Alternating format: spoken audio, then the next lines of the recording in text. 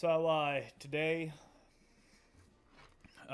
Jim Jordan was nominated for the GOP House Speaker, and because last night Scalise actually dropped out, so now we got Jim Jordan in. Hopefully that stays and he gets elected as House Speaker. Also, yesterday,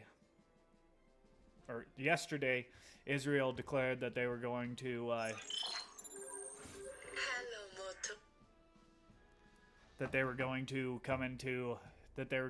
invade into the Gaza Strip.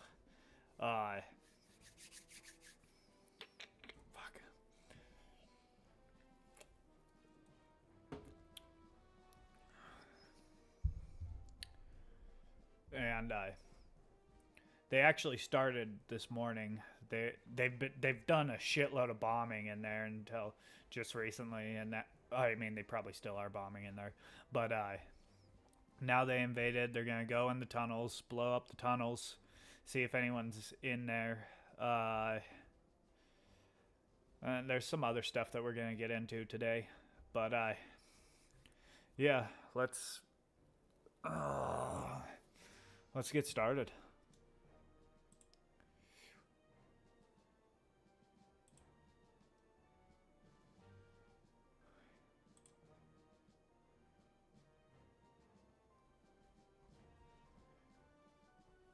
All right, we'll watch video about the what Hassan Piker has to say. Fucking Hassan. Bro, he's just a fucking piece of shit, honestly. I don't understand that guy. But and then there's just some other stuff that we're gonna talk about and watch some videos on. I'm gonna play Risk. But let's get this going.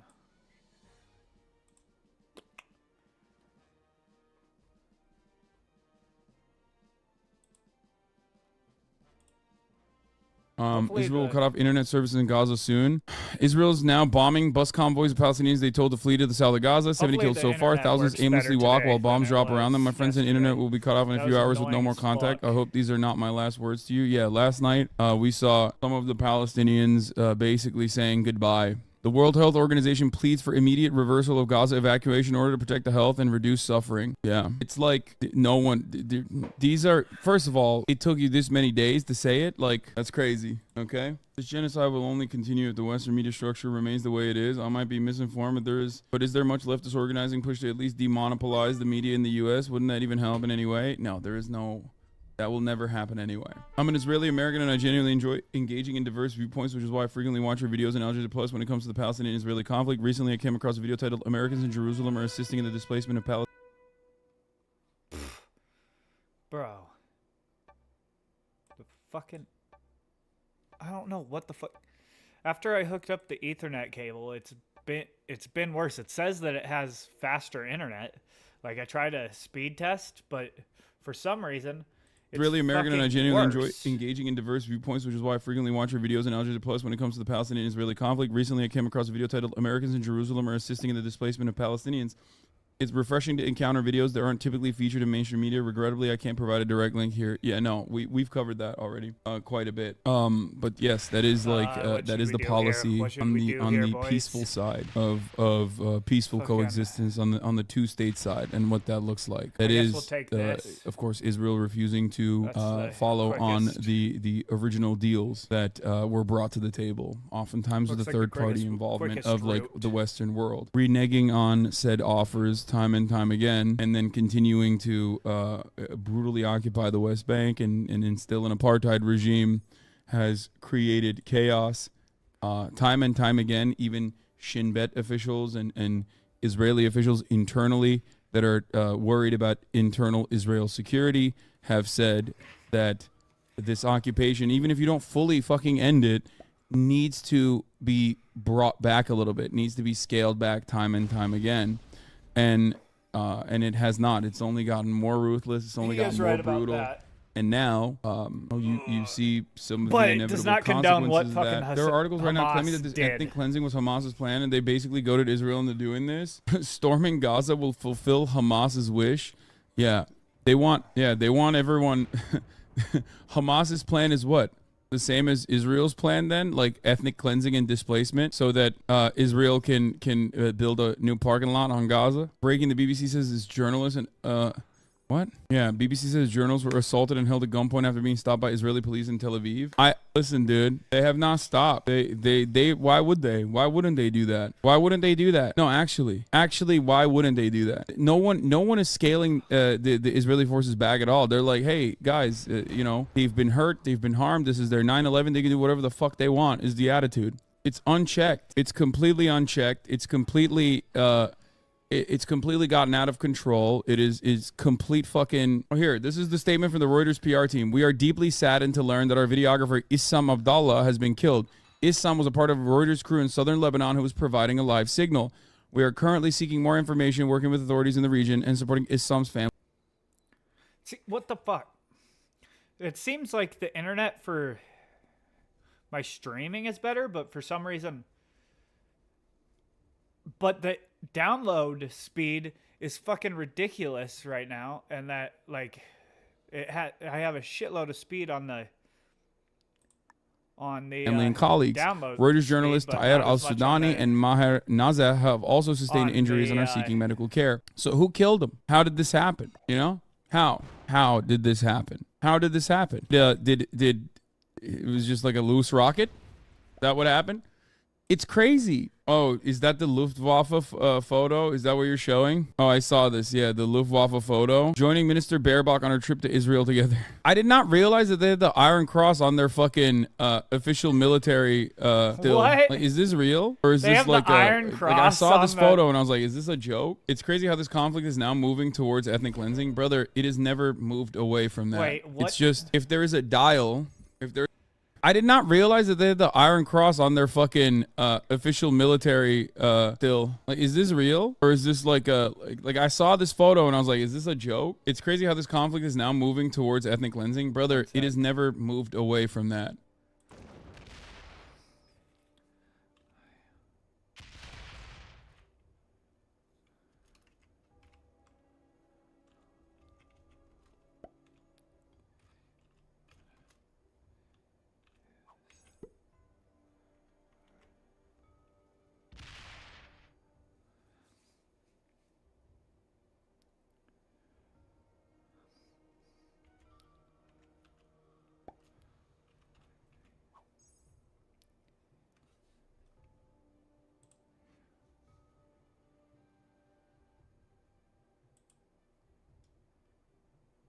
Huh.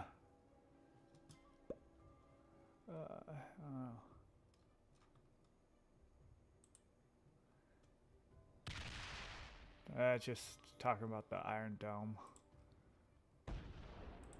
It's just, if there is a dial, if there's an ethnic cleansing dial and an ethnic displacement dial.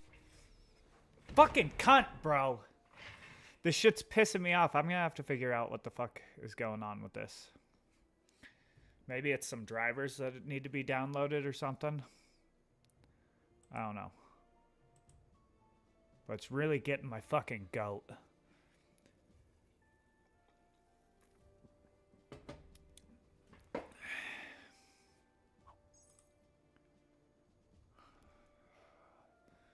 I just want to watch a video without it buffering. Fucking one time. Why the fuck was this not happening before? Oh, you fucking cunt.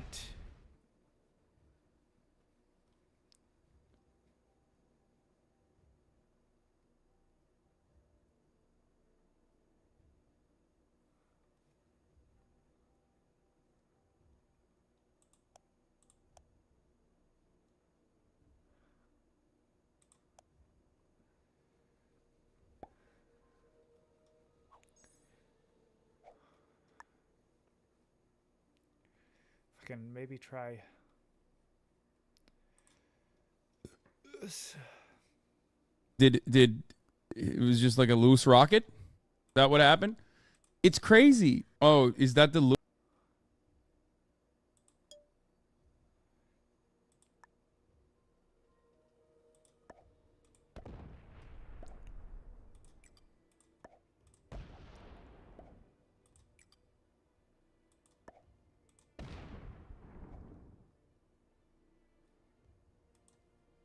Luftwaffe photo? Is that what you're showing? Oh, I saw this. Yeah, the Luftwaffe photo. Joining Minister Baerbock on her trip to Israel together. I did not realize that they had the Iron Cross on their fucking official military still. Like, is this real? Or is this like a... Like, I saw this photo and I was like, is this a joke? It's crazy how this conflict is now moving towards ethnic cleansing. Brother, it has never moved away from that. It's just, if there is a dial, if there's an ethnic cleansing dial and an ethnic displacement dial, okay, it just gets cranked up and then dialed back. The Israeli security apparatus calls it mowing the lawn anytime they crank it up, and then they dial it back, crank it up, dial it back, crank it up, dial it back. Right now, it's not even maxed out yet, but it's close. Hiding in, Here. I mean, a opinion you are not going to hear. The son of a missing Israeli peace activist says that his mother would be mortified by the situation in Gaza and that the vengeance is not a strategy. in her closet.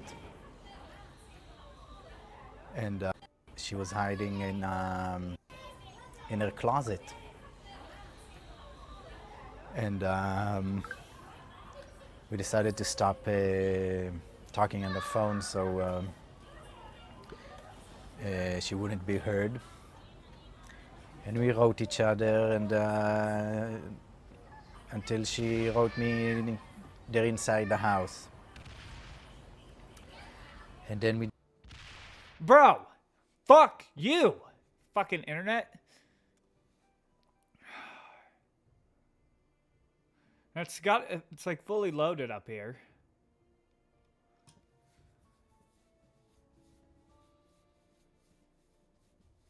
Why the fuck is it doing this?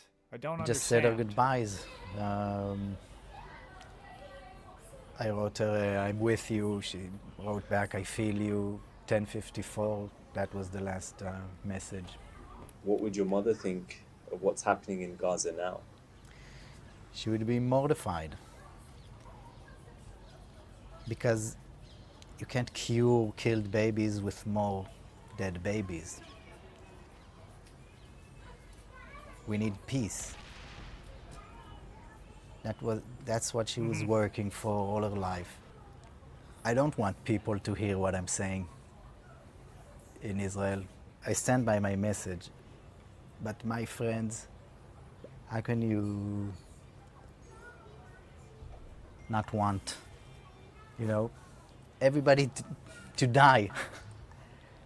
Pain is pain. And I talk with people from the kibbutz and we cry together. You can't mend that.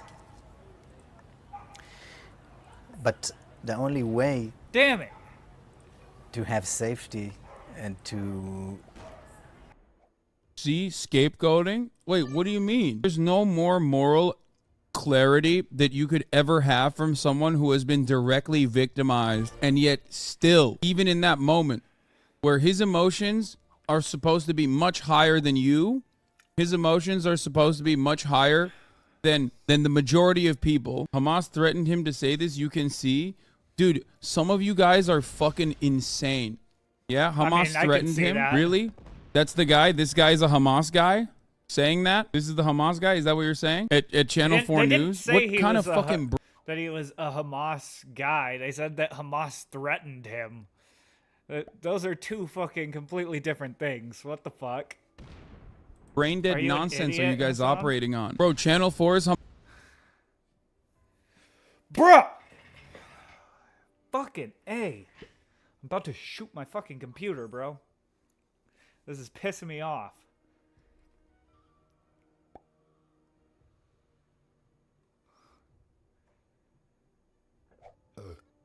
It's not like I have a shitload of stuff Hamas now. Up. That's crazy. It's insane. And this is far from... He is far from alone on this position. You've heard this from you've heard this from people who've had their children kidnapped. Literally, as soon as even before Israel started its bombing campaign, one of the fathers whose daughter was kidnapped by Hamas went on television and said, "I am afraid that the counter to this from the Israeli government is going to lead to more death and destruction in Gaza, and I am sad for them.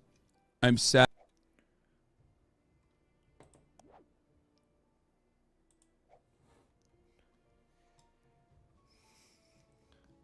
Bro, fucking cunt.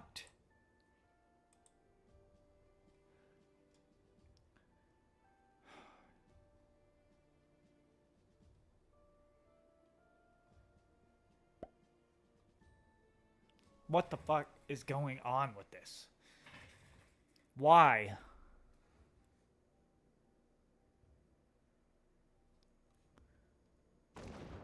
Fucking bitch.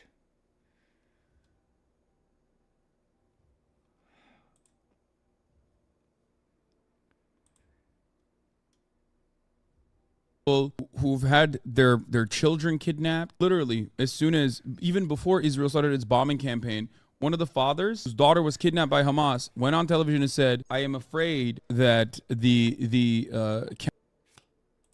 Motherfucker!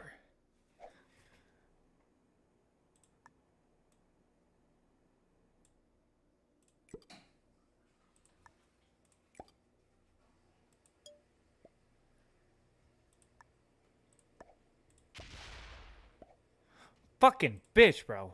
counter to this from the Israeli government is going to lead to more death and destruction in Gaza, and I am sad for them.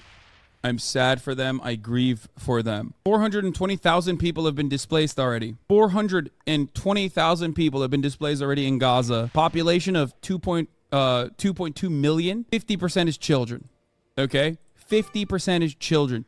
That's 1.1 million kids that you have displaced, and you are relentlessly bombing. And you're not just bombing the children, you're bombing the Red Crescent, medics, another war crime. You're bombing UN. You're bombing UN. You're bombing the Doctors Without Borders hospital, or you've said the Doctors Without Borders hospital is slated to be bombed. Here's what they said about it.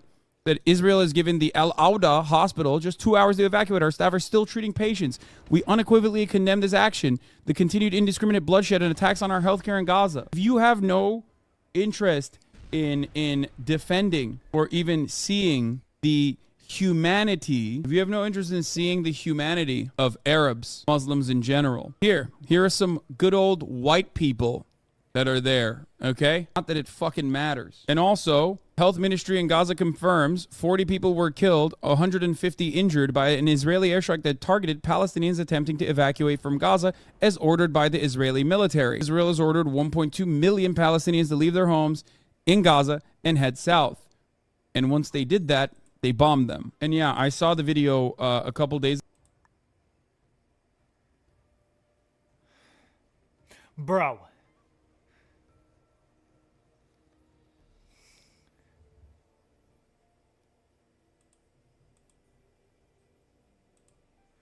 What the fuck? And it's not like my internet's really fucking slow. I wonder what the fuck is going on. Why is it doing this? Why are you doing this to me? Why?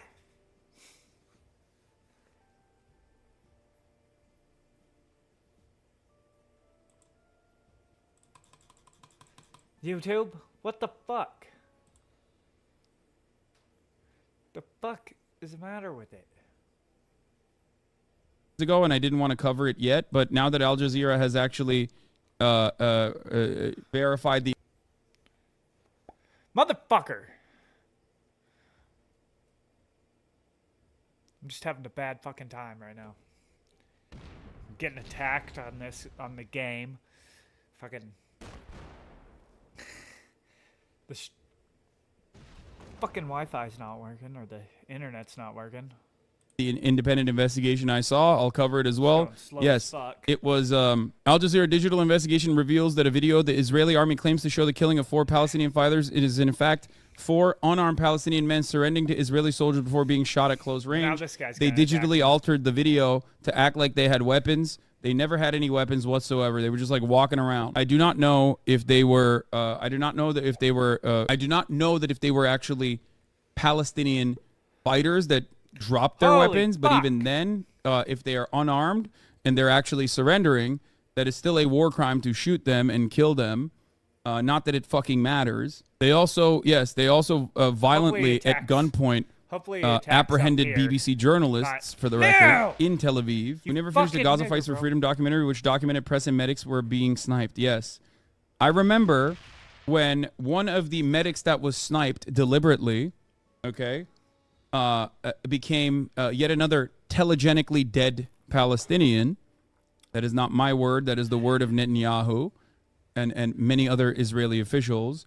And when some in the Western media chose to cover that during the right to return marches in 2018, what did Israel do? They immediately said she wasn't actually a medic. They fucking started doing mass propaganda saying that that wasn't actually a medic, and they lied about her. Razan al-Najjar. Hours after Israel ordered an exodus in Gaza, State Department officials circulated internal warnings against 3 phrases: no de-escalation, no ceasefire, no end to violence and bloodshed, and restoring calm. It is the latest sign that the U.S. won't urge Israeli restraint. Think about that. It's like when you talk about having a humane criminal justice system and people are like, what if someone killed your family member? Americans are animals. I know.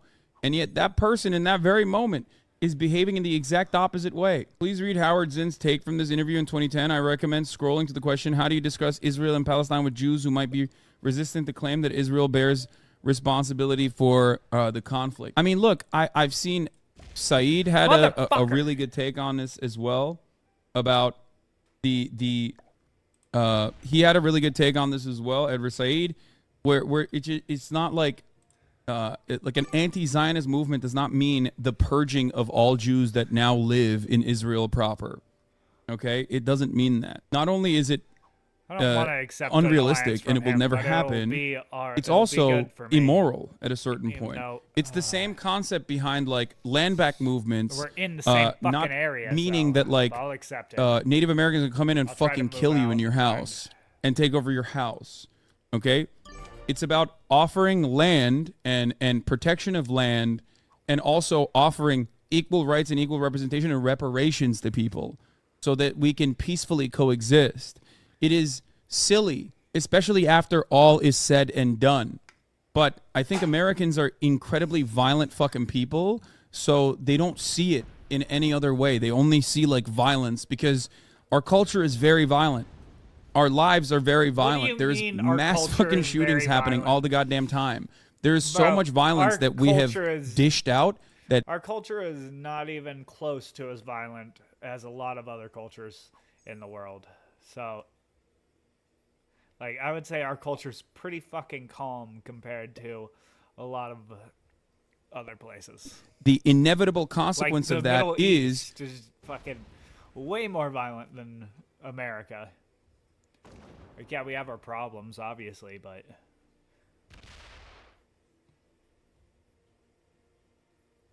fucking cunt, bro. And then if you look at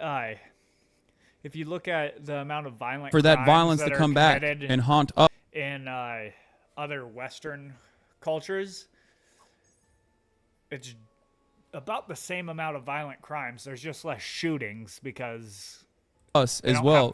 We have a very stab people and shit. A broken spirit here. We have our psyches, our collective psyche on violence is insane. We're so fucking bloodthirsty. Here's what Sarah Sidner said, by the way. This is the latest update from yesterday on the decapitated baby story. Yesterday, the Israeli Prime Minister's office said that it had confirmed Hamas beheaded babies and children while we were live on the air. The Israeli government now says it cannot confirm babies were beheaded. I needed to be more careful with my words, and I am sorry. The words I used were the Prime Minister's office must have proof. If they are confirming this, then the President Biden confirmed seeing it and then backtracked. And then they posted photos. I don't even know what the latest is at this point. Why'd they call it Day of Jihad? What kind of jihad is going on in the world? Have you seen? Has it happened? Yeah, We're now striking a vastly different tone than the Israeli President Herzog. Today, honestly. Wow. Oh, wow. Biden woke up, I think. The humanitarian crisis in Gaza. At least nothing happened from what I've seen. Teams are working in the region, including maybe there was communicating directly shit, with the governments of Israel, like Egypt, Jordan, and other Arab nations, and the United Nations to surge support and humanitarian consequences for Hamas attack to help Israel. You know, we can't lose sight of the fact that the overwhelming majority of Palestinians Israel. We need to help ourselves. We need to get America. Damn, bro, that's crazy. Back. That sounds like you're. We need to get America good before we can. Oh, you fucking cunt. He's doubling down, apparently. I would argue we were misled. I'm going to report on what the heads of government say. That is what news orgs do. Are you fucking nuts? That is not what news organizations do. You are not the mouthpiece. Gonna win this.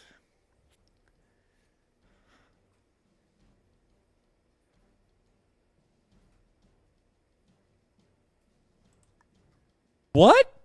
Okay, I'm sorry, dude, but this is completely out of fucking control. This is a prominent member of the media saying, my job as the media is to take the government's word at face value. You have betrayed your responsibilities as a journalist. Oh my fucking God, dude. If that is literally what your job is as a journalist, then you are no journalist. You are a press secretary for the government. This is an entirely separate conversation that must be had perhaps at a different date about the goal and responsibility of the media and how far journalism has fallen. Okay? This is not... this is so deeply frustrating, dude. This is so deeply frustrating, okay? The audacity. Yeah, you are not an uncritical stenographer. Exactly, chatter. I'm an uncritical stenographer for power. I mean, a journalist. Like, that's not your job. Your job is to be a journalist. What the fuck? It does not mean it's true, but it's news. They said it and had to retract it. In that same report, I noted Hamas denied the acts, but no one on here is complaining about that. More than 2,000 people had died before any statement went out. Stop this. Was Hamas slaughtering children Saturday long before the statement? Yes. Was Israel dropping bombs on Gaza, killing people before the statement last week? Yes. That analogy about looking out the damned window leaps the mind. Exactly. The analogy that this person is bringing up is the job of journalists is not to just say, oh, it's raining outside. It's to fucking look out and confirm it, okay? When someone tells you it's raining outside, if you're a reporter, your job is to literally open the fucking window, look out and see if it actually is raining before you report it. That is part of your job. That is your job. That is literally your job. What is going on? Yeah, or when one side tells you it's sunny, and another side says it's raining, it's not your job to report both equally. It's your job to look outside and confirm whether it is raining or not. I guess the only way that she would understand that analogy is if, like, the Israeli prime minister or the American president told it to her. Then she could fucking comprehend it, maybe. But even then, she probably would not comprehend it. She would just repeat it verbatim without understanding what it means. I'm losing my fucking job. I mean, I'm losing my fucking mind, not my job. Sorry.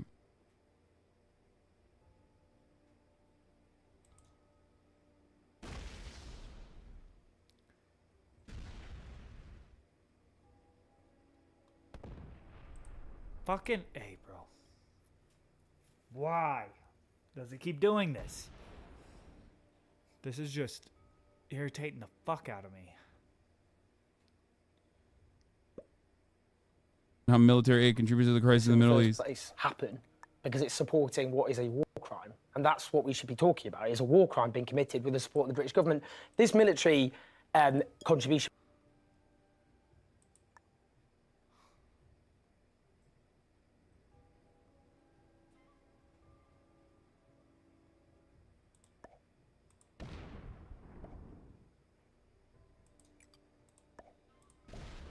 Damn it.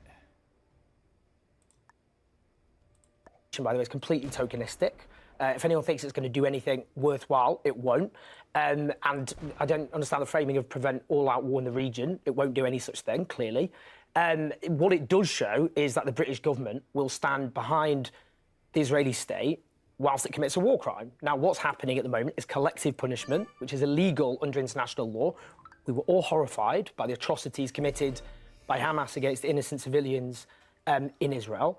What is now happening is illegal under the Geneva Convention. You cannot cut off. Okay, let's just go back to these ships though, because what we have there is a hospital ship. There's not, and certainly right, from the way that I. But the reason I'm frustrated about talking about that is we witnessed the military.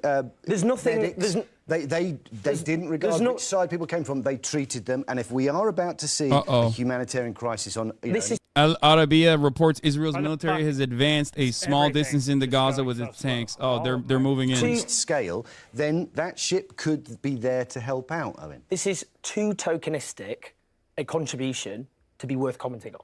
All it shows, the only significance of this, is that it shows the British government will unequivocally, unconditionally back Israel while it cuts off water, food and electricity, while it drops white phosphorus.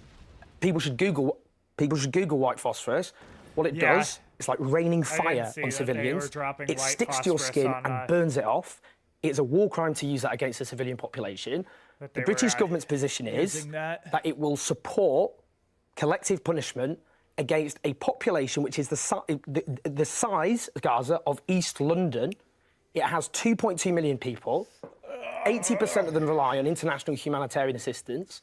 50% of them are children. 50% of children. They are hungry, desperate kids. They did not kill those people, those poor, innocent people in Israel.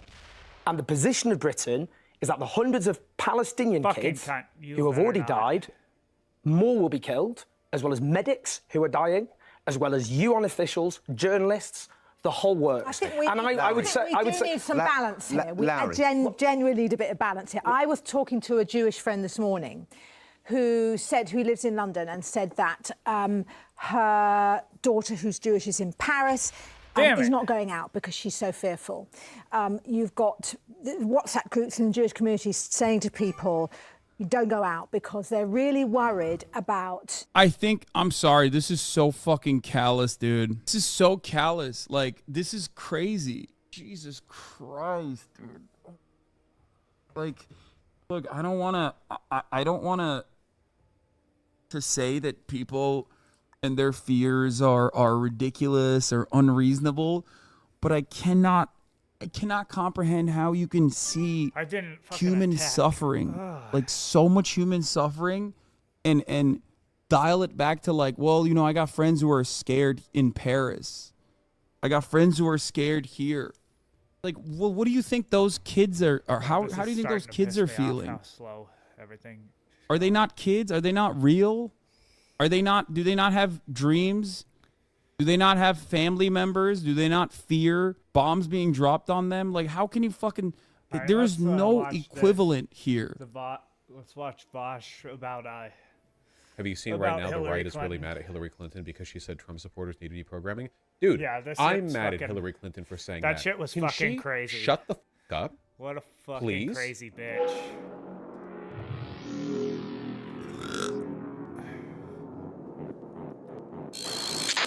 Can Hillary Clinton please shut up and stop? Nobody likes her.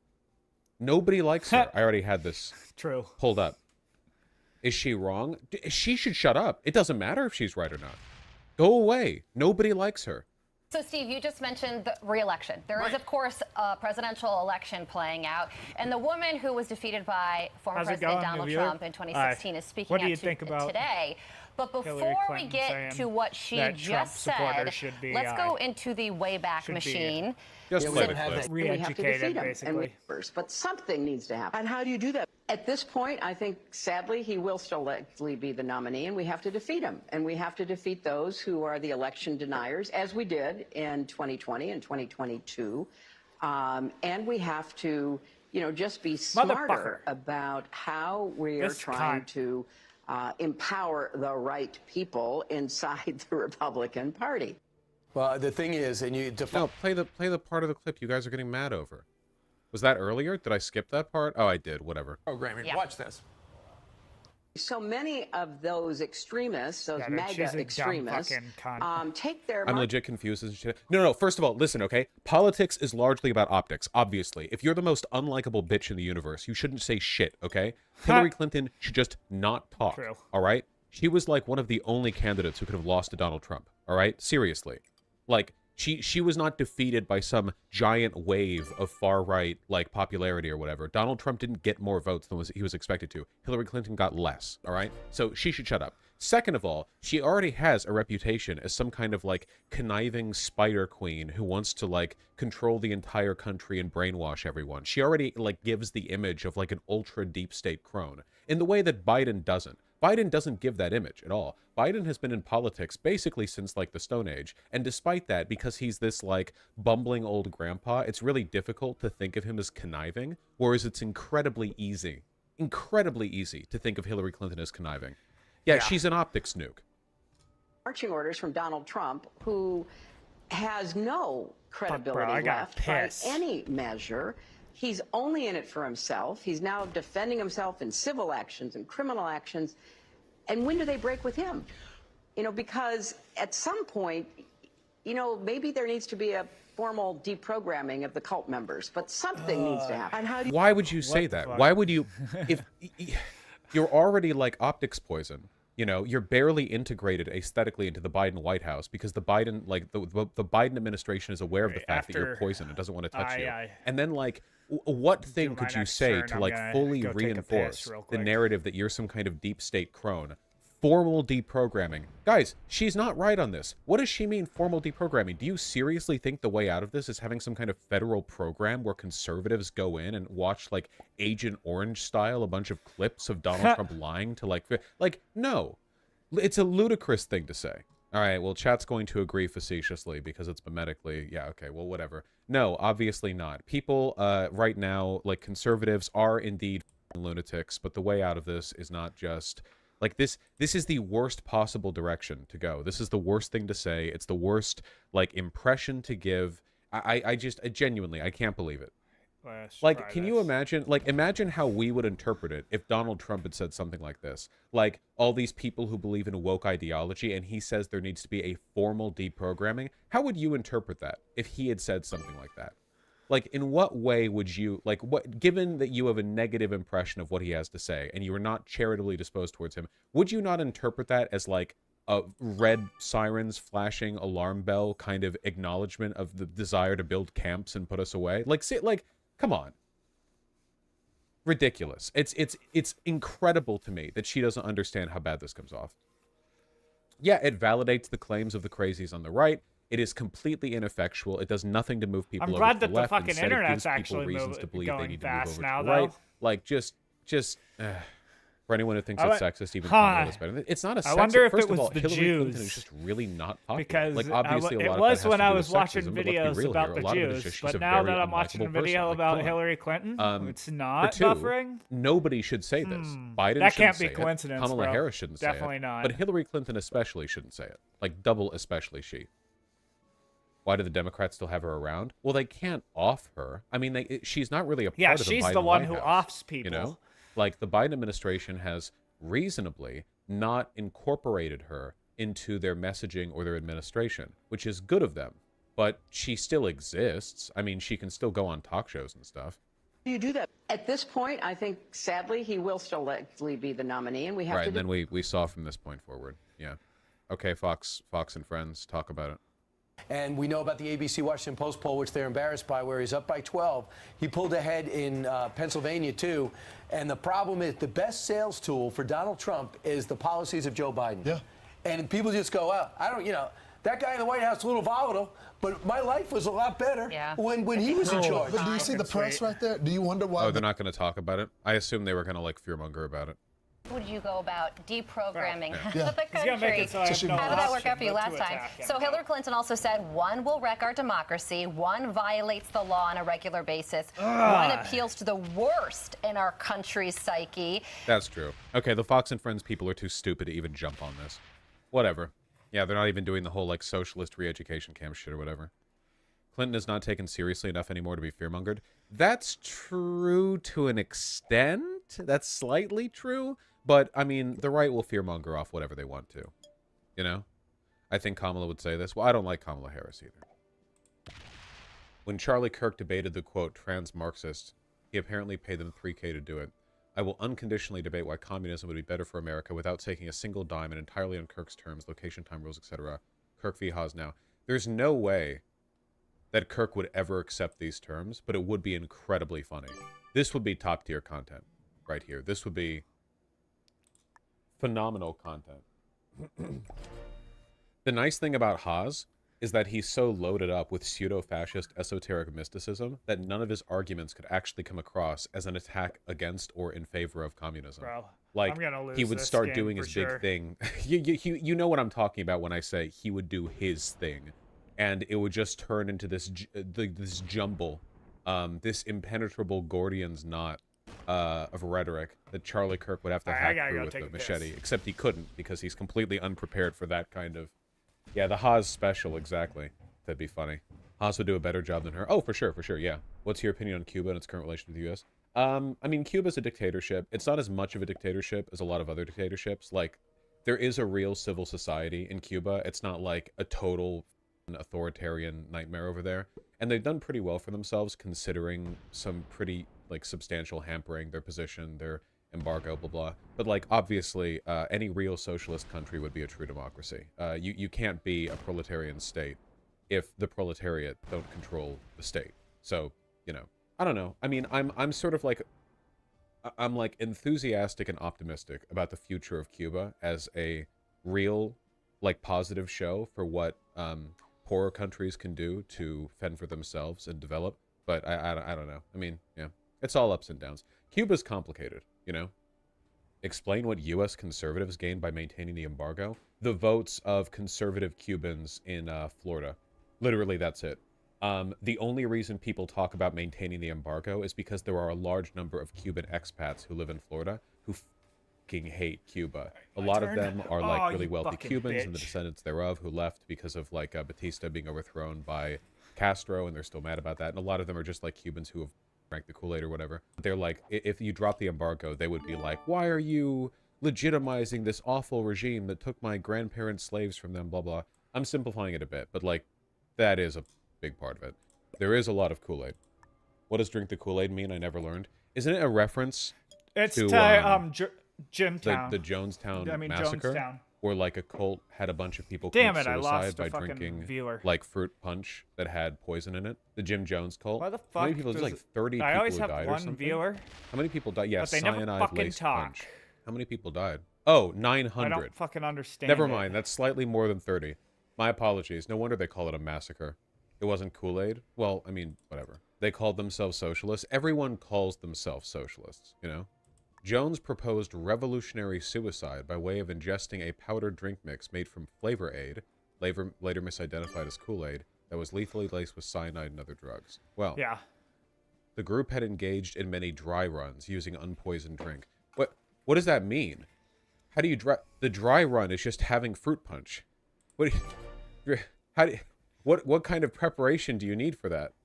You don't like fuck up your drinking technique like an airplane? You don't want to like splash it on your face or something? He did that and told them it was poison, but it wasn't. Oh, like actually, like this is not a drill kind of shit. Like, and then they didn't die, and he was like, haha, we're still alive. That's weird. Don't do this, okay? This is weird. Guards armed with guns and crossbows had been ordered to shoot those who fled the Jonestown Pavilion as Jones lobbied for suicide. That's weird. That's not good. And a third of them were minors? This was a rape cult, right? All cults are rape cults. The only reason cults exist is so that, like, charismatic guys can rape children. That's literally it. Like, that is, like, if you learn about cults, like, 9 times out of 10, it's just, this guy was decently charismatic, and he wanted to rape children, and, like, that's just how you do that. You know, you just make a cult.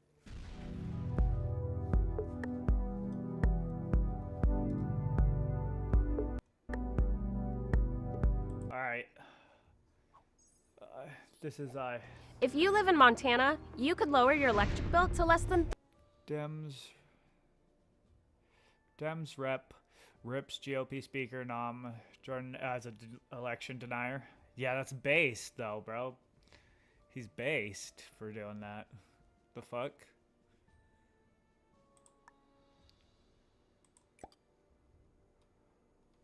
$30 a month.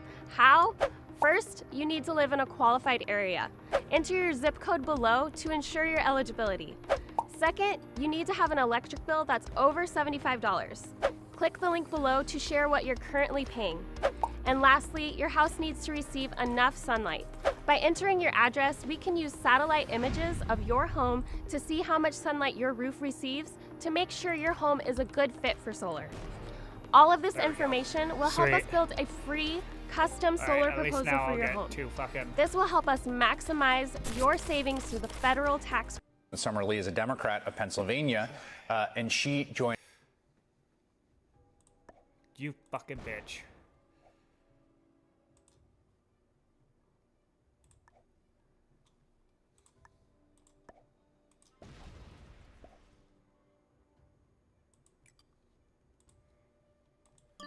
Why the fuck? The last video was working. Why the fuck is this one not working now?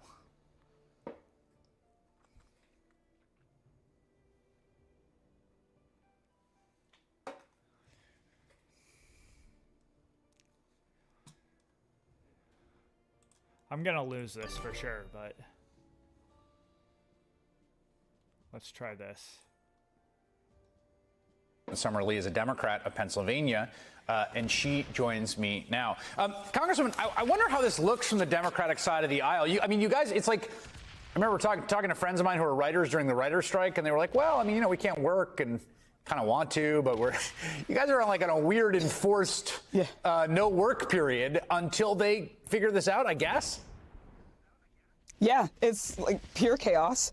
And honestly, it's shameful and it's ridiculous at this point. We come back in the midst of all that we have happening and we're sitting here since Tuesday night. Fuck, bro. We've not seen the House floor. We've not seen a committee room. We've not passed a bill. We're 35 days from another budget crisis, and we are doing this that is funny. Every day, day in and day out. So I think it reflects incredibly poorly on the Republican conference, on their leadership ability, and honestly, frankly, from I think our perspective, we recognize that there is no... That's crazy that it's already been 10 days since...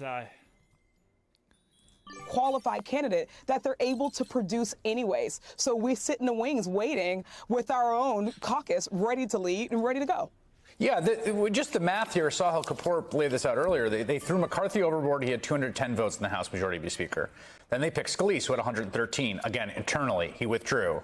Now they nominated Jordan, who on the second vote got 124.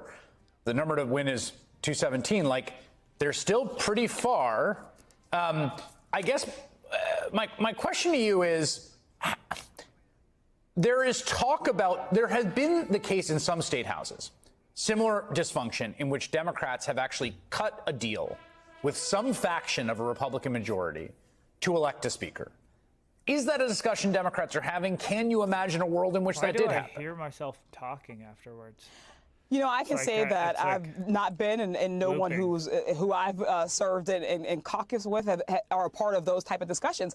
I would be really surprised if the Republicans would humble themselves in any way to accept the deal from the Democrats, right? We're a caucus of calm. We're the caucus that would prove to... The caucus of calm? They regained the majority. They were supposed to sail in, cruise in, and do everything that they wanted to do. And it has been an utter disaster from day one. So it would take a level of self-awareness close to Scalise stepping down, but a little bit even more than that for them to accept, Hakeem Jeffries as a co-leader or anything close to that. Sheer power is still within the realm. That's what we're pushing. That's what I know progressives are making sure that we want them to recognize, that we can have shared power agreements so that we can unstall the government. That's what we want. We just want the government to work again, and we want to be able to get a budget done. Now I can move the shared power agreement. I saw people floating various, things. The thing to remember here is the caucus math is from the House math. It's 217. That's a vote in the House. That's a constitutional office. It's not a party vote. It's a vote in the House. You need 217. I want to just play what Hakeem Jeffries today had to say in response to your colleague Jim Jordan being nominated by the internal Republican caucus for Speaker before they all went home. Take a listen. House Republicans have just elected a Speaker nominee who in 16 years in this Congress hasn't passed a single bill because his focus has not been on the American. Years in this Congress hasn't passed a single bill because his focus has not been. Wait, what? For Speaker before they all went home. Take a listen. House Republicans have just elected a Speaker nominee who in 16 years in this Congress hasn't passed a single bill. Let me look that up.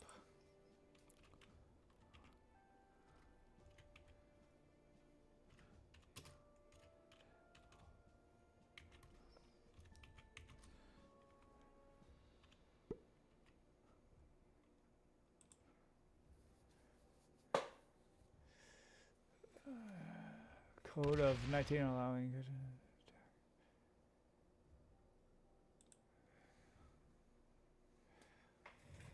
bills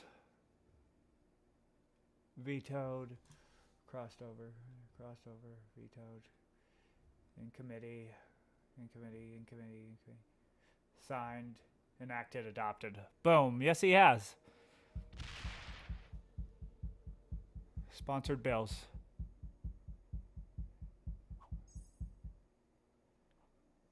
Huh. So they just lied? Introduced.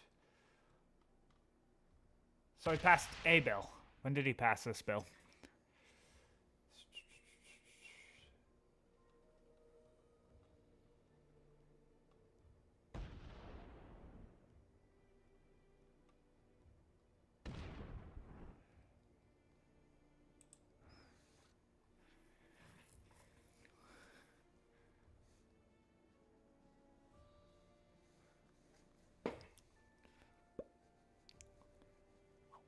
Sponsors.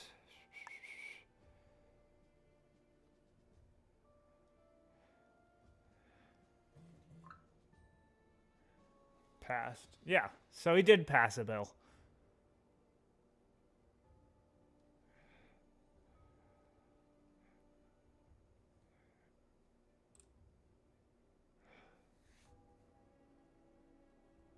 Ah, what did I just exit out of?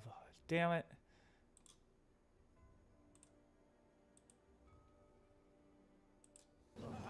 Because his focus has not been on the American.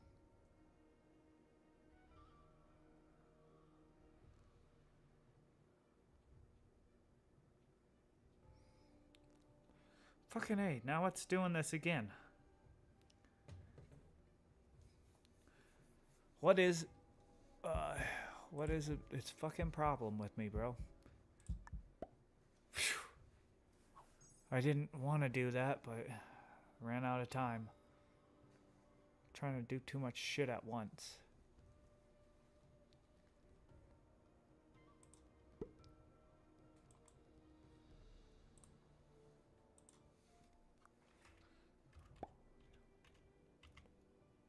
People.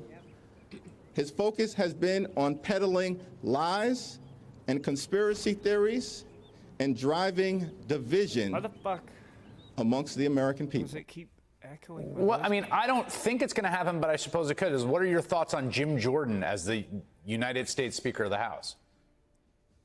I think that it is a dangerous prospect. I think that, you know, people make jokes and we can laugh at the circus. We laugh at how kind of ridiculous it looks. But at the end of the day, we're talking about people who associate with anti-Semites, with white supremacists. We're talking about people who deal and negotiate with them and have created relations. This is an election denier. This is someone who asks for a pardon himself among the many dangerous things he's done. So I think about... I love Envato Elements because it allows me to create better videos faster. Videos, graphics, templates, sound effects, music, and anything else I need. Summer Lee is a Democrat of Pennsylvania.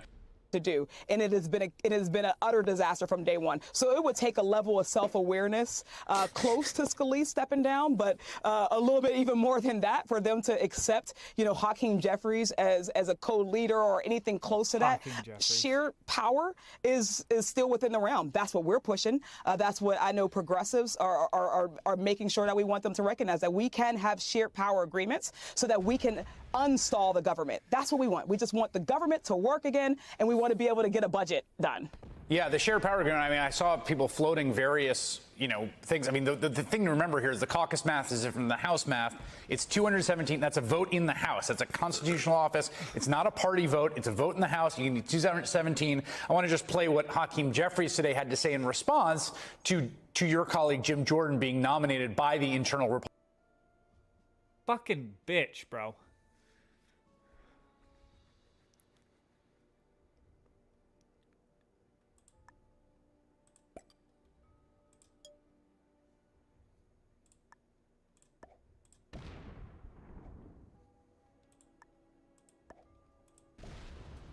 Republican caucus for Speaker before they all went home. Take a listen. House Republicans have just elected a Speaker nominee who in 16 years in this Congress hasn't passed a single bill because his focus has not been on the American people. His focus has been on peddling lies and conspiracy theories and driving division amongst the American people. Well, I mean, I don't think it's going to happen, but I suppose it could. What are your thoughts on Jim Jordan as the United States Speaker of the House? I think that it is a dangerous prospect. I think that, people make jokes and we can laugh at the circus. We laugh at how kind of ridiculous it looks. But at the end of the day, we're talking about people who associate with anti-Semites, with white supremacists. We're talking about people who deal and negotiate with them and have created relations. This is an election denier. This is someone who asks for a pardon himself among the many dangerous things he's done. So I think about the communities in our country who need a strong government, and this would be the leader that we would send. This is the leader that the Republican Party sends in this moment that we're in. Someone who is friends of avowed white supremacists, anti-Semites, and the like. The David Duke with no baggage. So I think it's a really serious issue we have. And I think that we really have to think of the implications of someone who has peddled in the extreme conspiracy theories he has, someone who has put forth the extreme policy positions he has, and someone who has created and maintained friendships with the extreme people that he has, leading our caucus and our country second in line. Yeah, I should just note that Steve Scalise was the one who once referred to himself as David Duke without the baggage, not Jim Jordan, just so folks who are at home are tracking Congresswoman Summer Lee. Thank you very much. Jordan introduced one bill.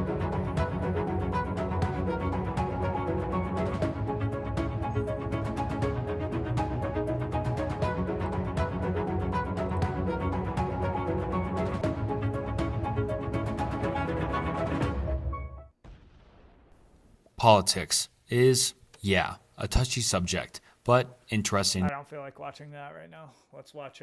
Johnson, why are you naked? Because my t-shirt sucks. Look at Gibson. I mean, I don't know. I think that the sexual revolution was pretty fucking bad, so.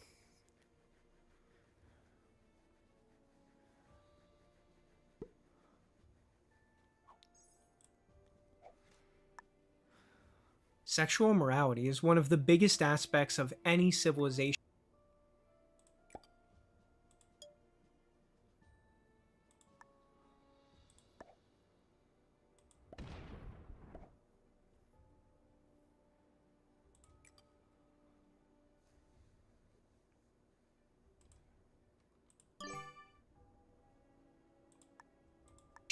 How the family and the relationship between man and woman are understood has major effects that ripple through all of society.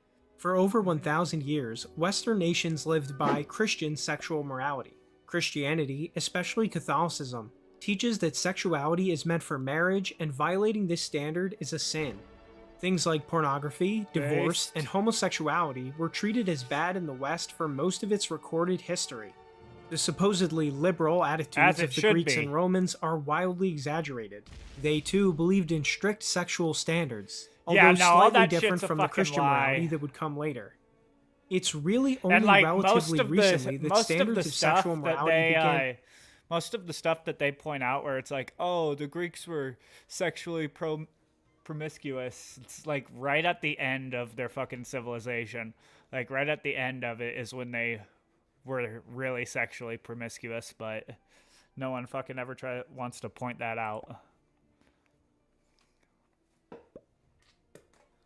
or at least no one who says that they were sexually promiscuous is giving up that information when they say it.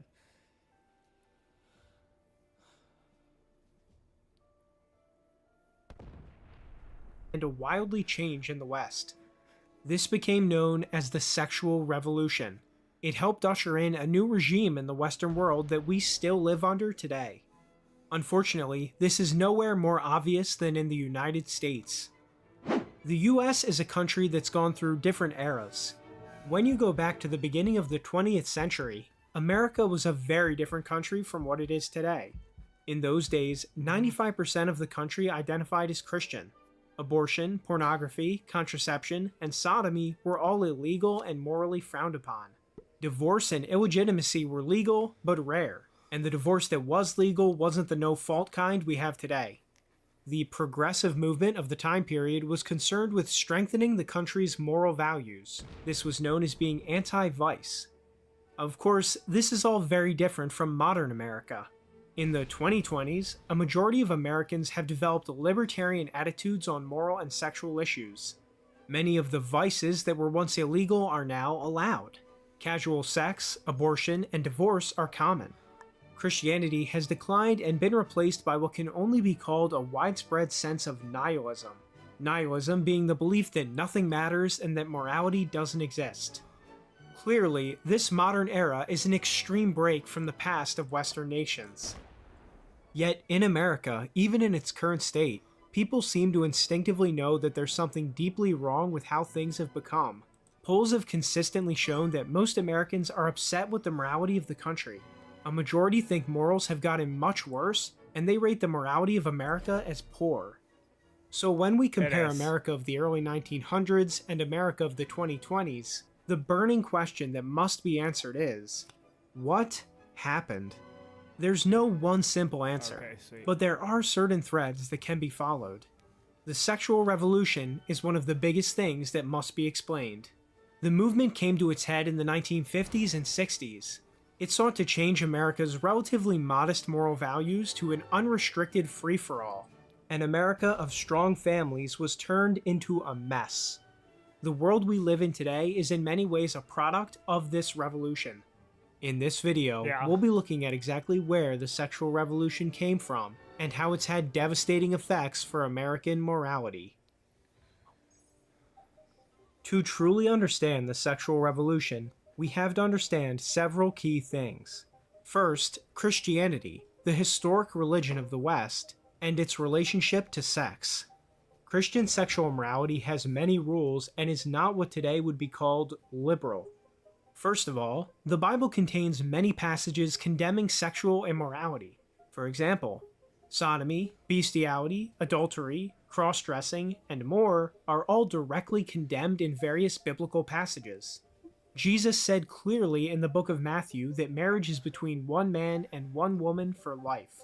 The Christian churches developed doctrines that reflected this modest sexual morality. As such, modesty and chastity are Christian virtues while lust and hedonism are sins. Satan is not only a manipulator but a tempter who offers people short-term pleasure at the expense of their eternal soul. Christianity deepened and fully explained the concept of natural law developed by the ancient Greek philosophers. By this account, sexual morality wasn't a matter of arbitrary or changing value, but of objective truth. Modesty and chastity are virtues because they push man towards the full realization of his nature and finality.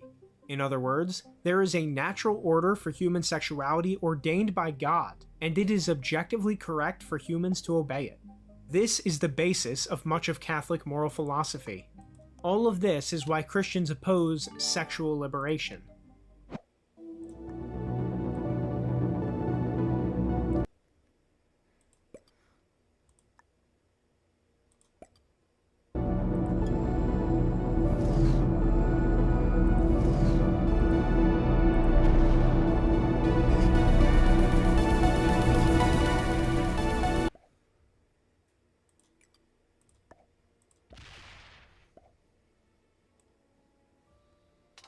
We rely on the internet a lot, and we need cybersecurity professionals to protect us online. Jumpstart your career in this in-demand field by enrolling in the new Google Cybersecurity Certificate. After graduation, you'll get job search support, including one-on-one coaching, interview practice, and access to a job board. No previous experience is required to get started. Enroll today. Ah, damn it. Fucking cunt, bro. With all of that understood, we should next look at the history of the United States, and especially the American founding. These things would have major implications in the moral development of America, and eventually, the sexual revolution itself. America began as a British colony. As such, it inherited the Protestant direction that England had been going down since King Henry VIII. England, of course, was a Catholic nation historically, but had broken from the church during the reigns of King Henry VIII and Queen Elizabeth I in the 1500s. Therefore, Protestantism was the dominant religion in the young US. However, Catholics were tolerated in certain parts of the country. The religious views of the American founding fathers were complicated. Most came from America's Protestant background. Bro, this shit needs to fucking stop. It needs to quit buffering. I'm gonna have to figure this out tomorrow before I start streaming.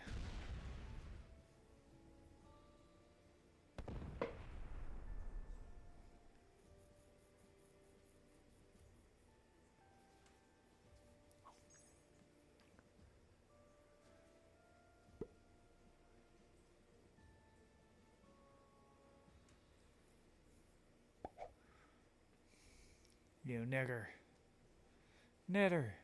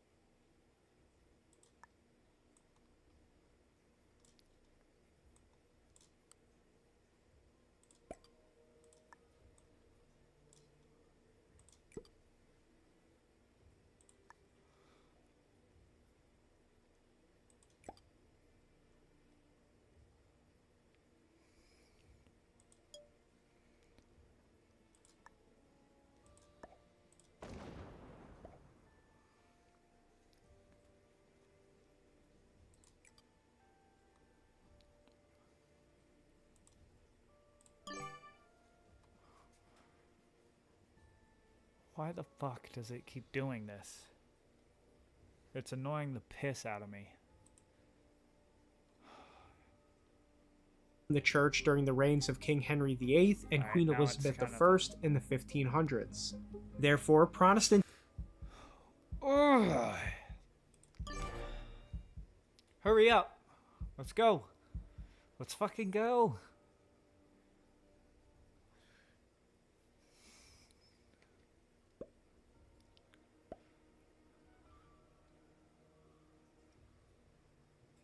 Protestantism was the dominant religion in the young US.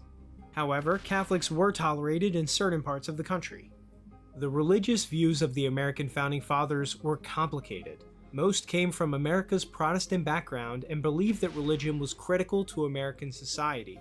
Some, like Jefferson and Madison, were more deistic. They picked and chose what parts of God and the Bible they believed in based on what they deemed rational. This was contrasted by founders such as Samuel Adams and John Jay, who was president of the American Bible Society. As I said, the religious views of the founders were diverse and complicated. In any case, the American founding was also heavily influenced by the ideas of the so-called Enlightenment and the philosophy of John Locke. Locke emphasized what he called natural rights granted by God that could be determined through reason alone. He also advocated the indifference of the state toward religion. This was very different from traditional governing philosophy. where the state tended to work with the church towards religious objectives. The founders adopted many of Locke's ideas, and what they created became known as American liberalism. Since the founders were of various Christian denominations and some deists, they wrote religious tolerance into the US Constitution. Some of the founders wanted a vague form of Christianity to be made the official religion of the federal government, but this proposal lost out. The founders were not religiously orthodox, but they were also not hardcore secularists who believed that religion should be banned from public life like modern atheists do. John Adams famously said, "Our Constitution was made only for a moral and religious people.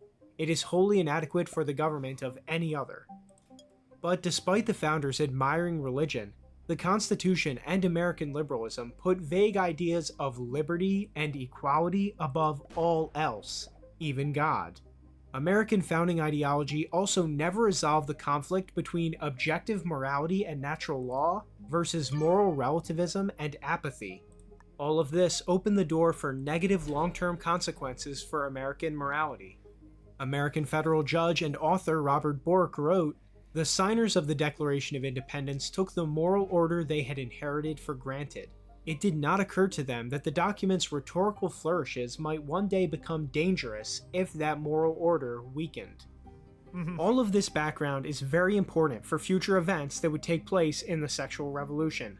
America's lack of official religious direction, combined with it being founded on vague notions of liberty, would go on to be exploited heavily for so-called sexual liberation, far beyond the intentions of any of the founders. If they saw the things many people do today, they would tar and feather them, to say the least. For example, colonial America had many different anti-obscenity laws, including laws against buggery, also known as sodomy. At the time of the Revolution and after it, this offense carried severe penalties, and no founding father ever expressed a problem with that. All of this notwithstanding, Christianity remained the dominant religion of the US through the 1700s, 1800s, and early 1900s. Most of this was Protestant denominations, but Catholics did make up an important minority, and their importance would increase as time went on. In fact, by 1900, Catholicism was the largest single church within the United States.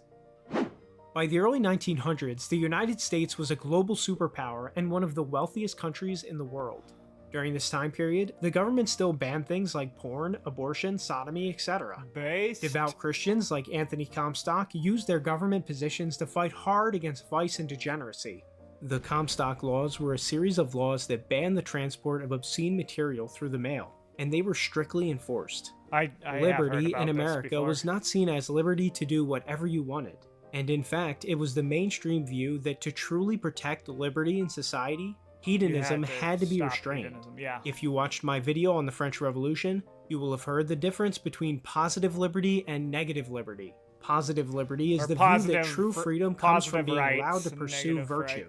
This is contrasted by the view of negative freedom, which asserts that freedom comes from lack of personal restraints.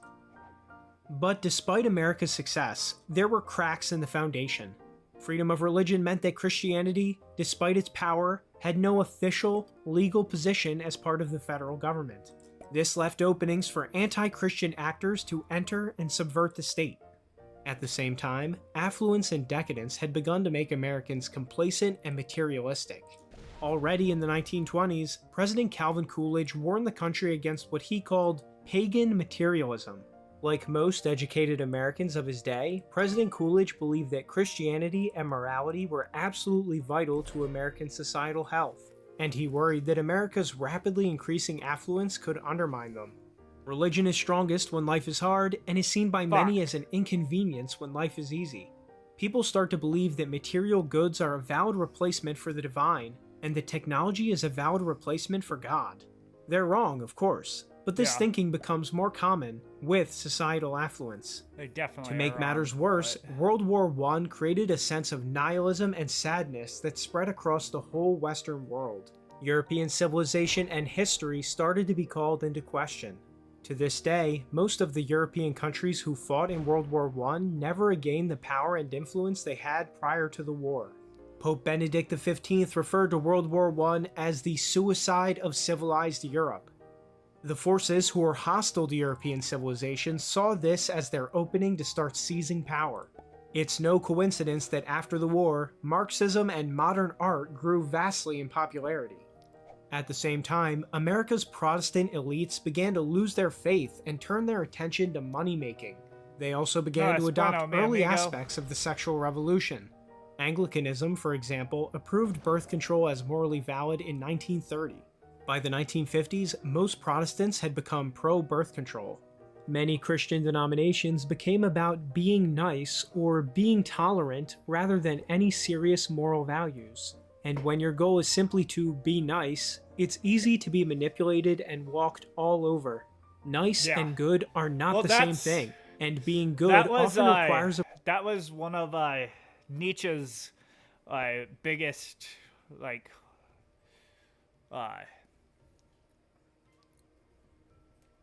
complaints about Christianity was that it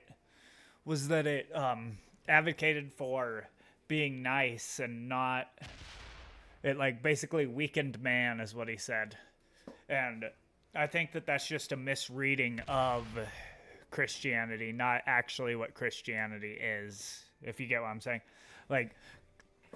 Obviously it talks about turning the other cheek and not letting people and not the person just to not be nice or tolerant. But it unfortunately also it also talks about I guess this is more in the oh shit, it's mine.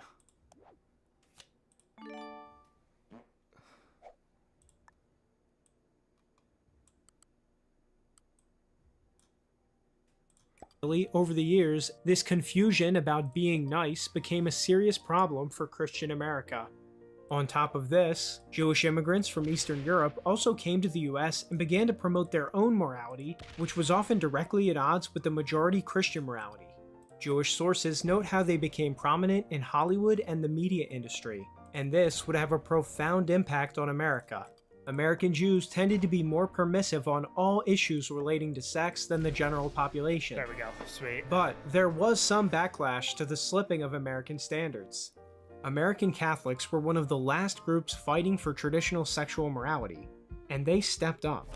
They created the Hays Motion Picture Production Code, a censorship code that Catholic businessmen forced Hollywood and the film industry to follow. It banned all sexual degeneracy from film, and Hollywood for many years obliged. If Hollywood didn't oblige, Catholics would boycott their films and devastate their profits. On top of banning things like sex and nudity, the code required that no picture shall be produced that will lower the moral standards of those who see it. Hence, the sympathy of the audience should never be thrown to the side of crime, wrongdoing, evil, or sin. These standards would remain in place for over 30 years and produce some of the best films in American history. But despite these gains, dark clouds were on the horizon. World War II and its aftermath would change everything. In the wake of the rise of fascism and communism, the new field of psychology began to be used for political objectives. It started to paint traditional sexual values as a contributor to what he called authoritarian tendencies. Sexual liberation was proposed as the supposed antidote. The psychologists decided that Western morality would have to be destroyed and replaced in order for fascism to never rise again. Many of these psychologists were directly funded by American intelligence agencies, like the CIA, who found their ideas useful in de-radicalizing political opposition to American liberalism. To quote the 2002 British documentary Century of the Self, those in power used Freud's theories to try to control the dangerous crowd in the age of mass democracy. Psychology ceased being about trying to understand the human mind and became about controlling it. The decadence and materialism that had already been developing in America was vulnerable to this exploitation. The sexual revolution had begun. Are you sick and tired of watching your cash burn away from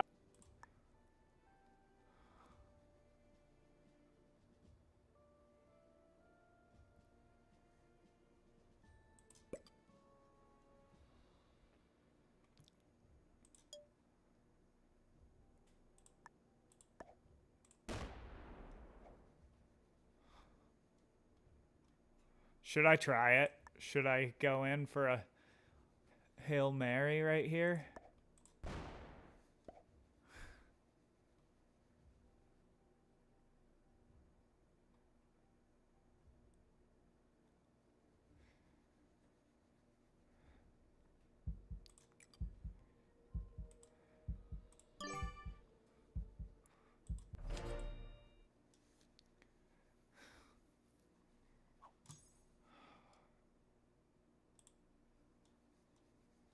Dangerous crowd in the age of mass democracy.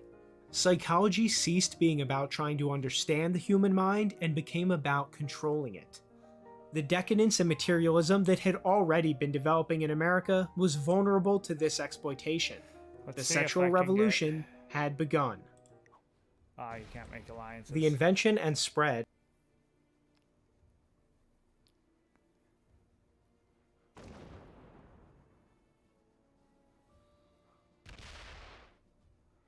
Damn it, I was hoping that I could move back to there.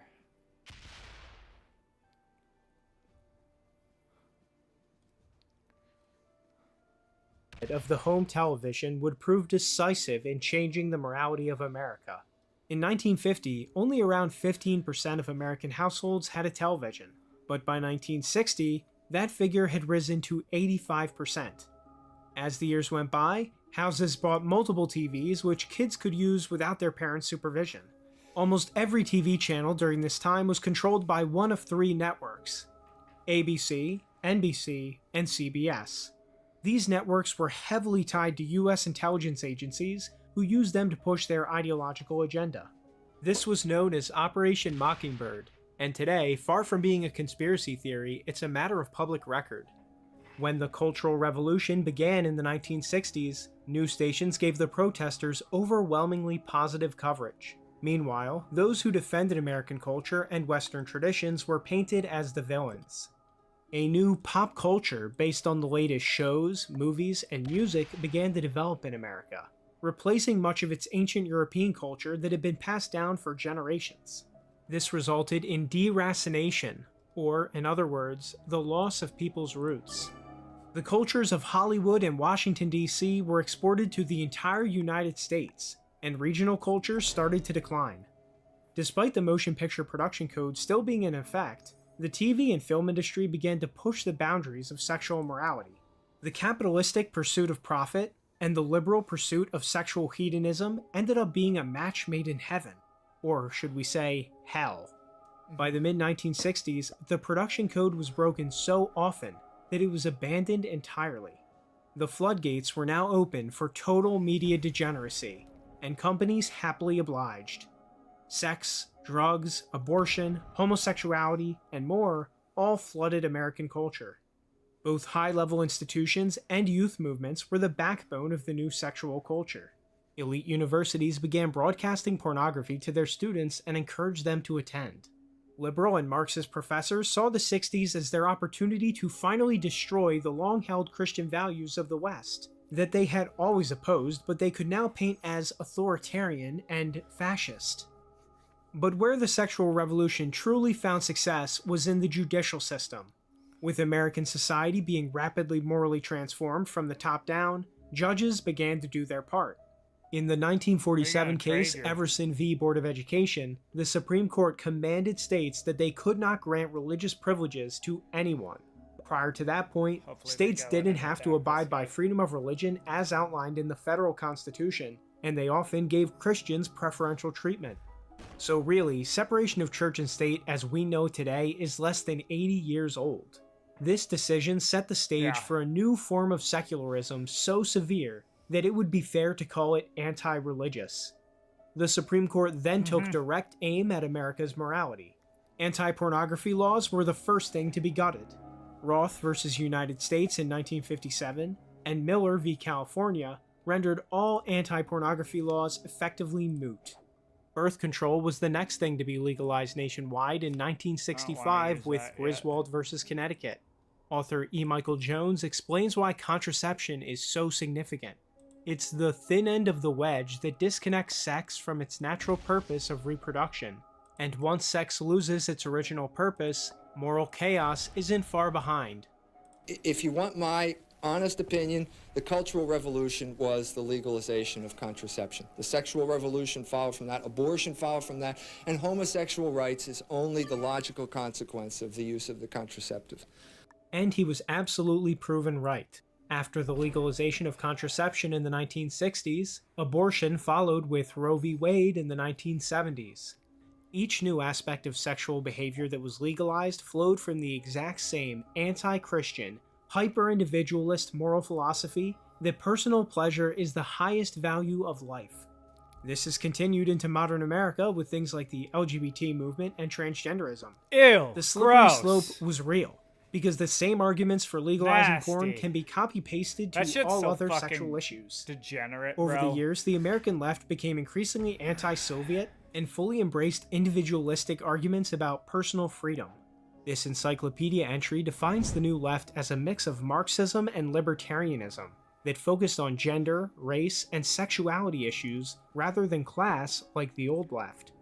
From a philosophical standpoint, the sexual revolution justified itself through the ideas of people like John Stuart Mill. Mill wrote in his 1859 book On Liberty, "Liberty consists in doing what one desires." No other line better encapsulates the sexual revolution than this. Mill advocated a form of radical individualism that created an adversarial relationship between the individual and society. One could of course criticize this ideology by saying that society-wide ills affect all individuals in one way or another, but I digress. Oh, you cunt. But Mill's ideas were far from the only do it. philosophy that drove the sexual revolution. A variety of psychologists, writers, and scientists all pushed it forward. I'll go through some of the most important ones. First, we have Alfred Kinsey.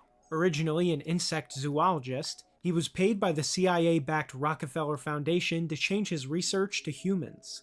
He authored such works such as Sexual Behavior of the Human Male. The book claimed that sexuality was a spectrum, and people should be able to identify as whatever they want. He also created the Kinsey Scale, which asserted that people do not fit into binary sexual categories.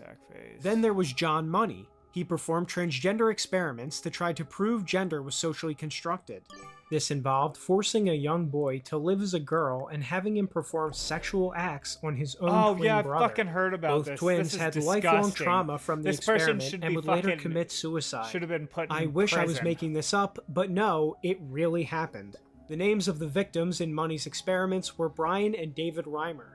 Today, the case has finally attracted the infamy and criticism that it rightly deserves. Theodor Adorno of the Frankfurt School was another key intellectual who pushed the revolution forward. He authored The Authoritarian Personality, Yeah, The a bestseller Authoritarian that declared Personality all is such a people with dumb traditional fucking sexual values book. were potential fascists. The purpose of the book was to attempt to pathologize people who preferred normal sexual Why views wouldn't he and go family in and life. attack this guy? The male-led family model itself was identified as something that creates fascism, and a new genderless family model would have to take its place to protect democracy. Yes, that is really what the book says.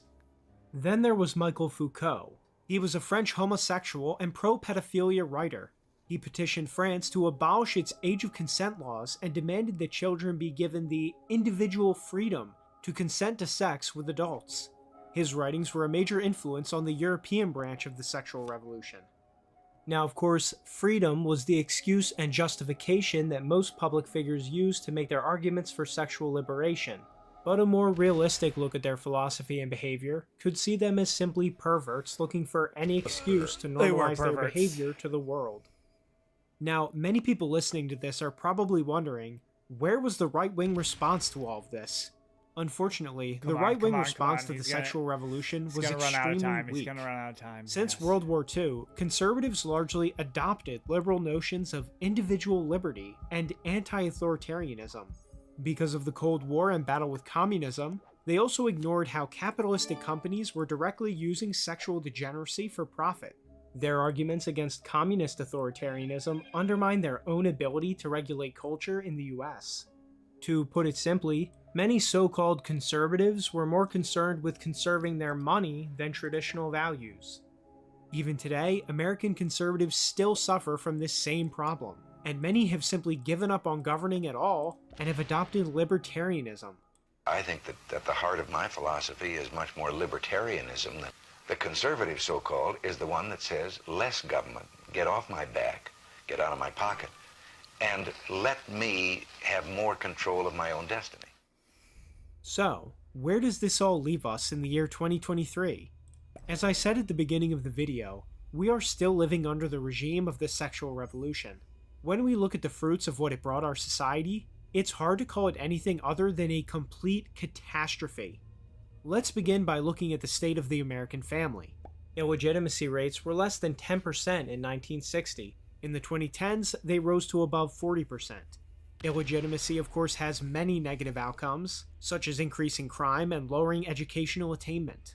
Family formation has become very hard in modern America, and divorce is common. The decline of the family structure has led to youth mental illness, suicide, and drug abuse to reach their highest level ever recorded. Male suicide in particular increased because the male role in society is now unclear. Because of the sexual revolution, men went from being the leaders of Western civilization to cogs in a genderless machine. Not that women are doing much better. Female antidepressant use and victimhood of rape are much higher today than they were in the patriarchal model of society. Feminism and free love have led to more rapes and crimes against women than patriarchy ever could have dreamed of. There's an irony to that. But it gets even worse. Crime and child abuse exploded in the 1960s and remain high today. There have been over 60 million abortions since Roe v. Wade, around 20% of the entire US population. You'd think that birth rates would be up with this so-called sexual freedom, but it's the opposite. They've plummeted. The Chinese political scientist Wang Huning observed about America, the individual has replaced the family as the cell of society. In spirit, the family is being hollowed out. Fragmentation of the family has deprived society of many human feelings, which is also detrimental to a harmonious society. The only people who benefited from the sexual revolution are those who hated the family, hated Christianity, and wanted a mindless society of atomized individuals with no moral standards. After all, such a society is much easier to control and corrupt than a virtuous and beautiful one. That was not good. The morals that are enforced today are mainly codes against racism, sexism, homophobia, transphobia, etc. It's important to understand that these accusations aren't actually part of any moral code, but are mostly just used to shut down rational discussion and assert power over others. The inherent flaws of America's founding liberalism never went away. Like a house whose foundation is stable until it erodes, the cracks in liberalism were paved over by America's very intelligent, religious, and hard-working European population. But once these things declined, the flaws of liberalism exploded into view. Now, it would be wrong to say that America hasn't improved in any ways since the 1960s. It obviously has. But on many metrics, on key issues that affect every citizen, America has declined. The question we face today is, can we learn from the mistakes of the past? The first step to fixing a mistake is admitting you made one. On the positive side, there are some good indications in modern America. As I said before, most Americans say in polls that they're very dissatisfied with the state of the country. People know deep down that things need to change.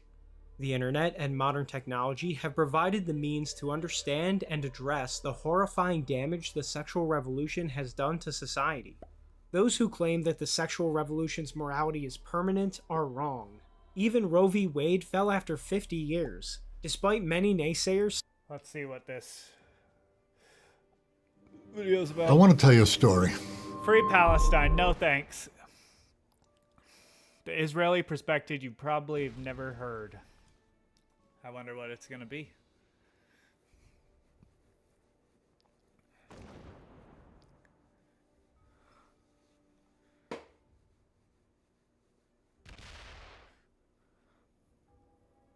I used to believe that Jesus was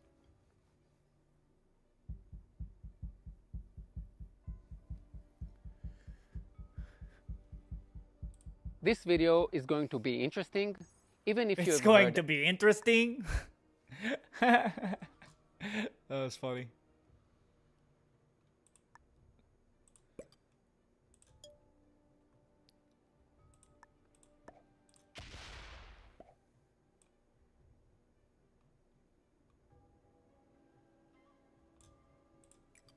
1,000 different reports about the Israeli-Palestinian conflict. I promise you that this will give you a new perspective. I will be talking about the settlements, the occupation, the two-state solution, Islam, Jerusalem, the solution, and a whole lot more. Before I break down the Palestinian narrative, a small trigger warning. I like facts. If you don't like what I'm saying, then bring me facts that contradict what I'm saying. I like the way this guy If I say that funny Jerusalem is not mentioned in the Quran, or that the Jews said yes to the partition plan in 1947 and the Arabs said no, or that there was no such thing as a Palestinians in the 18th century, then feel free to prove me wrong. Send me a link to a letter from a pilgrim to the land of Israel who says that he met a nice Palestinian. I'm asking you to challenge me. If you just write me that I'm Zionist or that I'm biased or that I've received money from the Israeli government to make this video, those aren't actually arguments. And for your information, I am completely against the current government of Israel. The good thing about Israel is that, unlike most of the Arab Muslim countries, Israel is a democracy. I'm not afraid of the government preventing me from expressing my thoughts. Israel is not Iran or Syria or Egypt or Saudi Arabia or Gaza. And I don't delete comments. Some people are 100% for Israel and some are 100% against it. I'm aiming for the middle ground. If I get dislikes and smart comments, then I know that this video has reached the right audience. But do give this video a like and subscribe. The last thing that I want to ask is this. Don't use bombastic language in your comments if you don't have the numbers to support it. Ethnic cleansing is a very powerful expression. If in 1948 there were around 700,000 Palestinians and today there are 7 million in the land of Israel, you can't really use this term. However, if you want to use the words ethnic cleansing, you can do so to describe what happened to the Jews in Arab countries. In Morocco in 1948, there were 265,000 Jews. Today there are around 2,000. In Iraq, there were 135,000 Jews in 1948. Today there are fewer than 10. Algeria used to be home to 140,000 Jews. Today there are fewer.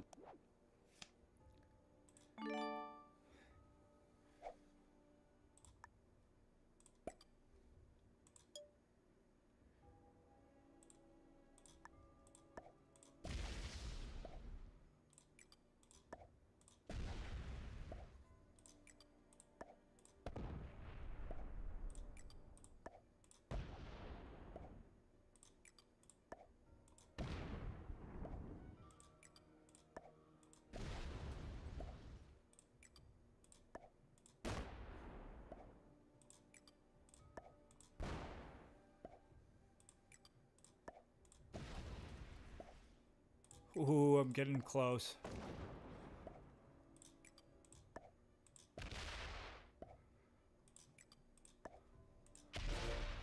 Phew.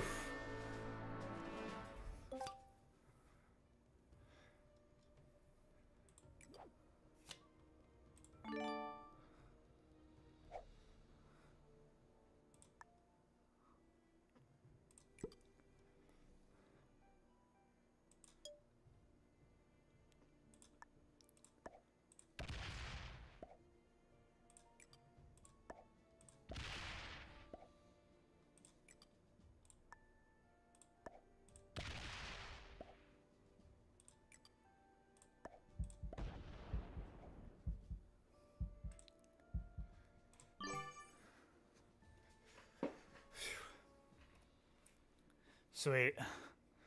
Oh.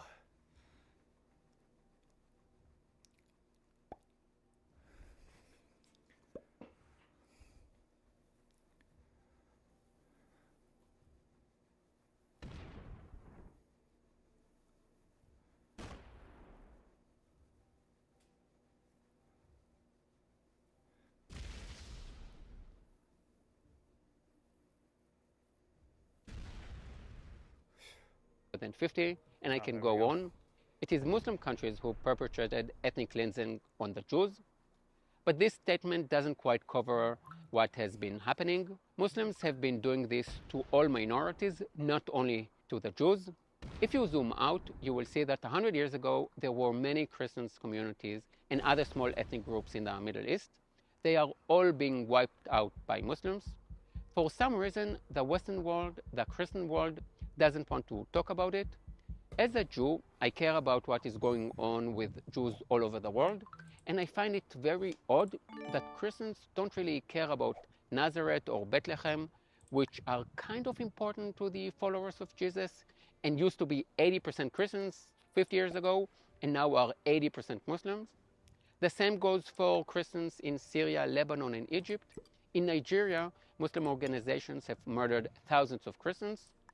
2 million Christians have fled Iraq and become refugees in the last 2 decades, but no one seems to care about them, neither the media nor the universities. Everyone is obsessed with the Palestinian refugees.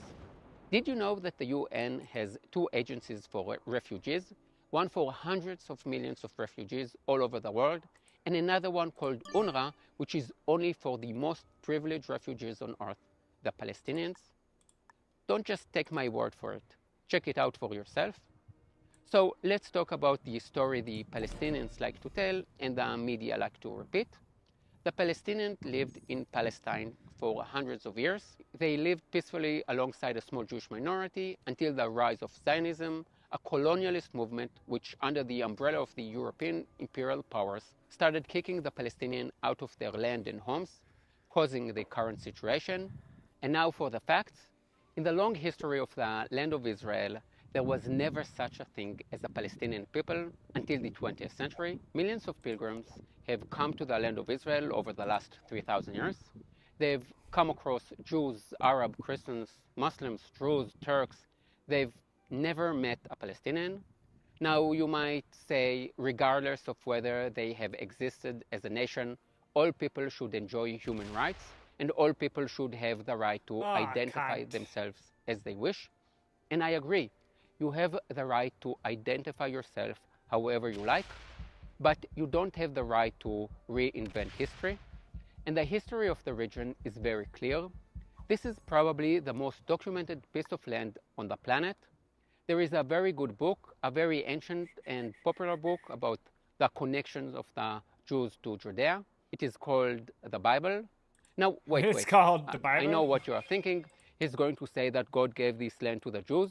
And no, if you believe that God gave this land to the Jews, great. And if not, also great. The undeniable point is that there is a strong connection between the Jews and the land of Israel. There are thousands of books from the last 3,000 years that write about Jews and the land of Israel. And in archaeological digs, we find Jewish coins, Jewish texts, and Jewish artifacts. There isn't a single book or piece of archaeological evidence that point to a Palestinian people. You don't like what I'm saying? Then prove me wrong.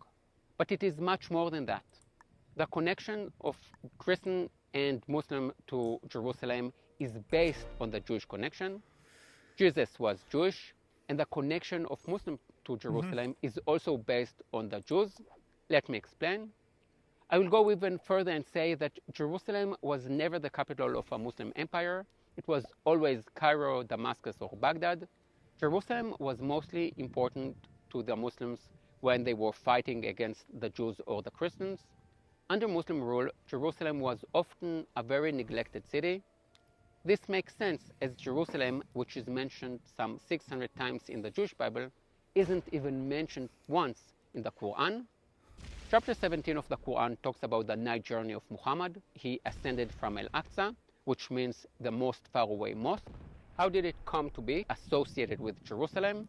In order to understand this, you need to go back to the Jews. The Jews had 2 temples on what is now known as Temple Mount. The temples were located on the probably holiest gonna site lose, for but the I'm Jews, giving them a good which fight. is the top of Mount Moriah. The first temple was destroyed by the Babylonians, and the second was destroyed by the Roman Empire.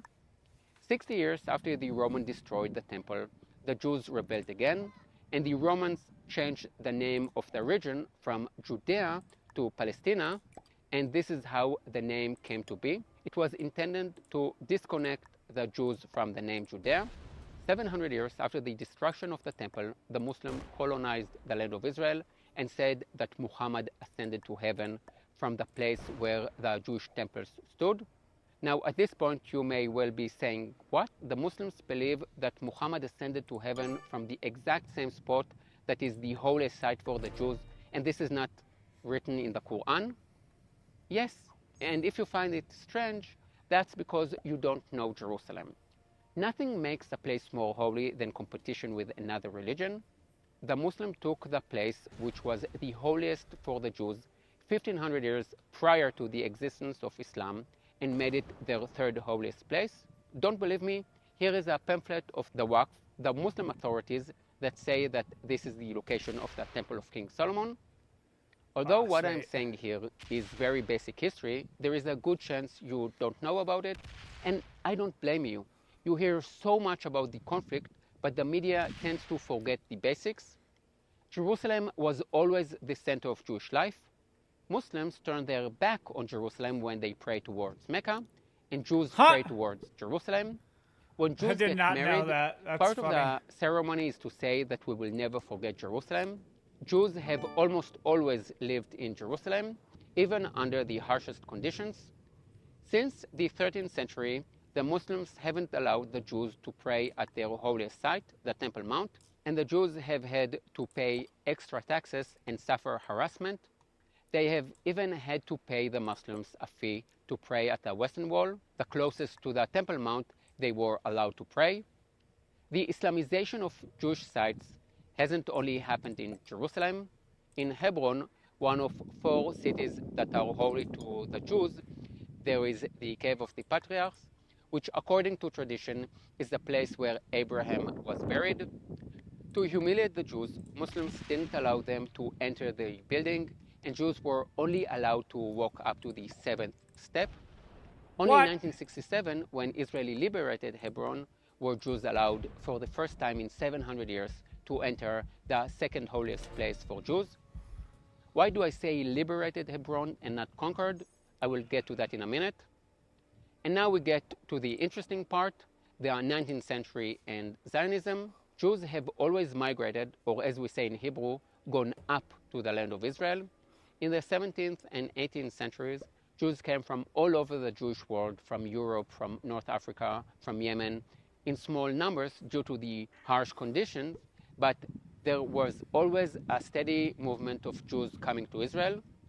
The first Zionist Congress was held in 1897, but 50 years beforehand, in the 1850s, there were more Jews than Muslims in Jerusalem. All right, in the rest of the land, yes, there were more Muslims. But it is important to know that even before the... I want to know what his actual argument is.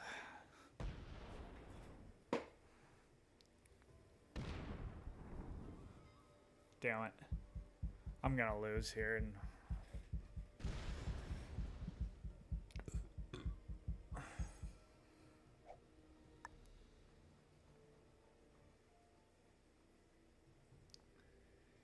a few seconds.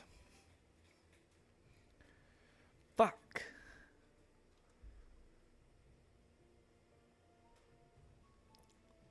I've got to piss so bad, I'm just gonna...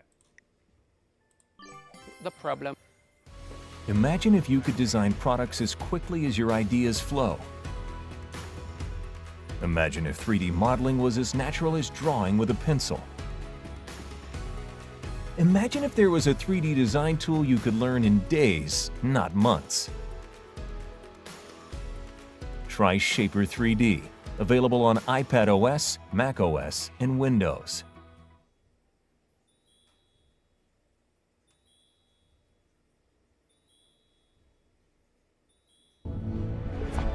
Get NFL Sunny Ticket on YouTube TV this season. Plus, eligible users can enjoy 3 months of Max, included at no extra cost, to watch HBO originals and more. YouTube TV. Try it free. Terms apply.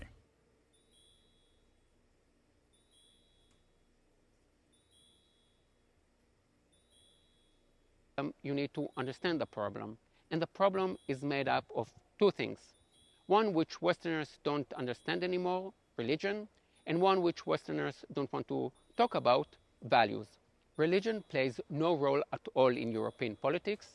In the US, politicians do say, God bless America, And the debate surrounding abortion is partly religious. But when it comes to foreign policies, you don't hear American generals talk about spreading the word of Jesus.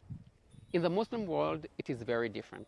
When Arabs kill Jews at a music festival, or Christians in a school in Nigeria, or one another in Syria, Yemen, Libya, what is it they shout?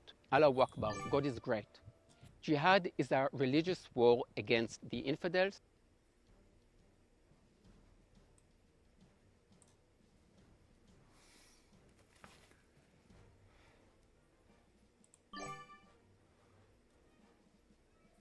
What I want is not necessarily what they want. To solve the problem, you need to understand the problem.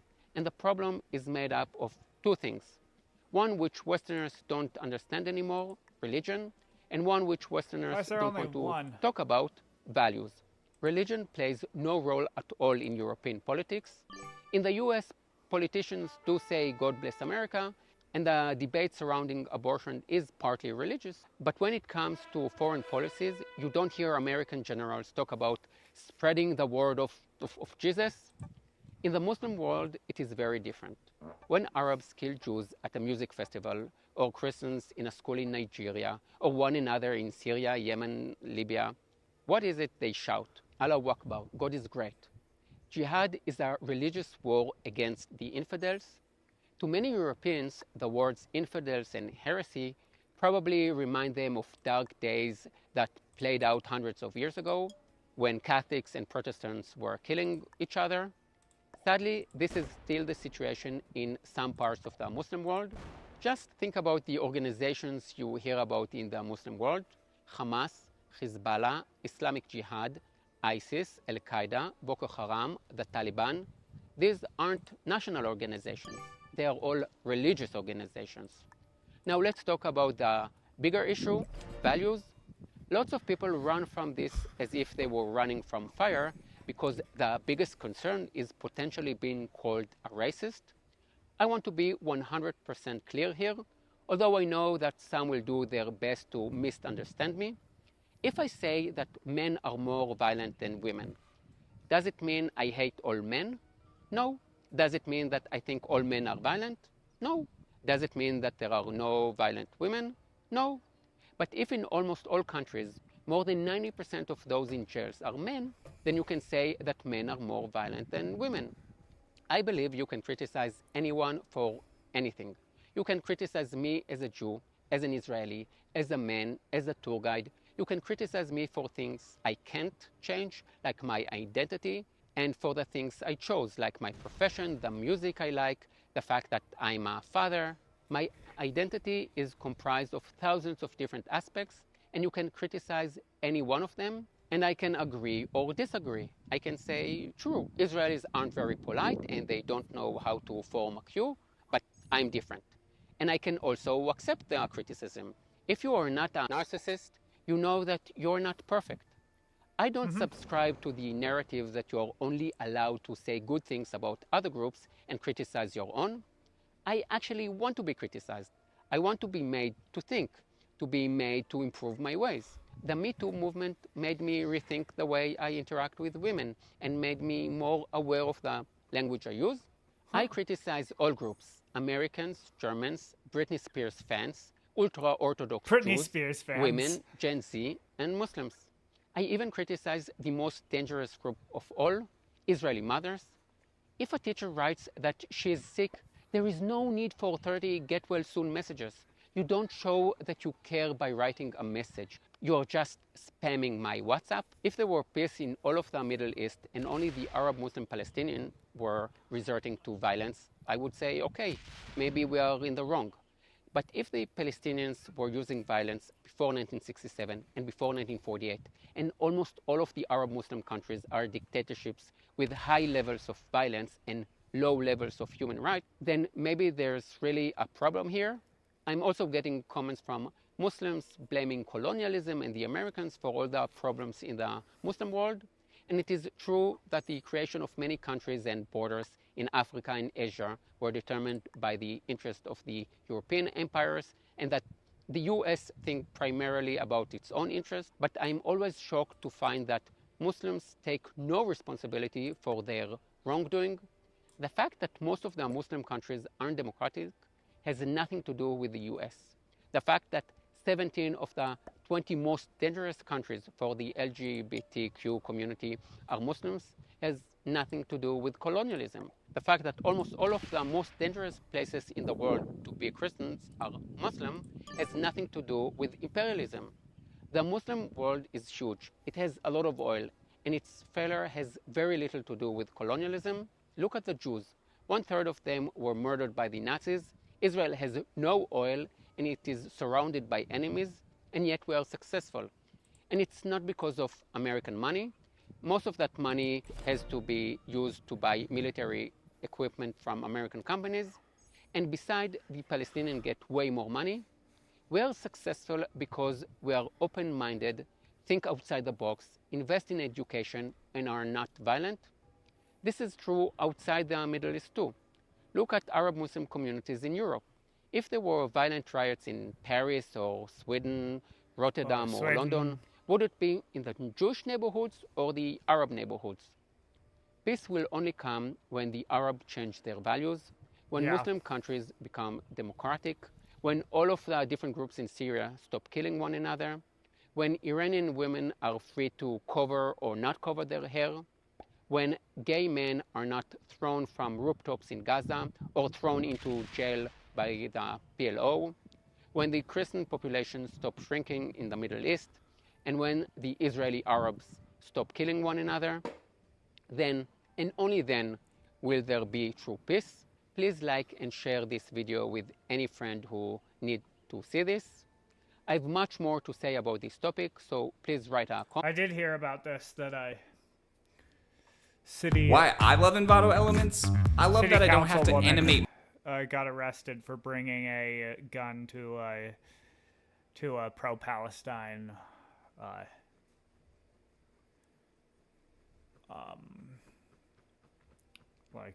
protest.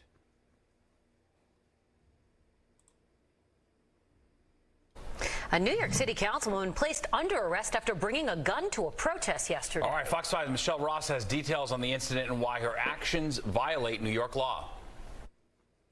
The councilwoman was at the pro-Palestine rally in support of Israel. Now, this happened yesterday afternoon, but it wasn't until 3 o'clock in the morning when she was arrested and charged by the NYPD.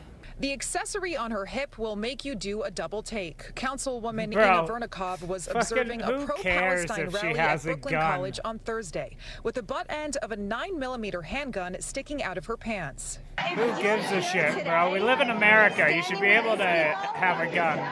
Especially since she is at a place where she The Ukrainian-born elected official is Jewish and has been a vocal supporter of Israel since the attack by Hamas. She is also open about being a legal gun owner. This New York Post article highlights the process she went through to receive her concealed carry license, citing a rise in crime in the city and anti-Semitism. Fox 5 also spoke to her at Krav Maga classes earlier this year. Why would she get arrested? An easy target, and we will defend ourselves if you come to attack us. While New York State's concealed carry license allows her to have the gun in public, firearms are prohibited in sensitive locations. Colleges and protests are included in those restrictions. Vernikov turned herself into the 70th precinct. New York City Council Speaker Adrian Adams issuing a statement saying in part, it is unacceptable and unlawful for a civilian to ever bring a firearm to a rally or protest, and especially important for elected officials to model a respect for the law that is expected of all New Yorkers. Vernikov's constituents have mixed feelings.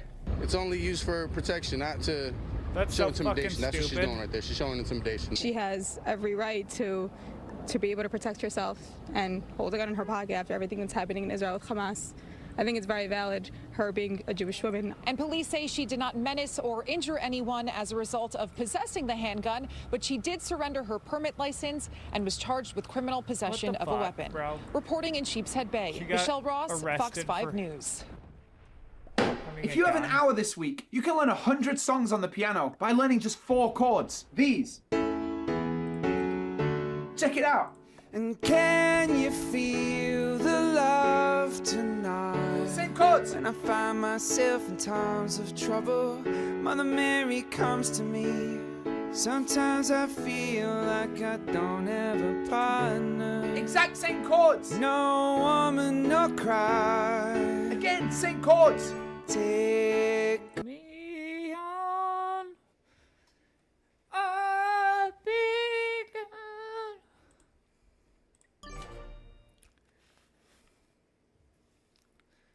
Down.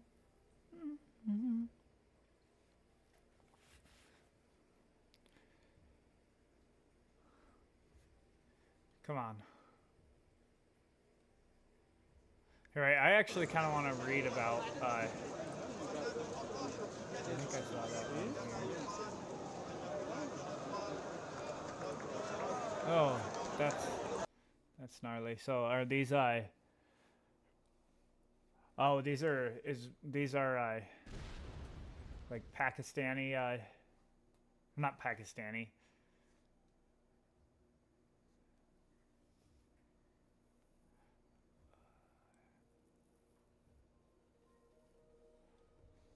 Fucking like like people in Gaza outside of the hospital as they were gonna bomb it. Or after they bombed it, is it? That's pretty fucked up.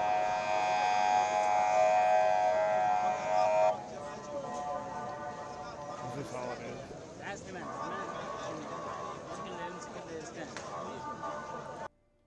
Welcome to the NewsHour. The Israeli military has told more than 1 million Gaza residents to leave their homes in advance of further airstrikes and an expected ground operation in retaliation for last Saturday's Hamas terror attacks in Israel. Amna is in Tel Aviv tonight. Amna? Barrages of rockets are still flying from Gaza here into Israel. And this evening, Prime Minister Benjamin Netanyahu said that Israel is striking Hamas with. Bro, this fucking internet is pissing me off.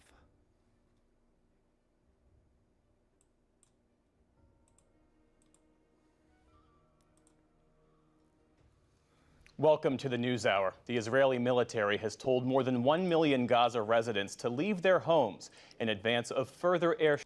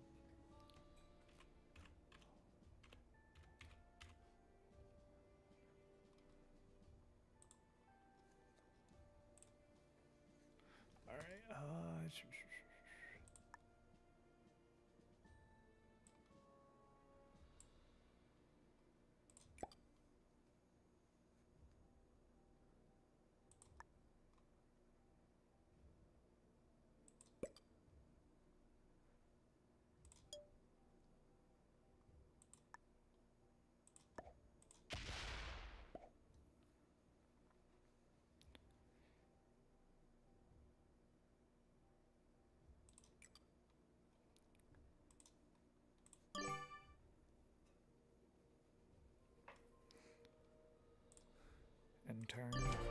Boom. All right.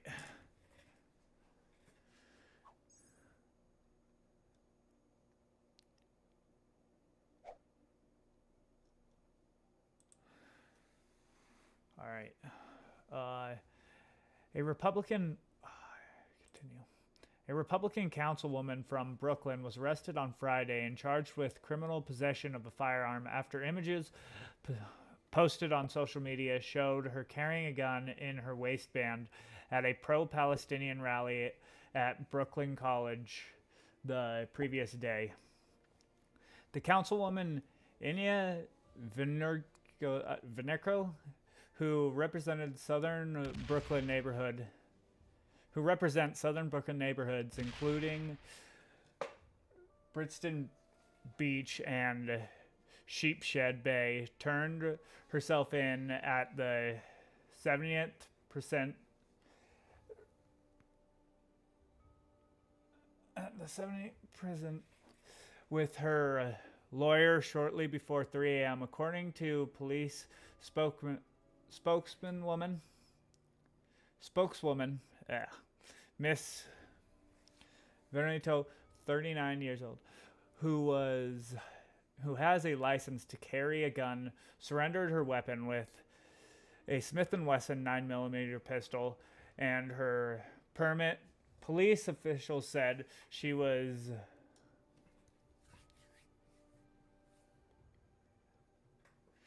observing a pro-Palestine protest when she was seen at the butt end of a firearm protruding from her front portion of her pants. The police spokeswoman said New York issued permits to carry concealed firearms. Only open carry a firearm is not allowed. Openly? Oh, so because people could see it, fucking, that's why it was basically concealed. I want to see the picture of it again. Is there the picture on here?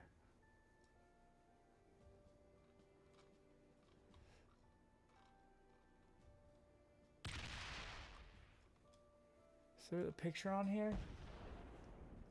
I wonder if this shows the picture.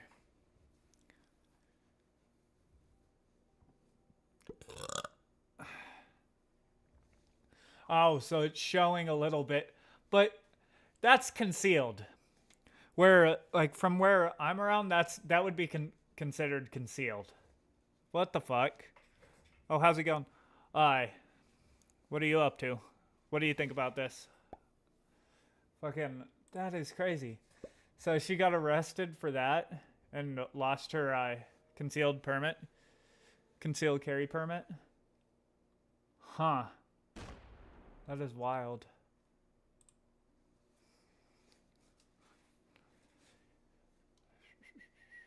How do I get this down? There we go. Is it my turn? All right.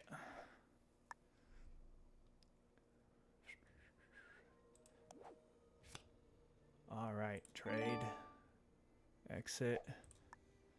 Let's put 10 right there. And then we can go right here, 18, boom. And then next phase, we'll go attack right here. You always want to attack the strongest one first because you have more people. Boom.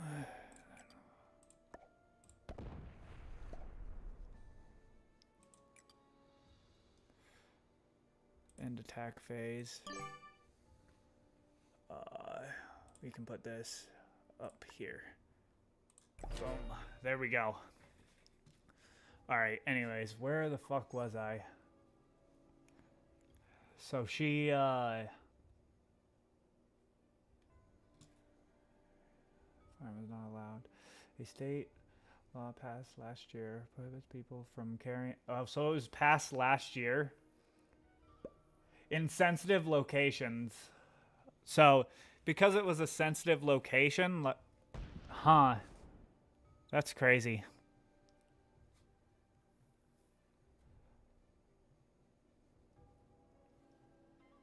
Damn it.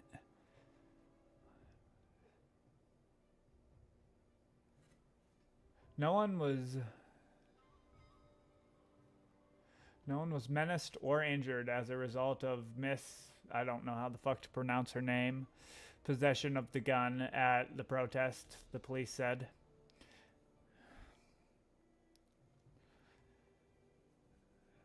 Miss Vernikoff, who expressed opposition to the Brooklyn College rally before it was held, did not immediately respond to a call and text message seeking to commit. Joseph Bruley, the city council's Republican majority leader, said Miss Work had been issued a desk appearance ticket requiring her to appear in court at a later date. Huh. I wonder...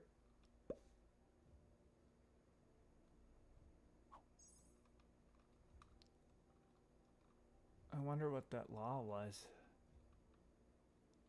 Not allowed. Aw, damn. Damn. I got fucking... I didn't even notice that I would have gotten attacked from there. Ah, shit. Well, at least I have,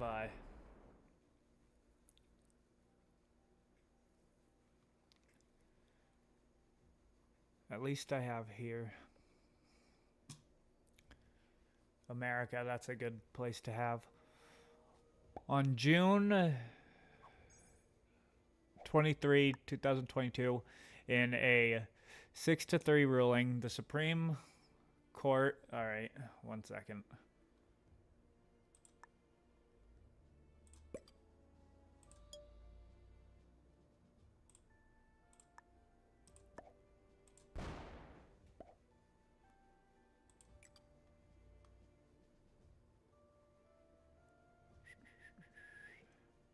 And attack phase.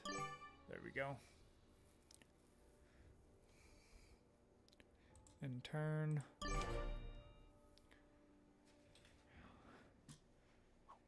The Supreme Court struck down part of New York's concealed carry law, a provision requiring an applicant to show proper cause in order to obtain a license to carry a concealed handgun outside their home. What the fuck, bro? New York's so fucked. Oh. New York does not allow handguns to be carried openly at all, and that restriction was not challenged in the case. So is this just New York City, or is this like the whole fucking state? The court's decision in New York State... Oh, yeah, New York State. Rifle and Pistol Associations v. Bruin removed a key element of New York's gun laws, making it easier to obtain a license to carry a firearm in New York public spaces. In its wake, on July 1st, 2022, New York Governor Kathy Hochul signed into law new legislation strengthening the state's gun laws.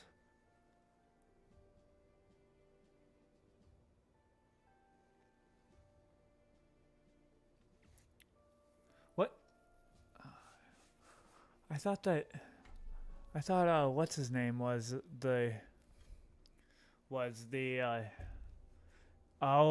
this after he got taken out because of the sexual harassment shit? Huh.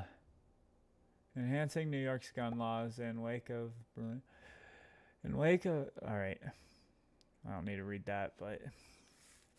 You can read the law here.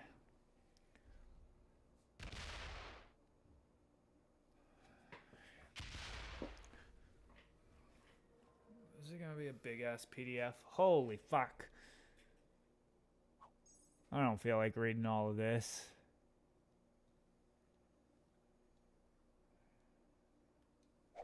Yeah, that's way too much to fucking read on stream right now. I'll read it a different time if I'm gonna read it. Sensitive place. The new measures build on the constitutional caveat for protection sensitive places, bearing the carrier of firearms in specific public settings such as colleges, universities, hospitals, houses of worship, public transport, including subways, places where alcohol is consumed, homeless shelters, and other public residential faculties. Entertainment venues such as a stadium, theater, casino, and polling place, and places where children gather such as schools, daycare centers, playgrounds, library, parks, and zoos. Huh. Well, the new law adds requirements for New Yorkers applying for a concealed carry permit, including Unprecedented. All right, one sec. Oh shit, bruh. What the fuck? This nigga.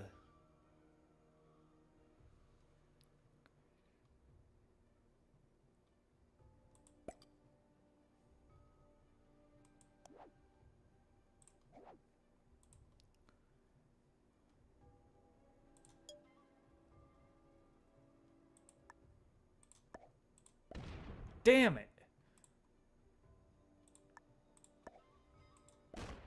What the fuck? Fuck off. Alright.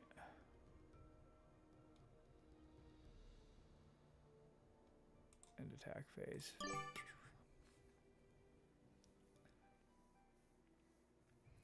That was fucked. I didn't even see what happened.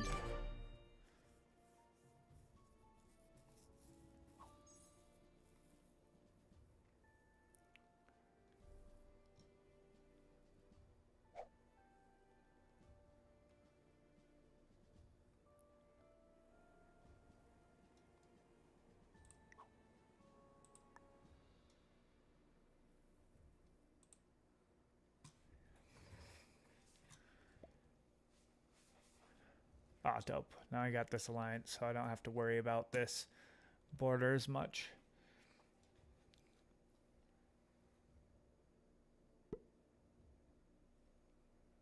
Damn it, I lost another fucking viewer, bro.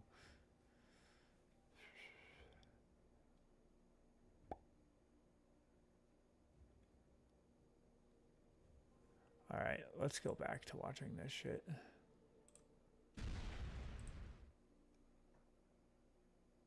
Strikes and an expected ground operation in retaliation for last Saturday's Hamas terror attacks in Israel.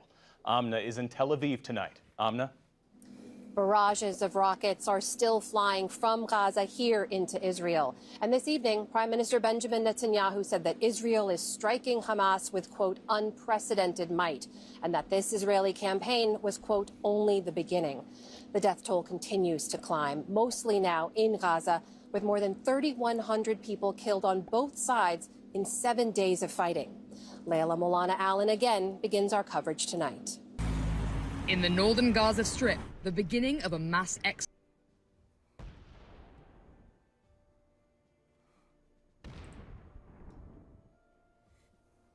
Welcome to the NewsHour. The Israeli military has told more than 1 million Gaza residents to leave their homes in advance of further airstrikes and an expected ground operation in retaliation for last Saturday's Hamas terror attacks in Israel.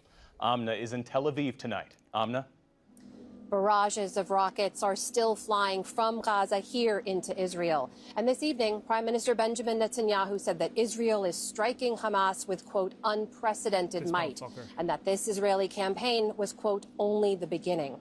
The death toll continues to climb, mostly now in Gaza, with more than 3,100 people killed on both sides in 7 days of fighting. Layla Molana Allen again begins our coverage tonight.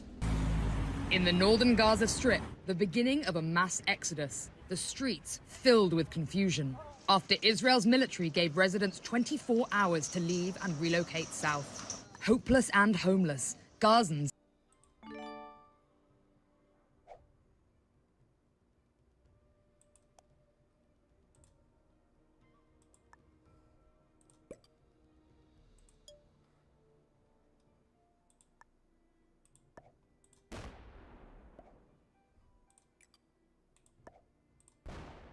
have nowhere to go. The Israeli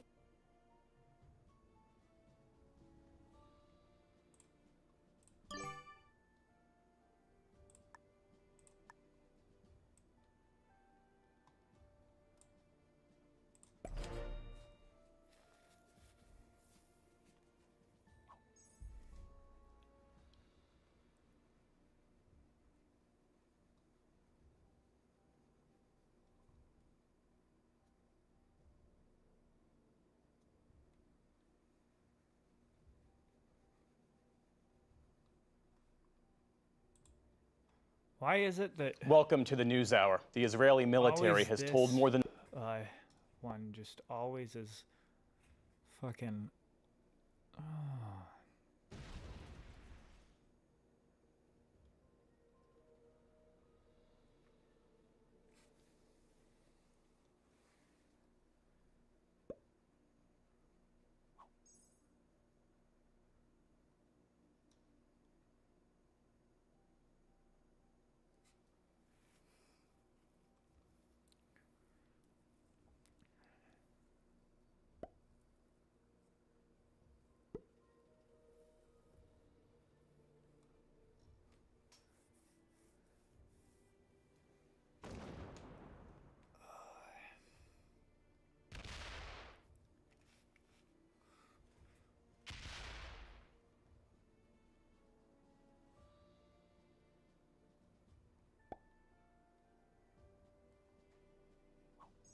Welcome to the NewsHour. The Israeli military has told... Come on, bro.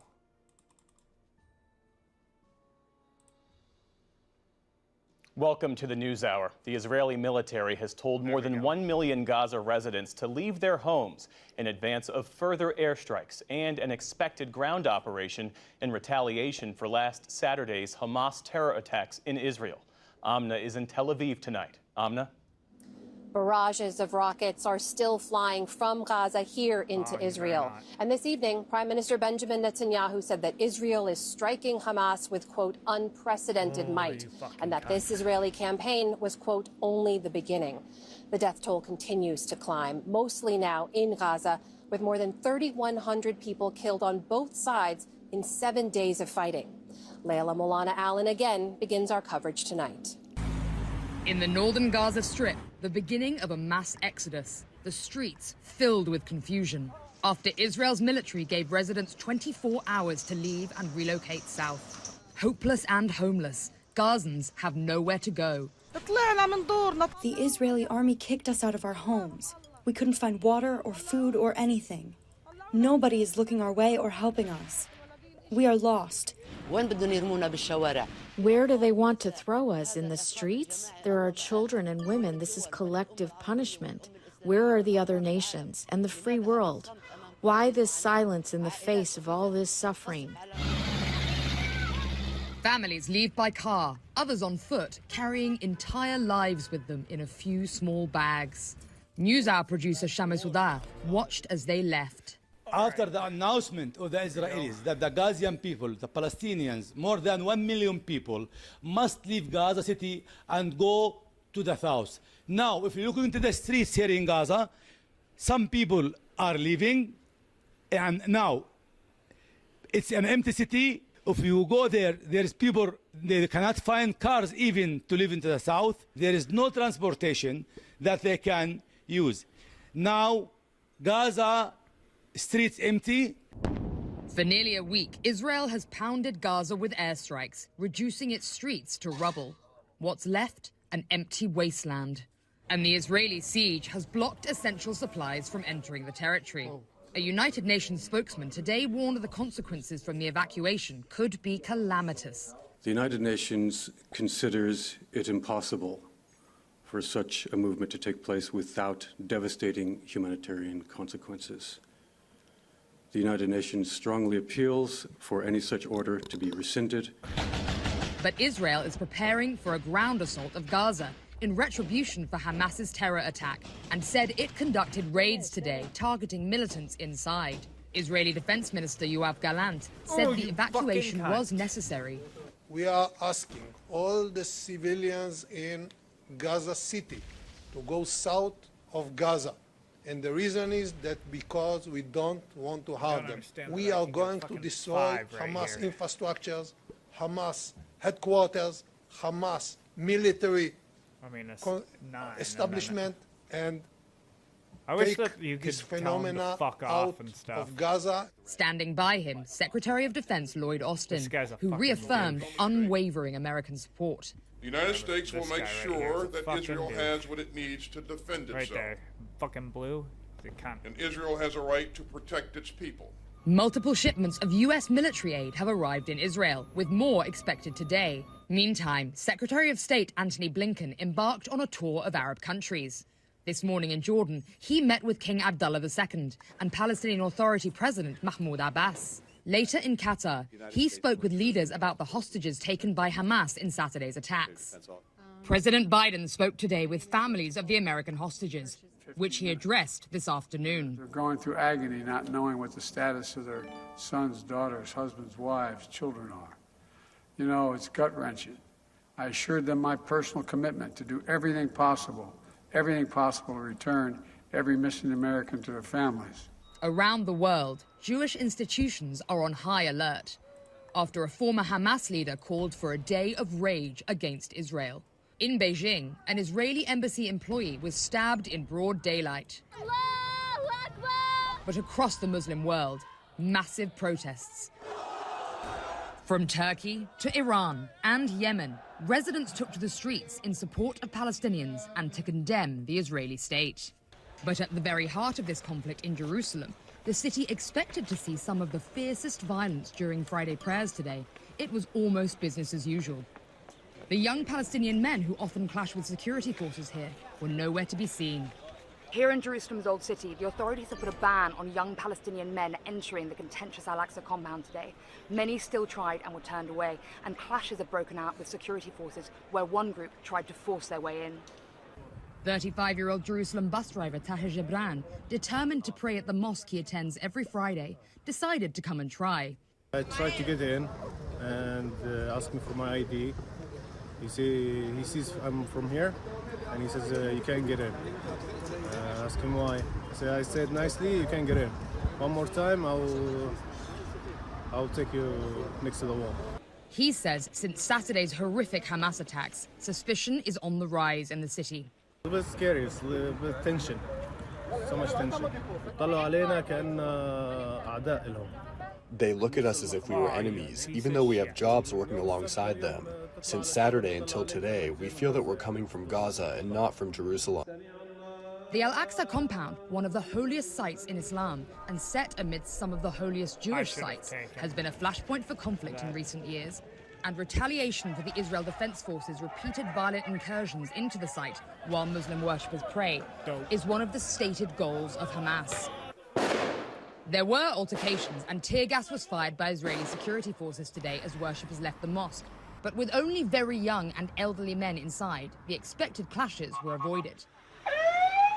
But just outside in the Arab Wadi Juz neighborhood, clashes did break out as some young men refused to accept the ban. Jerusalem police shut off the neighborhood, firing tear gas and foul-smelling skunk water into residential streets as those residents watched on, unable to get home. A few hours later, calm was restored. But on the winding roads into the occupied West Bank, the fires of rage had been burning since morning. Major reinforcements to IDF checkpoints were brought in, with security forces on high alert and Palestinian towns and villages locked down with no way in or out.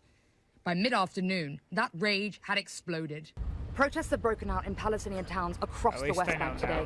We're in front of the city of Ramallah. We can hear behind us tear gas going off, smell the smoke in the air. We can hear sirens, people screaming. Inside, people are protesting, and this is where the Israel Defense Forces have set up a barricade to stop Palestinians leaving the town.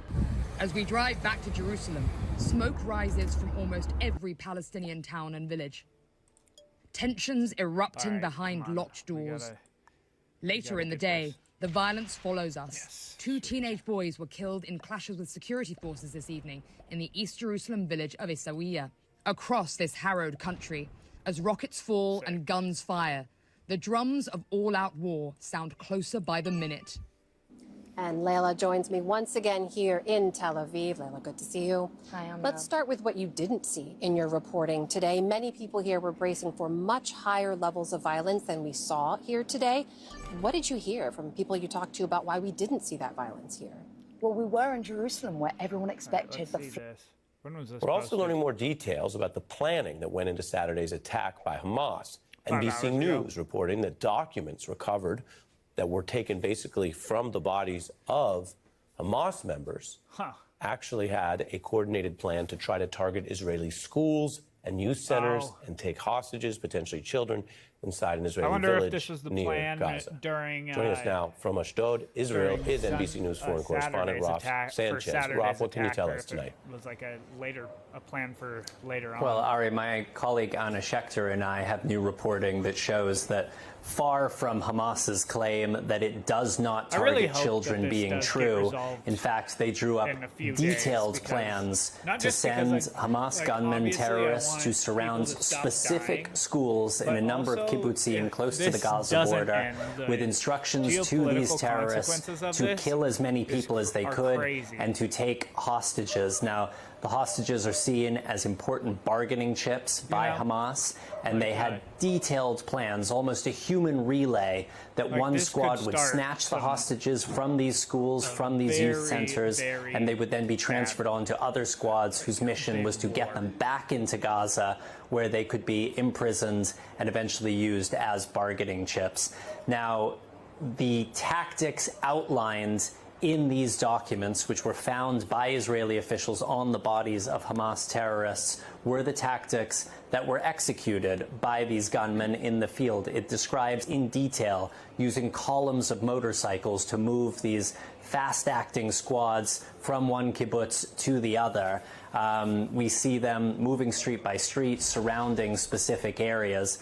Ultimately, this attack was carried out in the very early hours of a Saturday morning, so these schools were not in session, these classrooms were not full of kids, but the intention appears to have been there. Hamas rather cynically today released some videos showing some of these terrorists holding Israeli children during some of the sieges that went on in these kibbutzim. They released this video trying to give the impression that somehow they were kind to children, they were compassionate to children as they carried out a legitimate military action against Israeli troops. But those claims undermined not only by these documents that Anna and I are reporting, but also by these just absolutely gruesome photographs put out by the Israeli government showing the charred corpses of babies as well as other babies who have been shot. Ari. Understood. And thank you for walking us through that.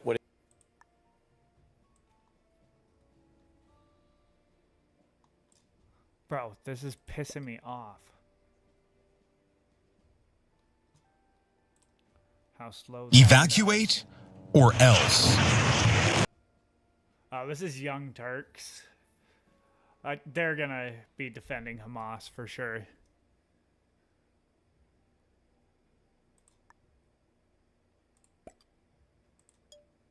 Or maybe not defending Hamas, but saying that Israel shouldn't strike them. Northern Gaza is being pounded relentlessly by Israeli strikes, reducing entire neighborhoods to rubble. Every morning, we wake up to killings and death, this resident says. We don't know where to go. We don't know where's safe. The IDF has reportedly started conducting local raids on the ground in Gaza a day after ordering 1.1 million Palestinians to evacuate their homes, which is impossible.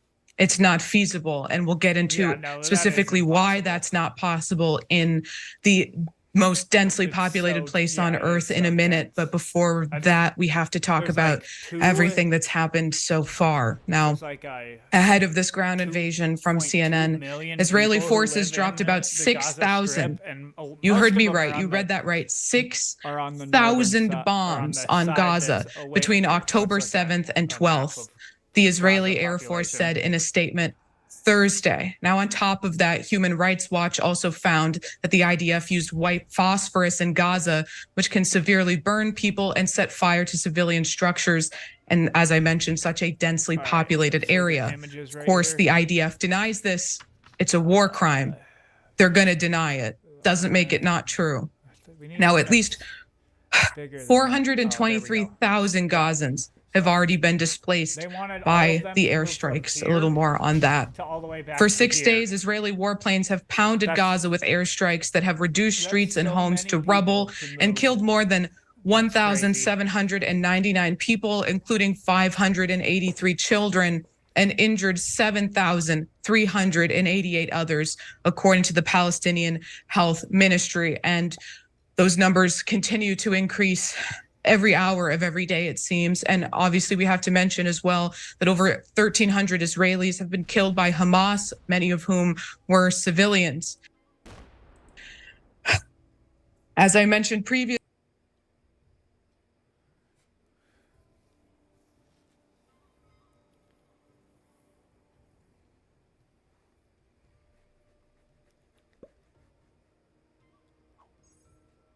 I wonder what I got here. Oh, yeah.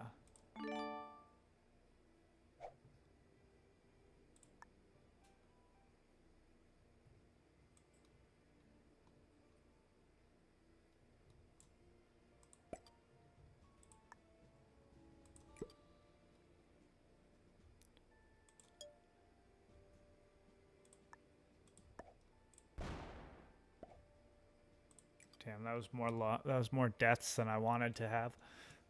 Oh, how's it going? Oh, I got 5 viewers now. Nice. Fuck, dude. If this, my YouTube is not working right now. Evacuate or else. There we go. What do you guys think about what's going on with Israel and Palestine?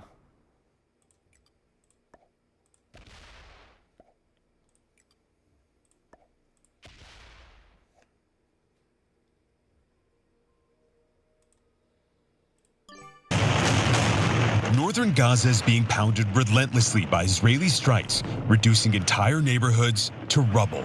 Every morning, we wake up to killings and death, this resident says. We don't know where to go. We don't know where's safe.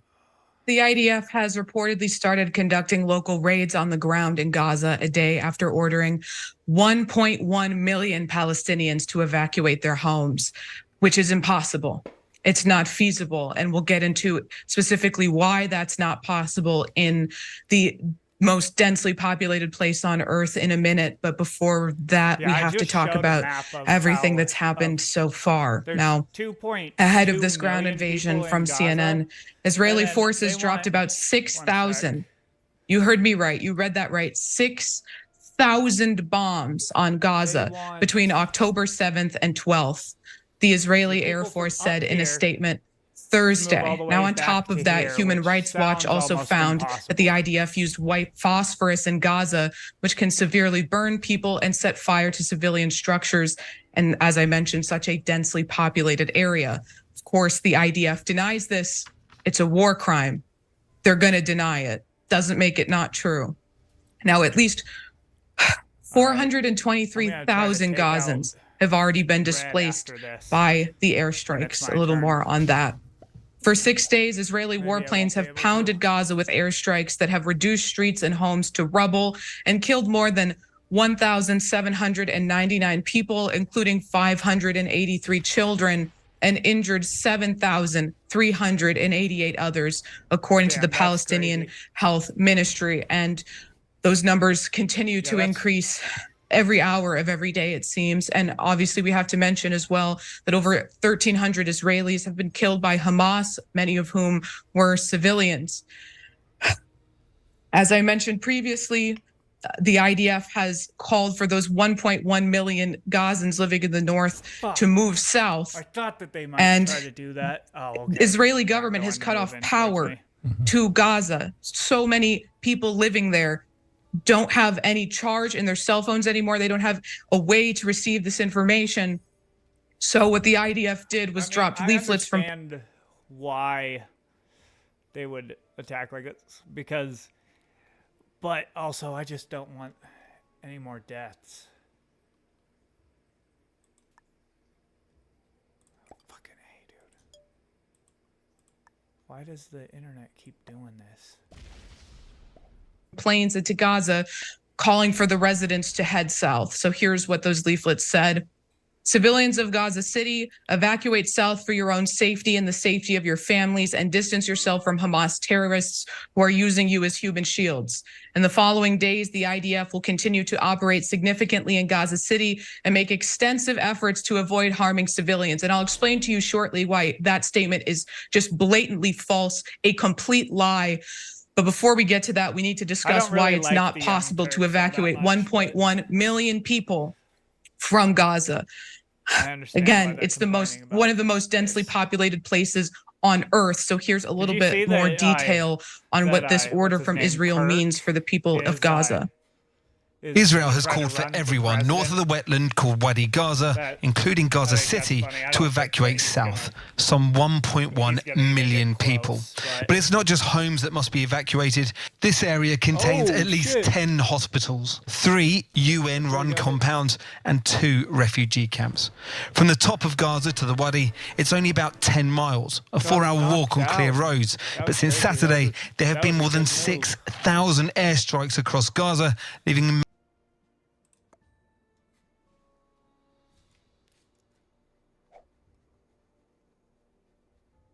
Fucking A. I don't get why. Ever since I put the Ethernet cable on my computer, the internet has been worse.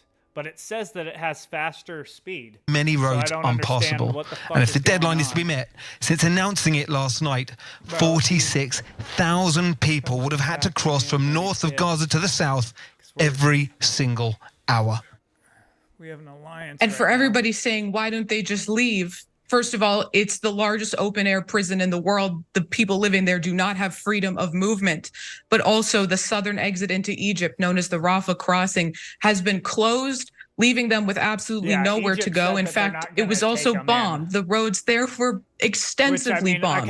So even if it was open, they wouldn't be able to get there safely. And thankfully, the UN has aggressively spoken out against what Israel is ordering. Here's a statement from the United Nations. The United Nations considers it impossible for such a movement to take place without devastating humanitarian consequences. The United Nations strongly appeals for any such order, if confirmed, to be rescinded, avoiding what could transform what is already a tragedy into a calamitous situation. And they stopped short of calling it what I will call it right now, genocide. An attempted genocide of the Palestinian people is what's coming. And the Palestinian people know that. And it's being cheered on by Western politicians and Western media. And we'll get into that in a second. But it's not clear when this 24-hour evacuation period began or when it's supposed to end. But as I mentioned, it was a blatant lie on behalf of the IDF that they're trying to limit civilian casualties by spreading the word to evacuate. Because as Gazan residents in the north attempted to flee south, the IDF bombed their bus caravans. 70 people were killed and 200 were injured in an Israeli strike on a convoy of civilians heading from northern Gaza to central Gaza, according to the Palestinian government press office. So now what we're seeing is a lot of Gazans are choosing to stay in the north, and they're protesting in the streets, saying that they would rather die. They would rather die than be further humiliated by the IDF. And despite over 1,800 people being killed already in Gaza, Benjamin Netanyahu said this today. I'm telling you, it's only the beginning. I'm not going to give you additional details, but it is only the beginning. Damn it. The beginning of a genocide, which is only bolstered by what Israeli President Isaac Herzog said today, that all citizens of Gaza are responsible for the deadly attacks of Hamas. Now it's time. Here's what he said. It's an entire nation out there that is responsible. Yo, you guys know what the fuck is going on with my computer? Right after I put the Ethernet cable on my into my computer, it won't. The internet has been worse, but when I do the speed test, it says that it's way faster. It's not true, this rhetoric about civilians not being aware, not involved. It's absolutely not true. They could have risen up. They could have fought against that evil regime, which took over Gaza in a coup d'etat. He's blaming innocent men, women, and children for the crimes of Hamas, advocating for collective punishment of the people of Palestine. That is a war crime. And it's being cheerleaded, like I said, by Western politicians. It's being cheerleaded by the Biden administration, because this is what the White House press secretary had to say when a reporter asked her what she thought of calls for peace. The question was, well, there have been some members of Congress who have called for a ceasefire, and they have not gone as far as backing the administration's call for support for Israel. She responded like this. So look, I've seen some of those statements this weekend, and we're going to continue to be very clear. We believe they are wrong. We believe they're repugnant. and we believe they're disgraceful. Repugnant and disgraceful. Calling for peace is repugnant and disgraceful. I mean, then I guess I'm repugnant and disgraceful because I refuse to sit idly by calling for peace is kind while of this genocide is about to be carried out on the Palestinian people. Another country. I'm sorry I'm emotional, but this is an emotional time. And we're watching our politicians celebrate but it's this. Not all the people who are and it's mortifying and disgusting. Who are in Gaza. Cenk. So Hamas's attack against Israel was morally wrong, strategically wrong in every way, and not just wrong, but he's abhorrent. running for president now. But we don't control Hamas, and we didn't know it was coming.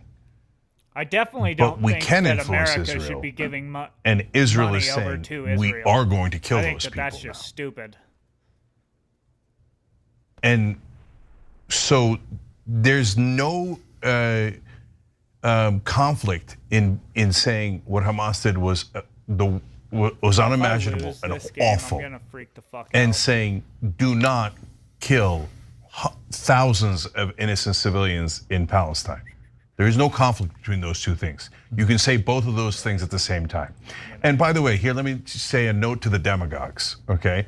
So when someone says maybe we should not kill those Palestinian civilians, saying, oh, you're helping Hamas, is not gonna work here, okay? You can take that crap and send it somewhere else. I don't care what kind of demagoguing and propaganda you're going to do. We are not in favor of killing those civilians. Don't tell me that, oh, golly gee, it was all an accident when you bombed a bus full of civilians, kill 70 of them, and then go, oh, well. No, not oh, well. You say, well, Hamas did it. Are you saying that, is that your standard now? Is Israel using the Hamas standard? That is a very fair question, because I would hope, I would beg and beseech Israel to not use the Hamas standard. Damn it. So, look, and then here's another demagogue thing to say. Well, why don't they just leave? Okay, either you're saying you're profoundly ignorant when you say that, or you're saying, haha, we know they can't leave. We know that they're trapped inside of Gaza. They can't get out from Israel. They can't get out from Egypt. They have a naval and air blockade. There is literally no way to leave Gaza. It is a tiny little area with 2.2 million people packed in it, half of them under the age of 18, dropping 6,000 bombs. Now the Hamas rockets are awful, they kill people, etc. So I'm not saying this to minimize. Does Jim Jordan have enough votes?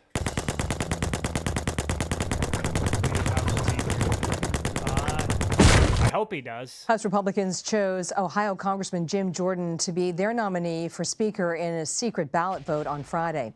Jordan beat Georgia Congressman Austin Scott 124-81. He is the second Republican to win the conference nomination. Majority Leader Steve Scalise was chosen earlier this week, but dropped out Thursday night after failing to gain full support from his party. CBS News congressional correspondent Nicole Killian joins us now from Capitol Hill. Nicole, does Jordan have the votes it's going to take to get the top job? Well, that's really the question for anyone who tries to get the gavel. I mean, obviously, if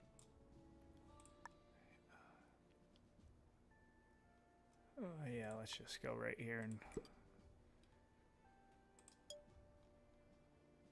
go in.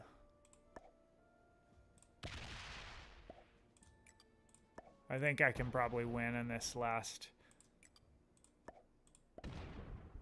little thing if I don't waste my time.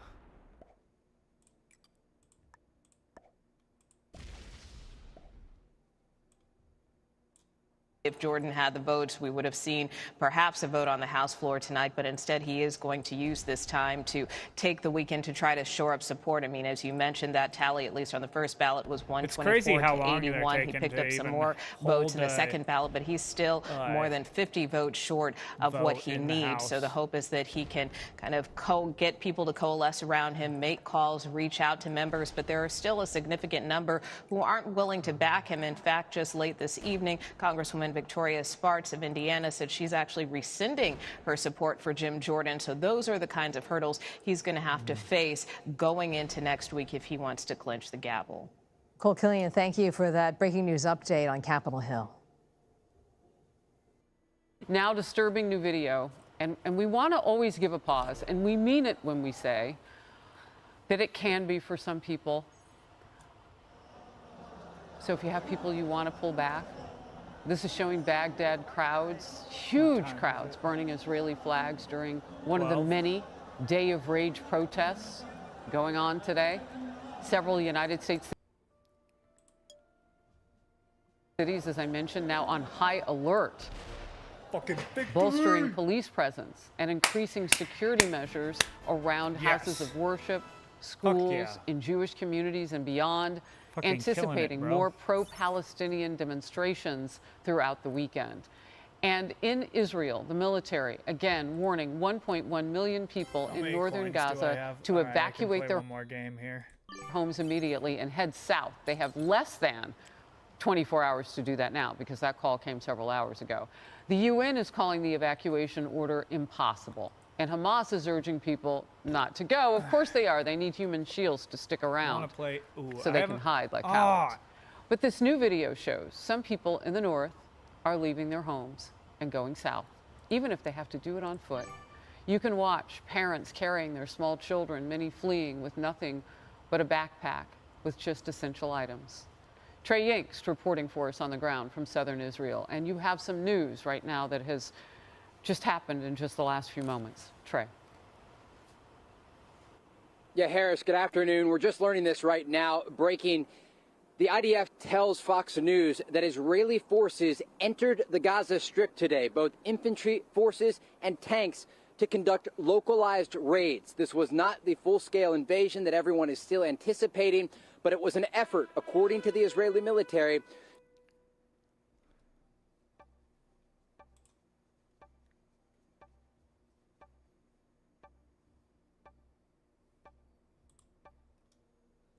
Now, disturbing new video, and we want to always give a pause, and we mean it when we say that it can be for some people.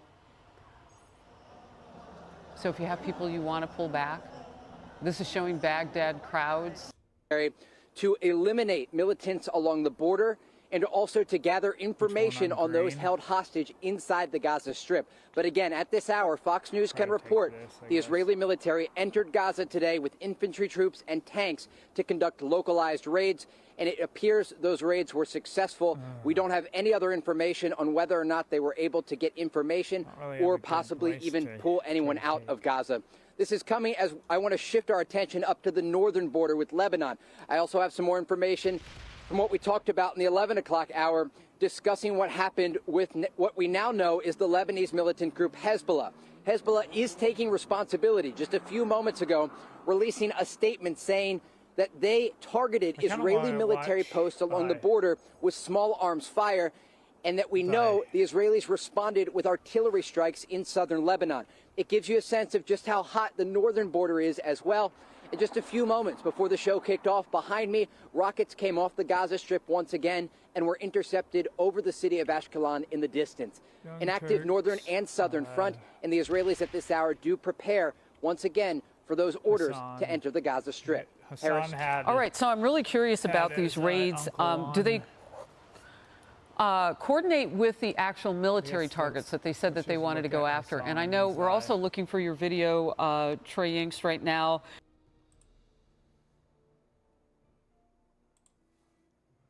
Of you actually finding one of those terrorists who had either been waiting to kill more people close to the border or hiding. An unprecedented tax shift is happening to Montana families, all because politicians have changed the game. They're handing massive tax breaks.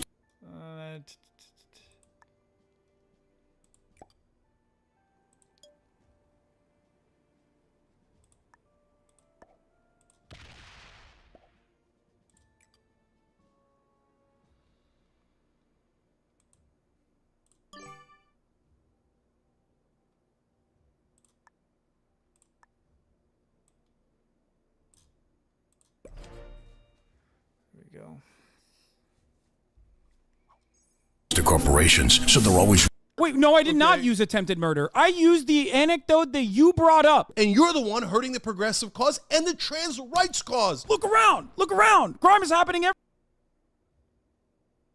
talking about. Before we get into any of that, though, let's start off with the Democrats actually doing something that is unheard of, unimaginable, which is showing backbone and showing a spine and actually doing the right thing, even though they were like kind of forced into a corner to do the right thing on. Kevin McCarthy's ouster as Speaker of the House. That'll be fucking awesome. What do you think about it? Yeah, look, I guess I love it. Not going to change anything. It's not going to make any difference. But I agree with you. I'm glad that the Democrats didn't gratuitously help them. So I talked to Representative Ro Khanna on Friday in D.C., and we came up with a good idea together, which is the Democrats, for whoever that it is, his children should keep doing whatever it is you were going to say. No, that's not it. Wait, you guys didn't have the good idea of making sure that his children were participating in the stock market and having excellent returns? No. Year over year? That's crazy. So came up with the idea of, well, why don't we ask for something in return? So like paid family leave. So if any Republican wants Democratic votes in the House for speakership, yeah, maybe we could do that. Give us a couple of concessions. You don't get it without concessions. Right, so we give you give us the concessions of a vote on paid family leave that polls at 84%, and maybe one other vote, right? And then then we can have a deal. But if you just want a deal where we needlessly give you the speakership, why in the world would anybody do that? I think the funniest part about that is that would never happen because Kevin McCarthy would have never done that. He would have probably lied, maybe. But what's even better about the situation is that, like I was alluding to, he didn't even like go to the conservative Democrats and offer them anything. Like literally nothing was given. And then there are still, of course, perverts, both sides perverts in liberal media that are trying to turn this massive fuck up within the Republican Party into somehow a issue that is the Democrats' responsibility.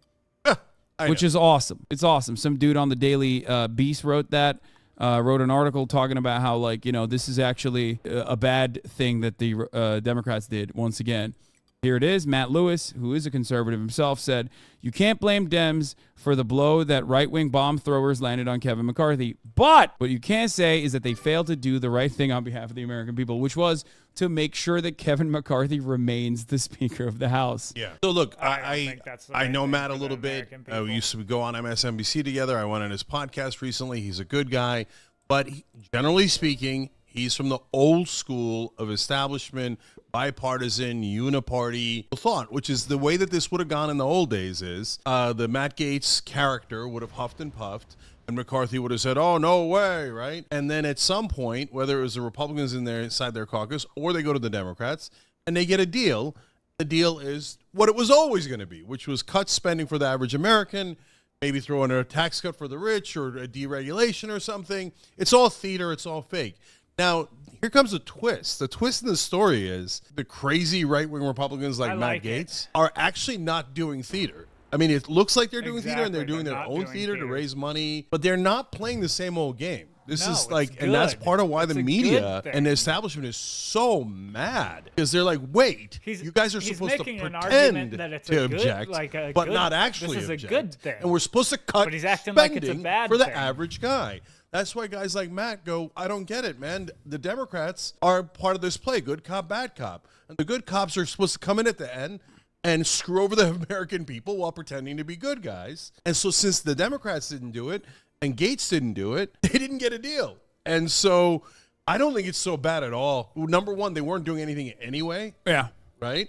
And number two, actually somebody threw a curveball into this normal, sick theater. I like to always say, what would the Republicans do if roles were reversed? And if anybody in here thinks that they would have dove on a grenade to save the Democratic Party or the institutions to make sure that Nancy Pelosi would have retained her speakership position, you're fucking out of your mind.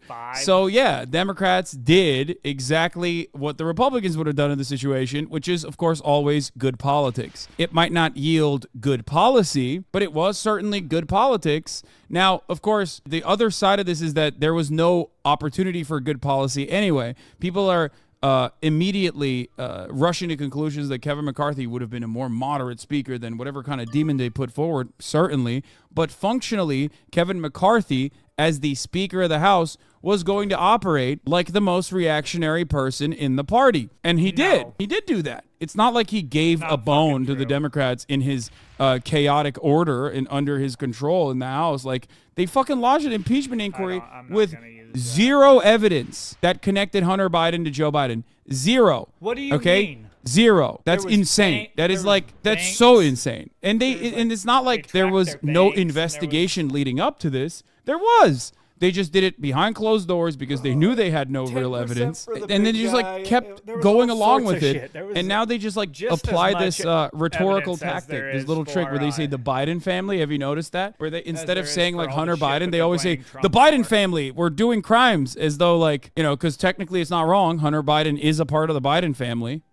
Yeah, it reminds me of the trick that Dick Cheney did to get us into the Iraq War. When he was asked on Meet the Press, wait, did Iraq attack us on 9/11? He said, have you been trying to get rid of your expensive electric bill, but it keeps coming back higher than it was before? Yeah. The fighters come from the same general region as Iraq. And that means, no, they didn't attack us, and you're just making it up. You're saying, what difference does it make? They're all Arabs. Yeah, no, fucking. Yeah. So we talked about that. You think the Democrats have a little bit of spine? Not that it fucking matters in this situation anyway. So why do you think the progressives are going to win? What's going on in this book? You wrote a book, finally. You've been writing it for a while. Yeah.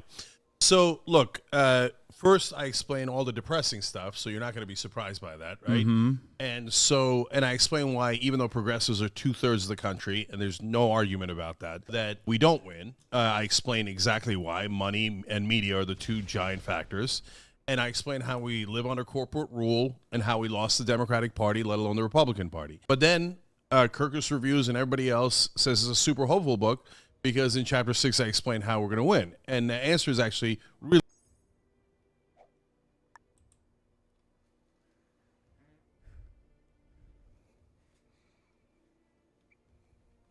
Oh, shit, it's my turn.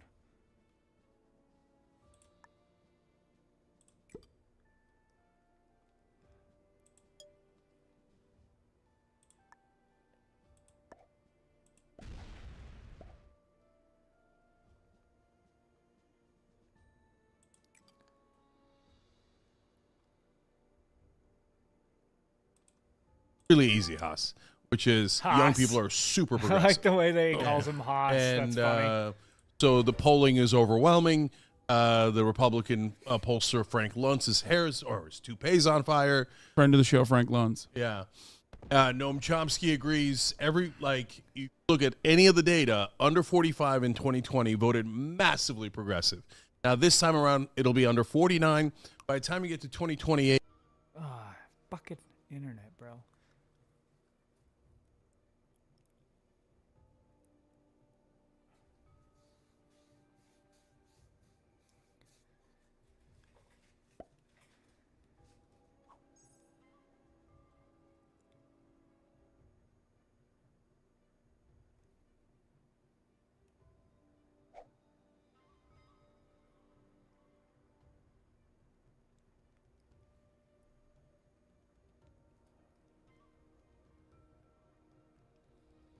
What is it at?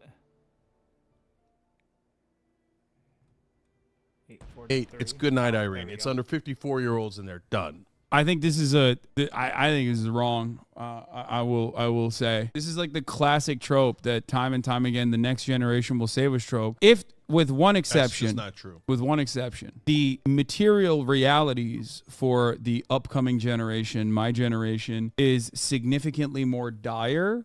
That's right. And therefore, they will vote along the lines if they are still participating in the democratic process. Bro, why? Is it just giving me all fucking... Oh, that's annoying as piss.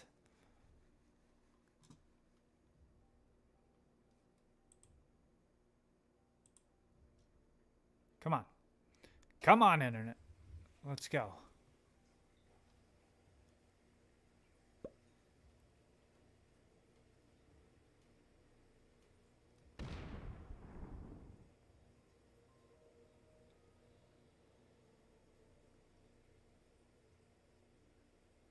That point, if they haven't fully checked out, they might.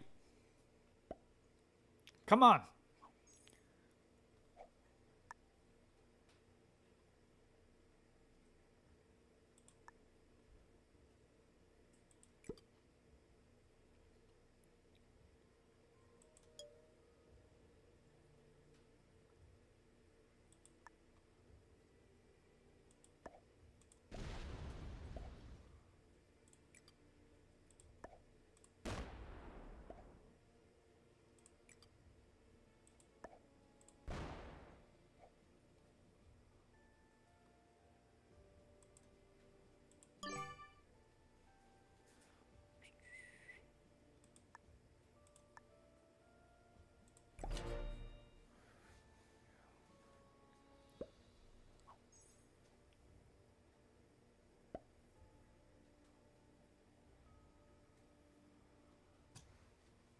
Bro, now it's just completely fucked.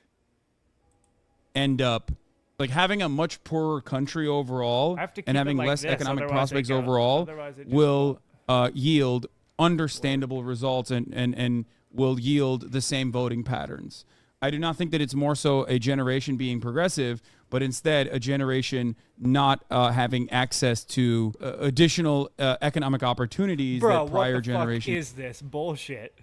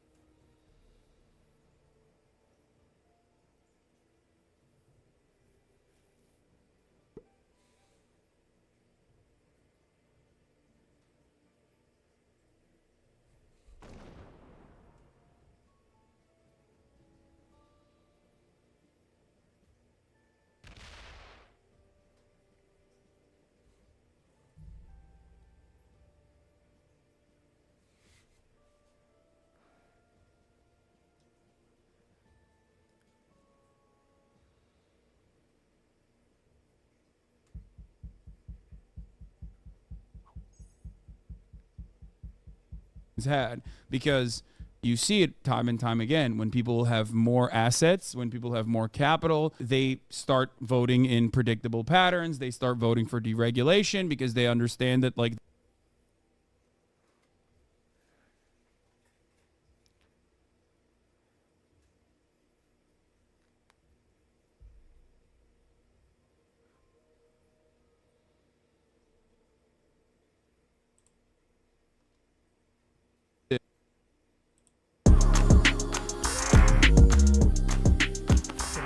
The light binder's ready.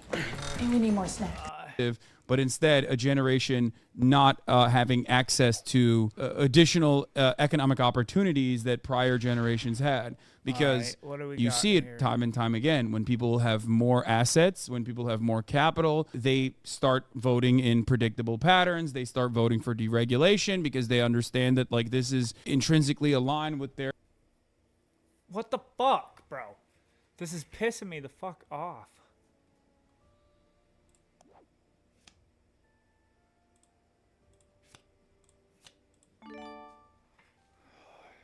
I don't know why this isn't working.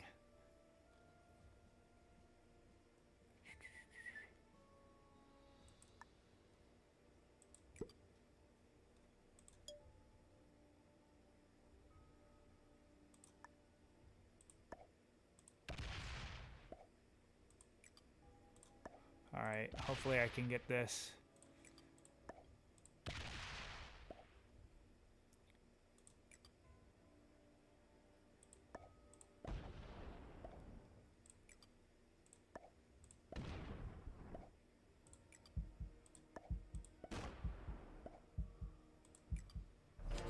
Fuck! I wasn't able to get it to where I could move over the people over to there. Damn it. That fucking sucks.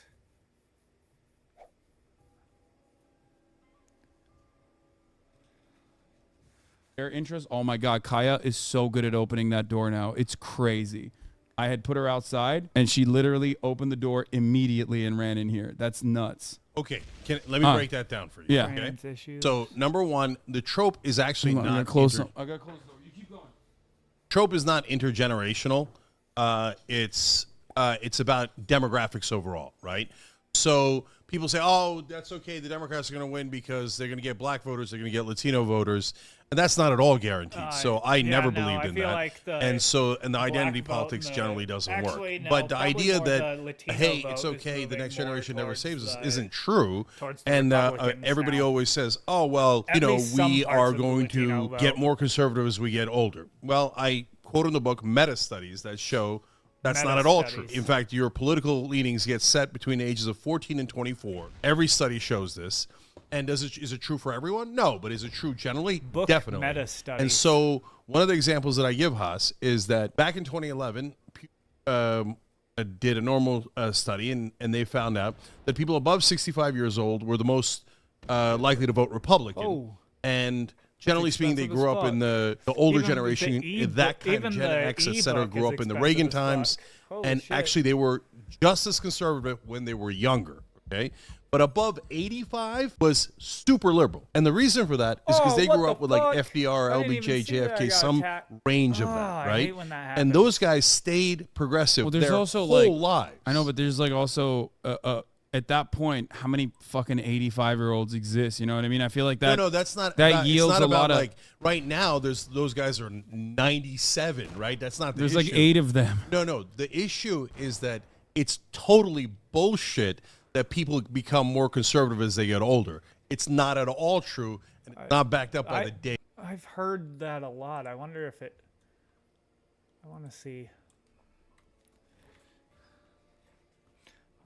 I hate typing. Do people become older? Yeah. Do people become more conservative as they get older? Oh.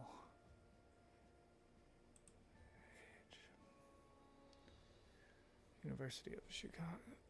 Oh, fuck me. Where should I go here?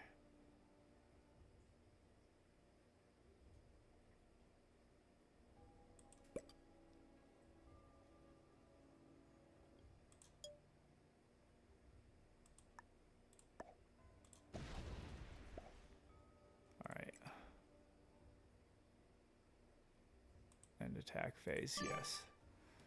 All right.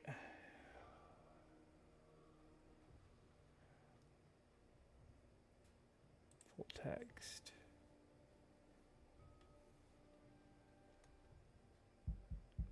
I gotta purchase this.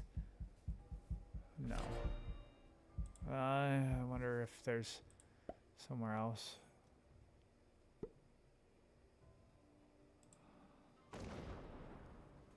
Fuck me.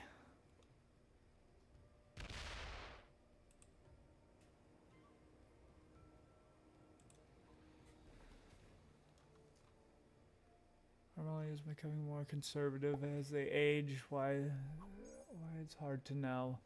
As people age, they become more conservative. Is a well-worn political atmosphere. It is criticized frequently in discussions as research about generational politics. It's been deployed in various ways in popular discourse. A way of talking about them. Let's see where the... Some research has pointed to an increase in liberalism among younger generations. A recent report obviously there's an increase in liberalism among younger generations. I mean, not really liberalism, I would say more progressivism, because those two are kind of different. Liberalism, if you actually are going for what the real terms are, it's different. Some research, but if you just are calling liberals like anyone who's on the left, then yeah.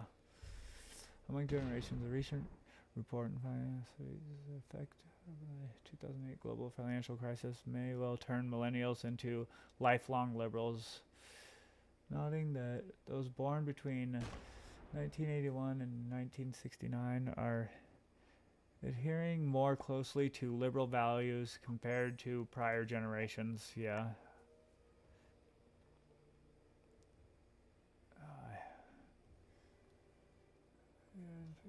I want to see an actual study, but that one fucking thing is...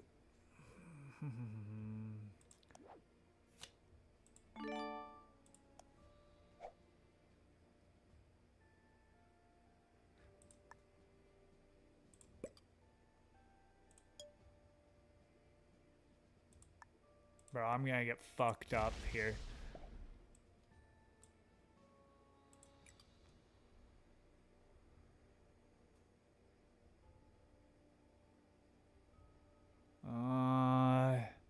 End attack phase. Alright, let's continue on. And turn this.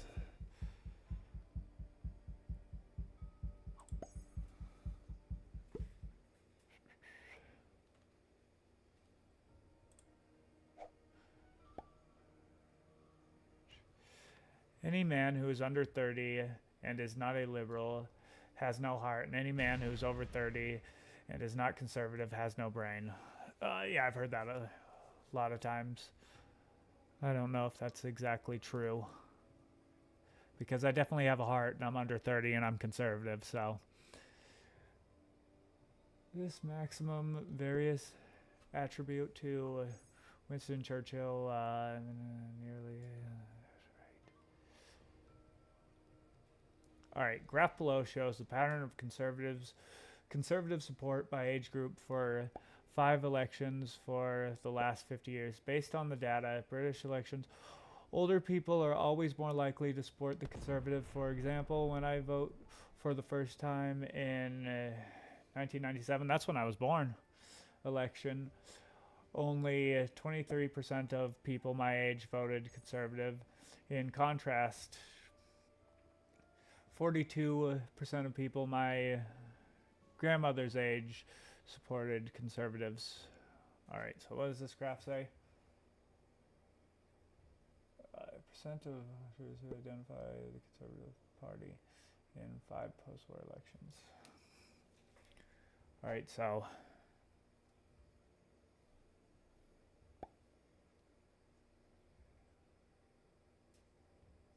'96. Okay. Huh, I wonder why there's a big...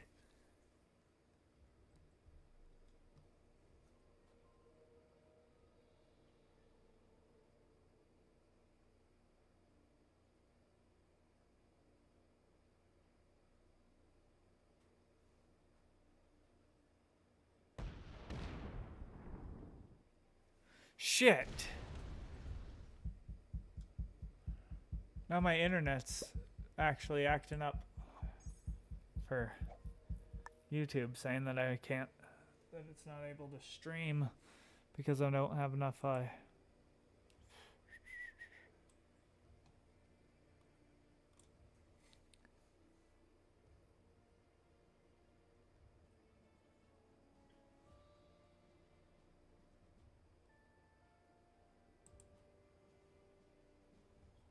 YouTube not receiving enough video to maintain smooth streaming, as such viewers will experience buffering.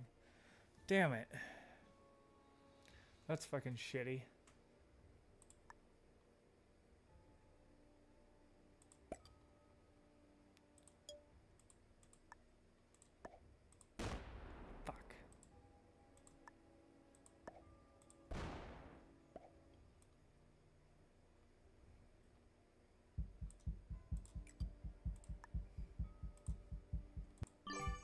Fuck me.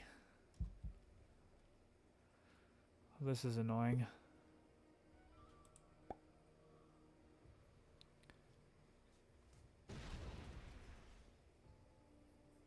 Data. And this generation, I'm not saying that at all. I'm saying that the only reasonable, the only thing that I would agree with on that data point is that it is totally, entirely pegged to their economic circumstances. And the economic circumstances of the younger generation is very, very unfortunately are fucked. Yeah, and no, that's why I'm saying like that is ostensibly the only reason that I think the younger generations, as they get older and are devoid of these same opportunities. Better cards. But before I just kept getting all the...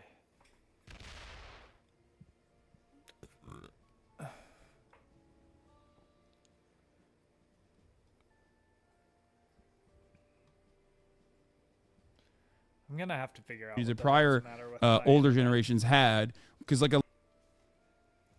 it's gotten worse since I put an Ethernet cable in, and I don't know what, that doesn't make any sense to me. It should have gotten better. Usually it gets better when you put an Ethernet cable in.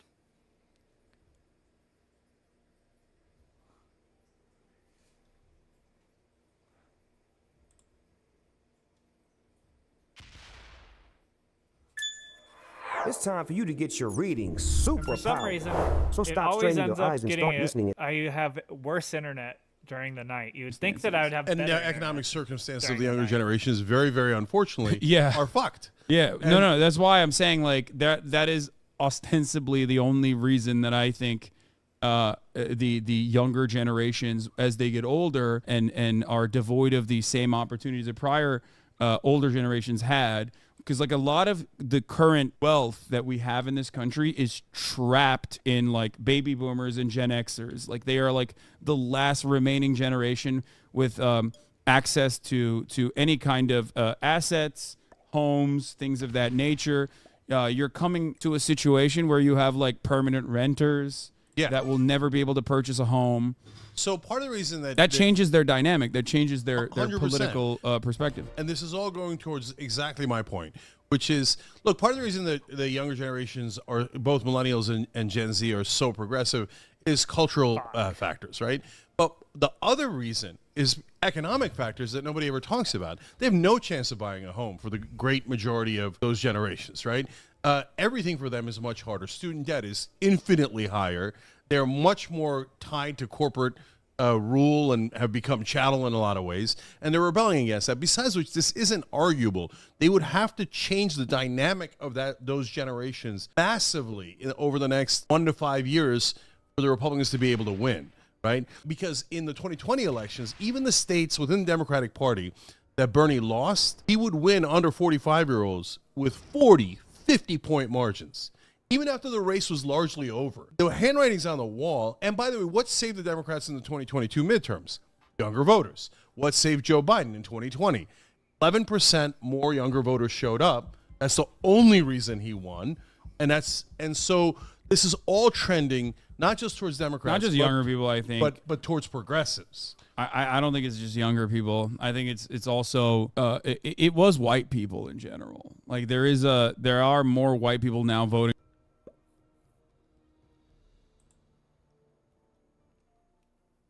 You're such a good listener, Thomas. It makes me feel so special. You are special. If you don't mind, if you could just 11% more younger voters showed up. That's the only reason he won. So it's not really this is that they all showed trending, up. not just It's towards that Democrats, not just younger people, I think, but towards progressives. I don't think it's just younger people. I think it's also ballots. it was white people. So younger people probably like filled them out there are more way white people more now than voting for Joe Biden than they did before than with they would Hillary if they Clinton. had to go Look, there's a lot of different demographics. That's a huge demographic shift. I know, but those things shift. They go back and fucking forth. stupid. And now You all of a should sudden have to Trump's go up to and vote. 42% with It shouldn't be Latinos. mail-in ballots. He's up to It should be- 20% with you have African to go and you Americans. have to So vote. I'm not relying on that Like it has 1%. been- But I have not seen anything that challenges the numbers. I don't think of the 20% progressives. number is real, but Yeah, no, it might be an outlier. It might not be exactly right. But the bottom line is, I've never seen a compelling case for demographics saving the Democrats or progressives other than age. And age is the biggest demographic and the biggest difference maker. And so there's other factors too, changing media. So how are you going to activate younger voters to go out and vote?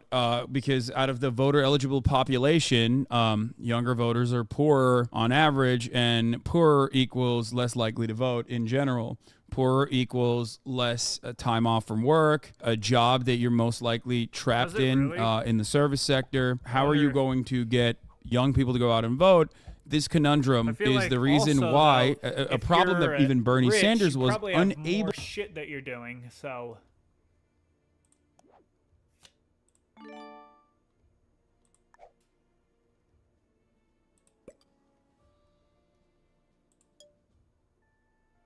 all right, this is gonna be a Hail Mary right here.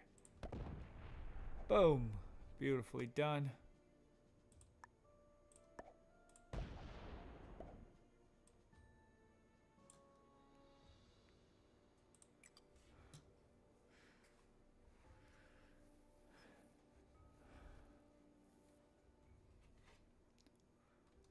To solve is the reason why he didn't win in the primaries. That was a big part of the problem. So I hear you. Those are generally problems, but it's not that Bernie Sanders didn't solve it.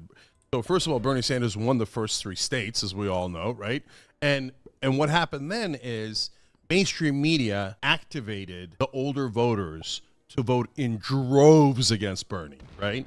So normally after you win the first state, let alone the first 3 states, you get like a significant amount of positive coverage, and I have the numbers and the data in the book. But of course, Bernie got like 3 times the negative coverage. Okay. We're saying the same thing. Right. You're just saying no. But my point is, at that point, even with mainstream media just blasting Bernie, talking about executions in Central Park and giving Biden enormous positive coverage, etc. Obama rallying everyone, Buttigieg, etc., etc. Still, if it was 4 years later, Biden would have lost to Bernie because of the age demographics. Just couldn't do it with 45-year-old and under enough. Like if he had gone to, if it was like 49-year-olds and under, Bernie almost certainly would have won. So, and here we are 4 years later. Look, is it written in stone? Of course not. But is it as dire as people think? Not even close. I think we're definitely the favorites, not the underdogs. And Haas, here's another giant factor. Media. We all know mainstream media hates progressives and destroys us at every turn, right? And so they activate the older voters, etc. But now they're losing their power. But here's a really important fact that people don't absorb enough. Now, for most of the television networks, their costs are higher than their revenue. Are they really going to be able to last 5 more years of bleeding out? So at some point, this doesn't just wither away, it capsizes, right? Meanwhile, what's happened? You know, TYT's happened, you've happened, tons of like new streamers progress, and almost all of them are progressive, right? So we've got some right wingers trying their best, spreading sexism, bigotry, racism. I think right wing media is significantly more popular. I wouldn't say that like they're popular because they have more like genuine grassroots support. But they're popular like in the same exact exact material reasons as to why online, you know, I feel like CNN cuts corporate propaganda, MSNBC cuts corporate propaganda, and Fox News is the most popular news broadcast. They have moneyed interests backing them, whereas like real progressive content has to revolve around, or if they want to be sustainable, heavily rely on subscriptions and that is incredibly difficult. There's nothing as good as just like having unlimited wads of money from concentrated wealth that will give you a couple billion here, a couple billion there. And that is precisely the reason why Daily Wire is fucking, you know, taking our lunch money all day, every fucking day. Think about it this way. The Steven Crowder $50 million conversation. I would say, not to toot my own horn here, but probably more popular a figure overall than Steven Crowder. There is no $50 million deal coming my way. That is unimaginable. That would never happen in a million years, because Steven Crowder doesn't have to generate $50 million in revenue. He just has to keep saying the right things, and billionaire-backed independent media that is basically cutting the same exact propaganda that... Fuck off.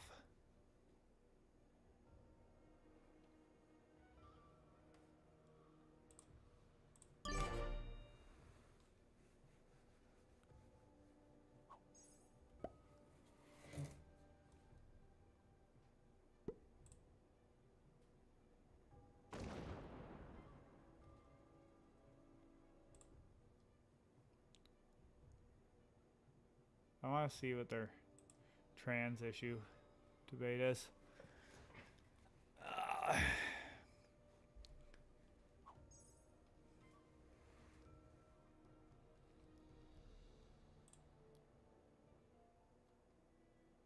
Get your free Thomas Sowell ebook, Trickle Down Theory and Tax Cuts for the Rich. Sowell explains. Back. So we're in the middle of pushing back. And so everything is trending in our direction. The only thing is we can't snatch defeat from the jaws of victory. There's 2 icebergs ahead. And so I'm not Pollyannish. I see the icebergs probably better than anybody else does. And I'm really worried about it, okay? One is the progressive. Fucking A, bro.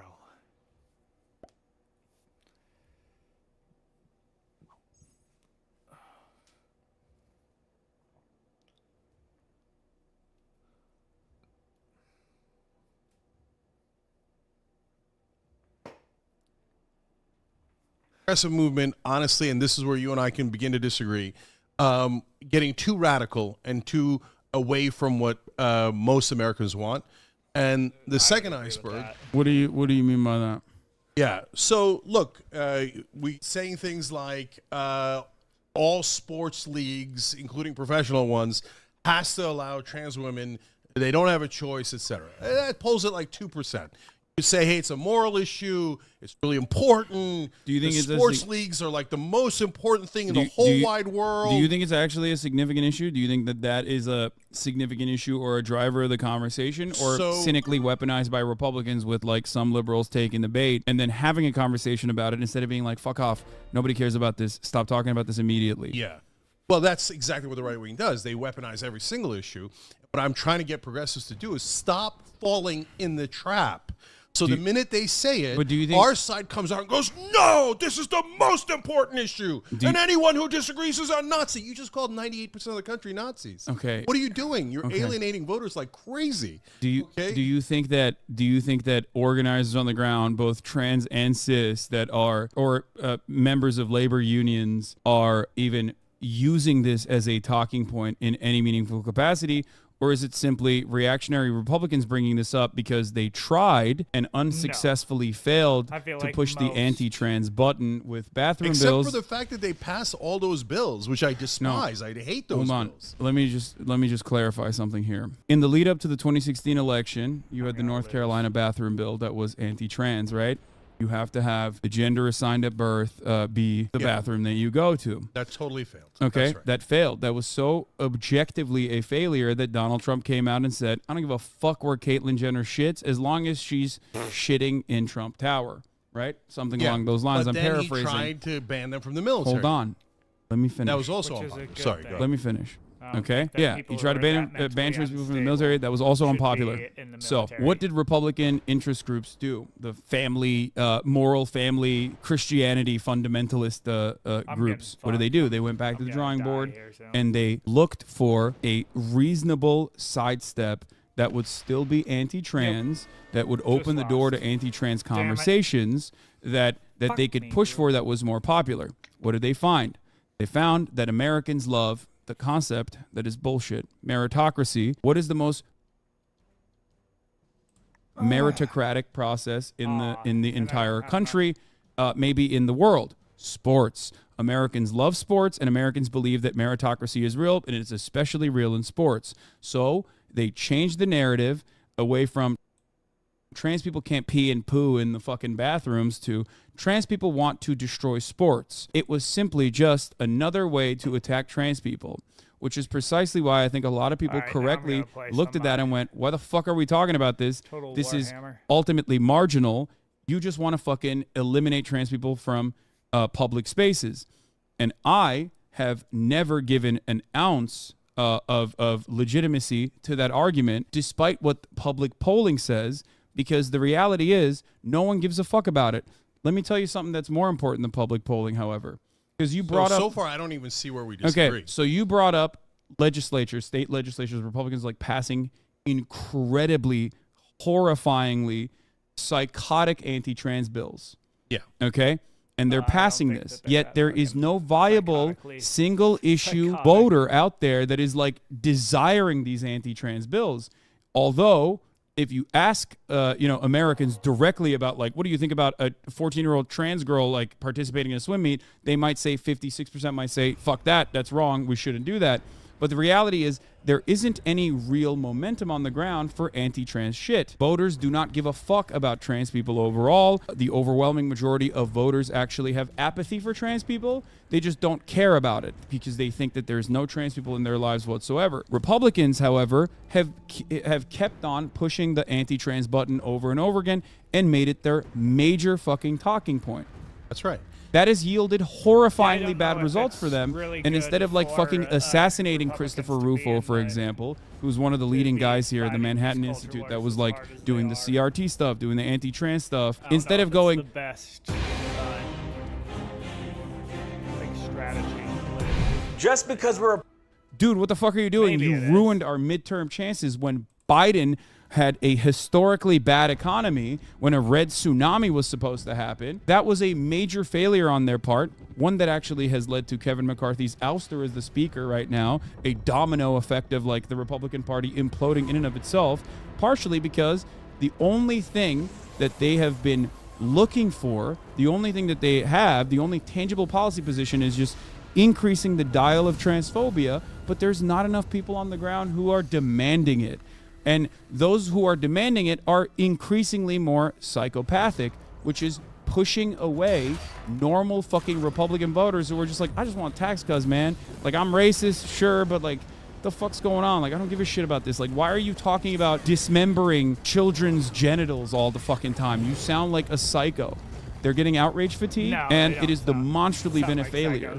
And that's part of the reason why you don't see Trump talking too much about wokeness or trans people. He like brings it up every now and then in his commentary, but it is far less than Ron DeSantis, wouldn't you say, who is an objectively less popular candidate.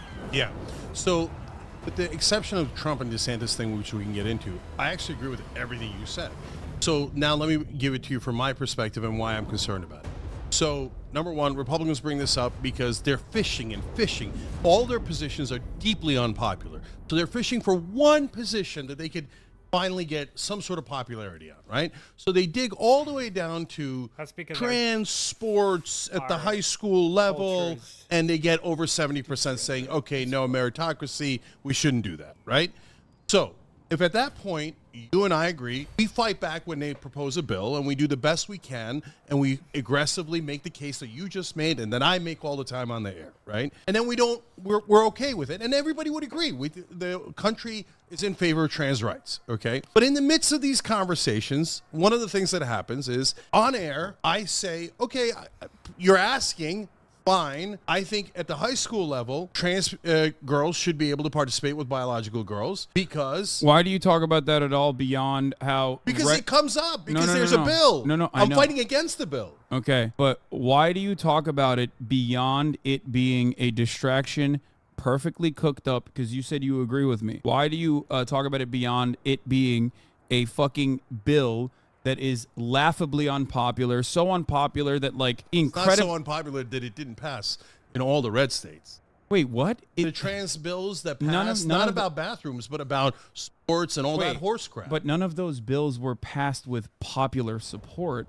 Jank. I know they're passed by Republican legislators, and the Republican legislators are appeasing their base. Okay, and their base is maniacal, and their base wants it. No, they're not. That you and I are entirely incorrect. So they go fishing in that area, and in that conversation, I say, hold on, let me finish. Okay. I say, at some point, look, my real opinion is, at the professional level, yes, of course the leagues get to make their own decision, and sometimes, yes, trans women have an advantage, and the league is allowed to say, no, we're not going to allow it, okay? So what happens next?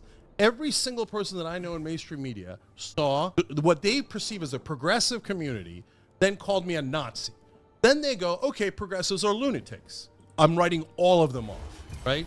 Are you kidding me? Because somebody's had like this microscopic difference of opinion with like the most radical end of the progressive base. They're right-wing pivot, Republican, Nazi. Well, okay, you guys sound nuts. Mm-hmm. Okay, and don't do that. You think just say, you think hey, that's what it took? I disagree. So what? Mainstream media literally called you a bestiality-loving horse fucker when you tried to run for office in California. You think they needed the fucking... you think they needed like 11 trans people with anime avatars on Twitter calling you a Nazi to be like... on them on a platter. That's crazy. And they then have there material are real interest. issues that are much larger They have that also cost us, and it makes it look like we are extreme when in reality 2/3 of the country's on our side. Take the fucking win. Take the win. So here's another one, and this one I don't know how you're going to light up on this one. No, this is Defund the important. police. It's a terrible slogan. Okay. A terrible idea. We're moving away. We're moving away from other talking points. Let's get back to the one issue that we were talking about. My perspective is that they have every interest to fuck you every single time. Mainstream media does, because of their underlying material interest in defending the corporate oligopoly structure that we have. This is who funds them. This is how people rise into positions of power in the media infrastructure. You've been a part of this already. Personally, you've seen it happen to you at MSNBC. So, like, there is no reason why they're not looking at, like, magical trans people on Twitter and going, oh, that's it. Here's the reality. They're being crazy again. They're calling Cenk a Nazi. Yes, they are. And they're looking for any excuse. I agree with that. But then stop giving them excuses, which is the point you started with. Okay. There's a major disagreement here. We are at odds, and But we're not at odds. You say don't talk about it. I say don't talk about it. We say you say you're against the bill. I say I'm against the bill. You're for trans rights. I'm for trans rights. But my point is but the difference is the same people that call you transphobic also called me transphobic all the fucking time. The difference is I don't change my perspective at the end of the day, or even offer it any fucking additional light. Because who fucking cares? You just do what you think is right and you keep pushing. And I think that it's very dangerous and very scary when you get moved by your base of support that you have worked tirelessly for 20 years and like building and solidifying, turning on you and saying you're right wing now. I think that didn't happen though. I agree with you. It's 11 people on Twitter, so our audience is just as gigantic as it's always been. So you can go ahead and cry about it if you're among those 11 people. So I'm not worried about that. Haas, I gave it as a small example, and defund the police is a much larger example. Okay, we'll get to that in a second. Progressives are getting pigeonholed by mainstream media and Republicans as radicals, when in reality we are the overwhelming majority of the country. So we need to focus and get our messaging right. That's why looking at a couple random people and greatly emphasizing the impact that they have, and even attributing the mainstream media's perspective shift on progressives, when you and I both know that they never fucking gave a shit, and they don't even need like a couple of random trans people to call you a transphobe to like justify their hatred for progressives. Okay, let's go to a larger There's no issue. reason to talk about that. Now, as far as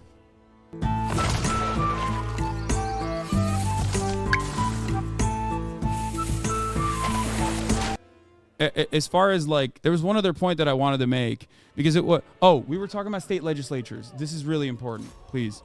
I think that a broader Republican project, and I think you'll agree with me on this, has been that they want to dismantle the power of the legislative body and then utilize the state legislatures where they know they have control due to gerrymandering and ridiculous district maps, where they can, even if they don't have popular support, even if they lose the majority of the votes, still maintain a majority in the House and the Senate, right? State House and state Senate. It's one of the most important things in the country. Absolutely. And then there's a secondary side to this, though, because there is the judiciary.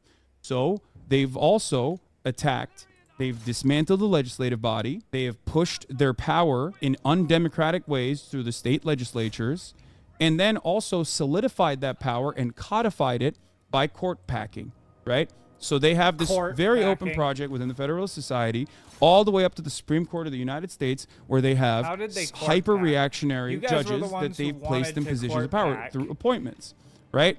So when you do that, there is no need for a democratic process, which is precisely the reason why saying that these Republicans are actually acting out the desires of their psychotic, bloodthirsty base when they're pushing for trans bills that are getting passed in every single state legislature is objectively false.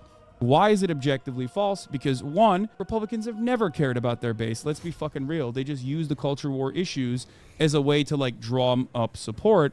But in reality, they don't really give a shit about what the base wants. If they did, then they would have never in a million years allowed the Roe v. Wade decision to be overturned, because that was a much better way to just keep dangling in front of the most active base of support they have, white evangelical Protestants, and never actually push to actively dismantle Roe v. Wade and completely criminalize abortion in red states. That's why they have a major fuck up right now, because they're suffering from their own success. So I don't think that pointing to state legislatures and bills that they've passed to say, no, there is actually a decent amount of support for anti-trans legislation from the Republican base of support is correct, especially when all signs point to the opposite. At the national party level, the Republican Party is currently going through a crisis, an identity crisis. They have capitulated to incredibly bloodthirsty, psychotic fucking culture warriors for so long that they end up leading like Ron DeSantis, pushing for objectively unpopular bills, okay, by utilizing the state legislatures, and then suffering the consequences on the perception in the national party. Yeah. So look, again, there's a lot I agree with, but let's break it down one by one. So it can be both, Haas. It can be that, yeah, they've done the gerrymandering. Gerrymandering has done most of the work for them, and it made their seats pretty much impenetrable.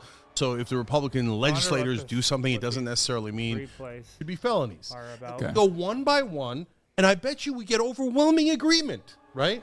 And the other slight changes, hey, somebody commits a crime once, don't make them do a cash bail. That's not fair to poor people, middle-class people, etc. But somebody does, in my opinion, 2, you can say 8, whatever the number is, and we could argue over the number. But if they do 2 crimes back-to-back, no, then you've got to stay in jail, and you've got to pay bail. That's it.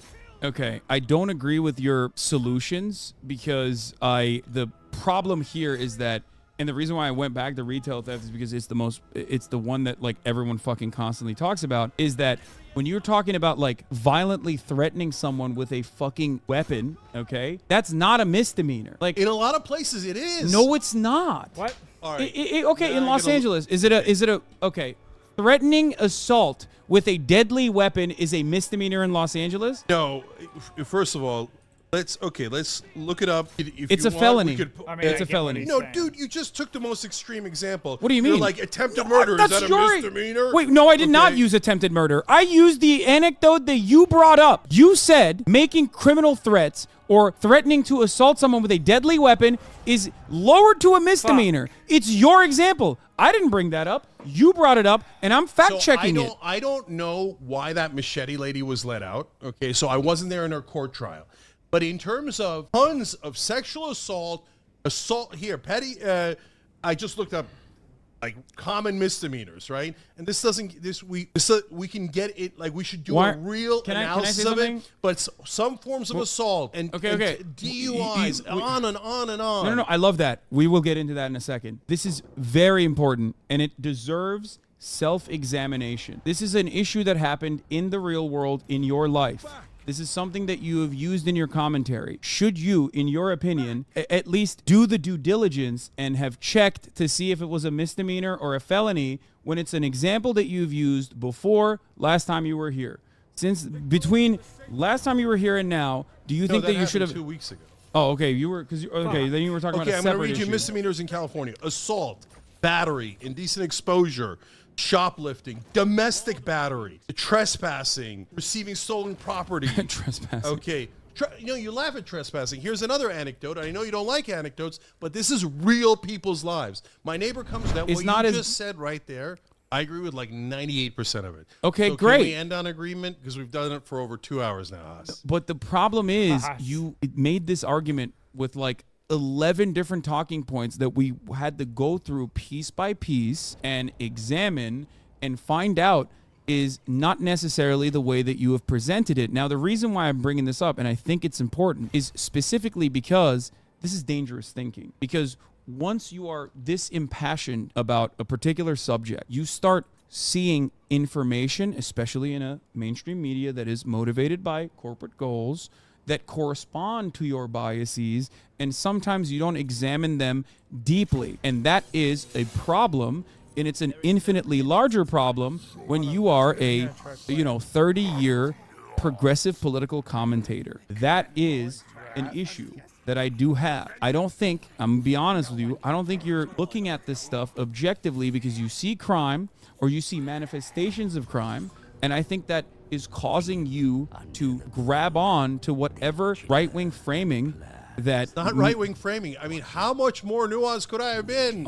2 hours and 15 minutes of fucking nuance, and you call it right-wing framing. Because when we look at the nuance... All right, then I'll do likewise. Okay, you think crime's no big fucking deal. Hey, go, people of LA, fuck off and deal with it on your own. I'm not going to give you any cops. I'm not going to give you anything. And I'm going to say, oh, progressives are always right. Just decriminalize everything and crime for everyone. Okay, we can both do exaggerations. Okay, we could both do it. I don't think that I... So, like, you're saying it's all anecdotal. We've gone through how many stats? How many times have I shown national crime numbers have gone up and you've agreed? Okay, so we've gone over it and over it and over it. Huss, you're saying to the people of these communities that they're imagining it. They are not fucking imagining it. They're not imagining it. We're going back to the same issue that we had in the beginning of the conversation when we were talking about two ways of looking at the same data point. You can look at overall shrink without knowing what contributes to that, okay? Like the National Retail Association reveals shrink numbers year over year. Local media will look at that and go, $112 billion worth of merchandise has been stolen, and they will interlace that into Good footage. thing I'm not local media and I get proper hold context. on. They will interlace that with footage of like black teenagers stealing Gucci purses or whatever the fuck to drive home a narrative, right? But when you look at the actual data in and of itself, you realize that the reality is not that like retail theft has gotten around, especially when the deck of talent was significantly wider. Of course, you had Bernie Sanders, but even on the neoliberal side, even on the corporate Democrat side, you had way more talent, at least younger talent, that could have absolutely defeated Donald Trump. So now Joe's chances of losing are even larger, despite the fact that if it was, and I do firmly believe this, if it was anyone else, if it was like the same policies that Joe Biden has implemented, some of which I do agree with. I think like the federal agencies have done a pretty good job, NLRB specifically. But if he was a younger guy, if he was the old retail politician Joe, he would be winning by Reagan margins. Yeah, I think. So, but he's not. Yeah. So on the most important election stuff, I'm on the record. I mean, and I've been doing this a long time. 1996, Bill Clinton versus Bob Dole. At every election, they say it's the most important election. And I said, no, this is the least important election of our lifetimes. Clinton and Dole's policies are nearly indistinguishable. And in 2012, and this will make some heads explode, Mitt Romney versus Barack Obama, a very unimportant election. So Barack Obama winning the first time around, very important. Second time around, sure, I voted for Obama. Of course, Obama is better than Romney. But, I mean, Obamacare was previously called Romneycare. Literally the same policy, right? They're both, one's a corporate Democrat, the other one's a corporate Republican. Yeah, there's issues around the margins, but overall, not earth-shattering. Mitt Romney would have done things that were very similar to Barack Obama, right? So now, this is earth-shattering. Donald Trump tried a coup. He has a fake elector scheme, and he wanted to, we start the riot, we delay the vote, and then we kick it back to the states. The state Republican legislators install the fake electors. The House votes for Trump. The coup. I'm not letting that frickin' fascist back into office. He's never going to let go. He doesn't believe in democracy. He doesn't believe in America.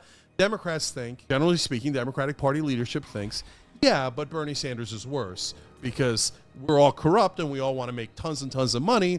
At least Donald Trump still is corrupt, just like us, and he'll lower corporate taxes. All of us, our lobbyists will, party in the streets, etc. So they're not taking it seriously when they need to take it fucking seriously. Things are going to change drastically in this country if Trump wins.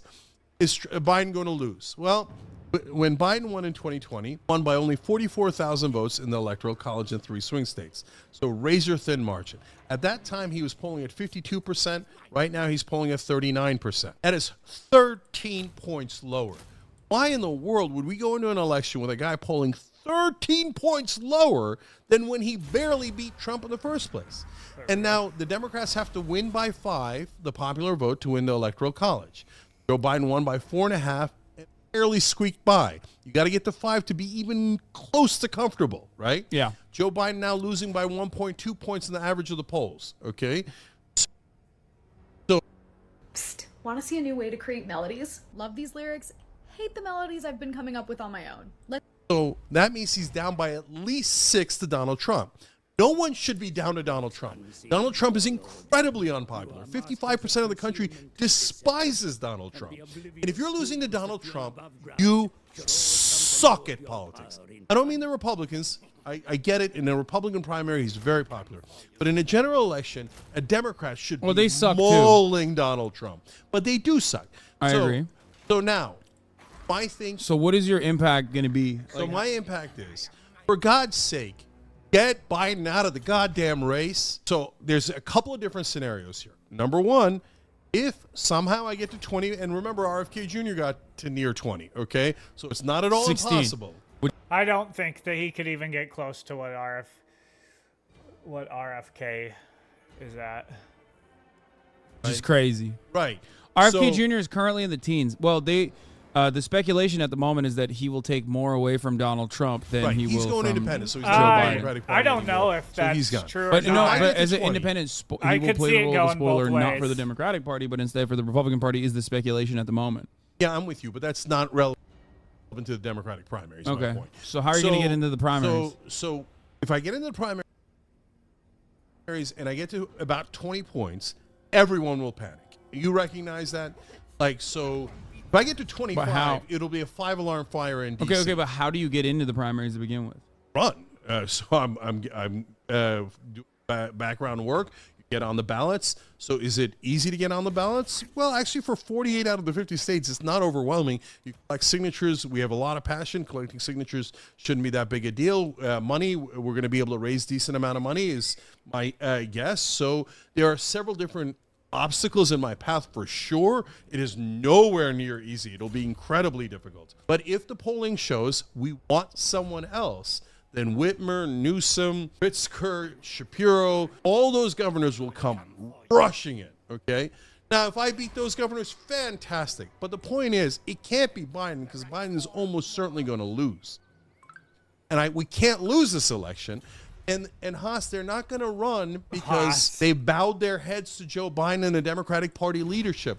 They think it's heresy to run against them. I'm saying it's heresy not to run. So why am I running instead of someone else? Because I literally tried to get every other person in the race. I asked all the progressives to run, they wouldn't run.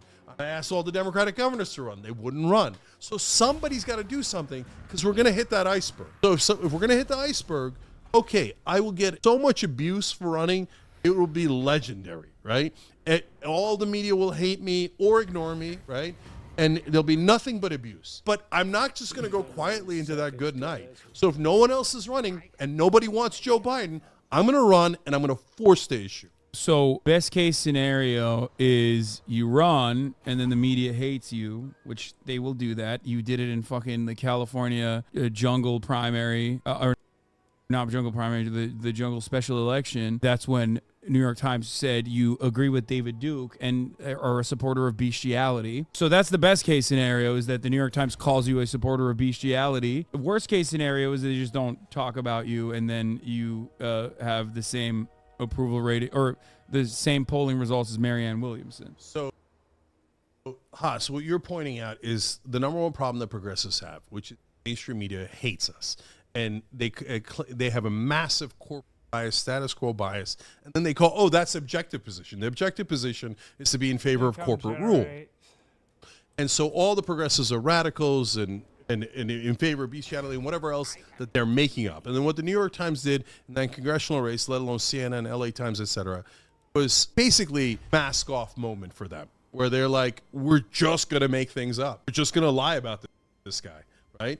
Period. No subtlety, no nuance. Just going to lie after lie. So I am perfectly aware of those things. But Haas, dynamic has changed to some degree. So for my book, before the presidential thing came out, I've already been on 20 shows or so, right? Those 20 shows didn't even exist 4 years ago, definitely 8 years ago, right? So now there's a whole different ecosystem where you can get your message out. Can you get your message out enough to get name recognition in 4 months to be able to beat Joe Biden? Not necessarily, but it's a fighter's chance. And the only thing we have left is a fighter's chance. So I will go on every show, no matter if the right wing, left wing, they disagree with me, they agree with me. I don't care. I'll go and I'll make the case.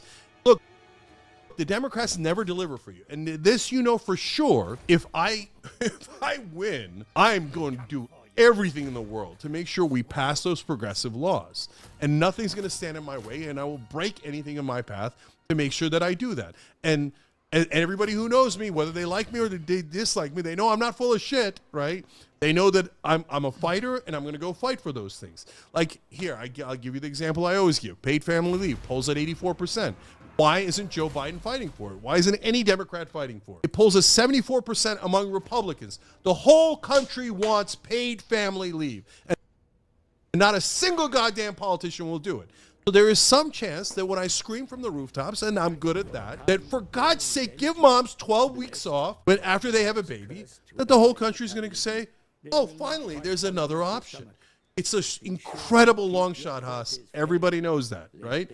But I'm going to give him an option because no one else will. And by the way, every politician on the Democratic side who didn't run should be deeply embarrassed that they bowed their heads to a wounded antelope because they now think the Democratic Party is about authoritarian rule. I don't agree. I don't obey. And I'm going to go in. If I go in, and I'm going to fight like hell. I just realized that the worst double whammy is the worst case scenario is that you get like 10% and no one joins the race. And then Biden inevitably loses not because of you, but because he's Biden and old. And then the media will Jill Stein you permanently, despite the fact that your impact was not even marginal in that situation. Of course. Yeah, that's it. The minute, look, why is everybody scared to run? I just hit 13 million subscribers on my YouTube channel, Hacksmith Industries. And the secret to that success is vidIQ, which has given me an unfair advantage while growing my channel. Lately, I've been loving their new AI coach tool powered by ChatGPT, which I use to generate ideas and even write full video scripts. Now my views are up, my subscribers up, and my watch time is up too. I've negotiated with vidIQ to get you 98% off their boost plan if you use my link below, or just go to vidiq.com/hacksmith.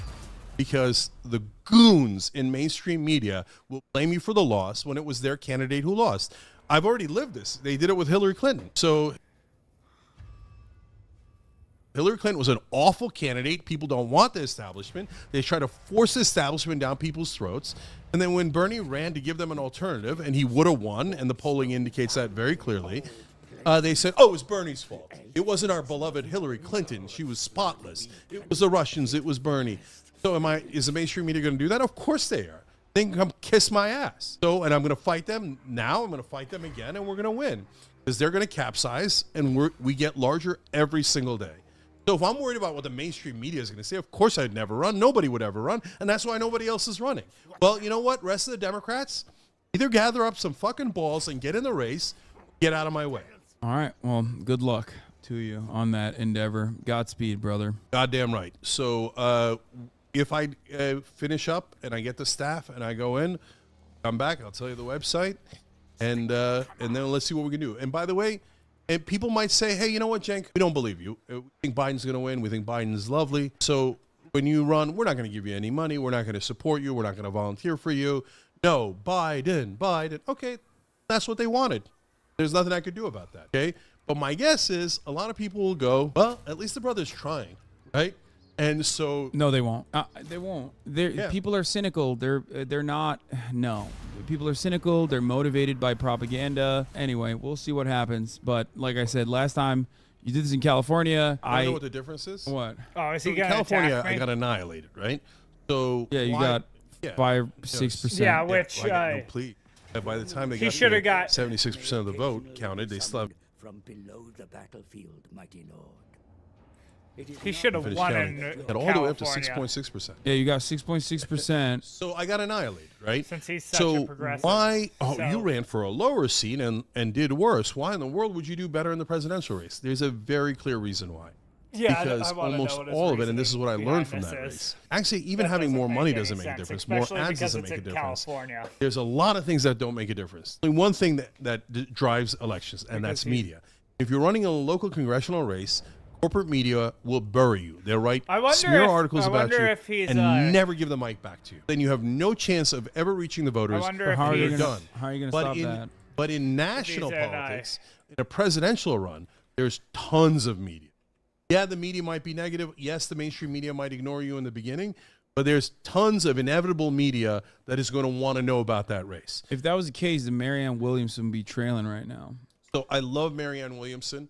I give her all the credit in the world. Her policies are infinitely better than Biden's, and I think she has a better chance of winning than Biden. Go ahead and have your head explode if you think that's the wrong statement. God bless, okay? And it's not Marianne's fault. We just have different personalities. I'm a steamroller.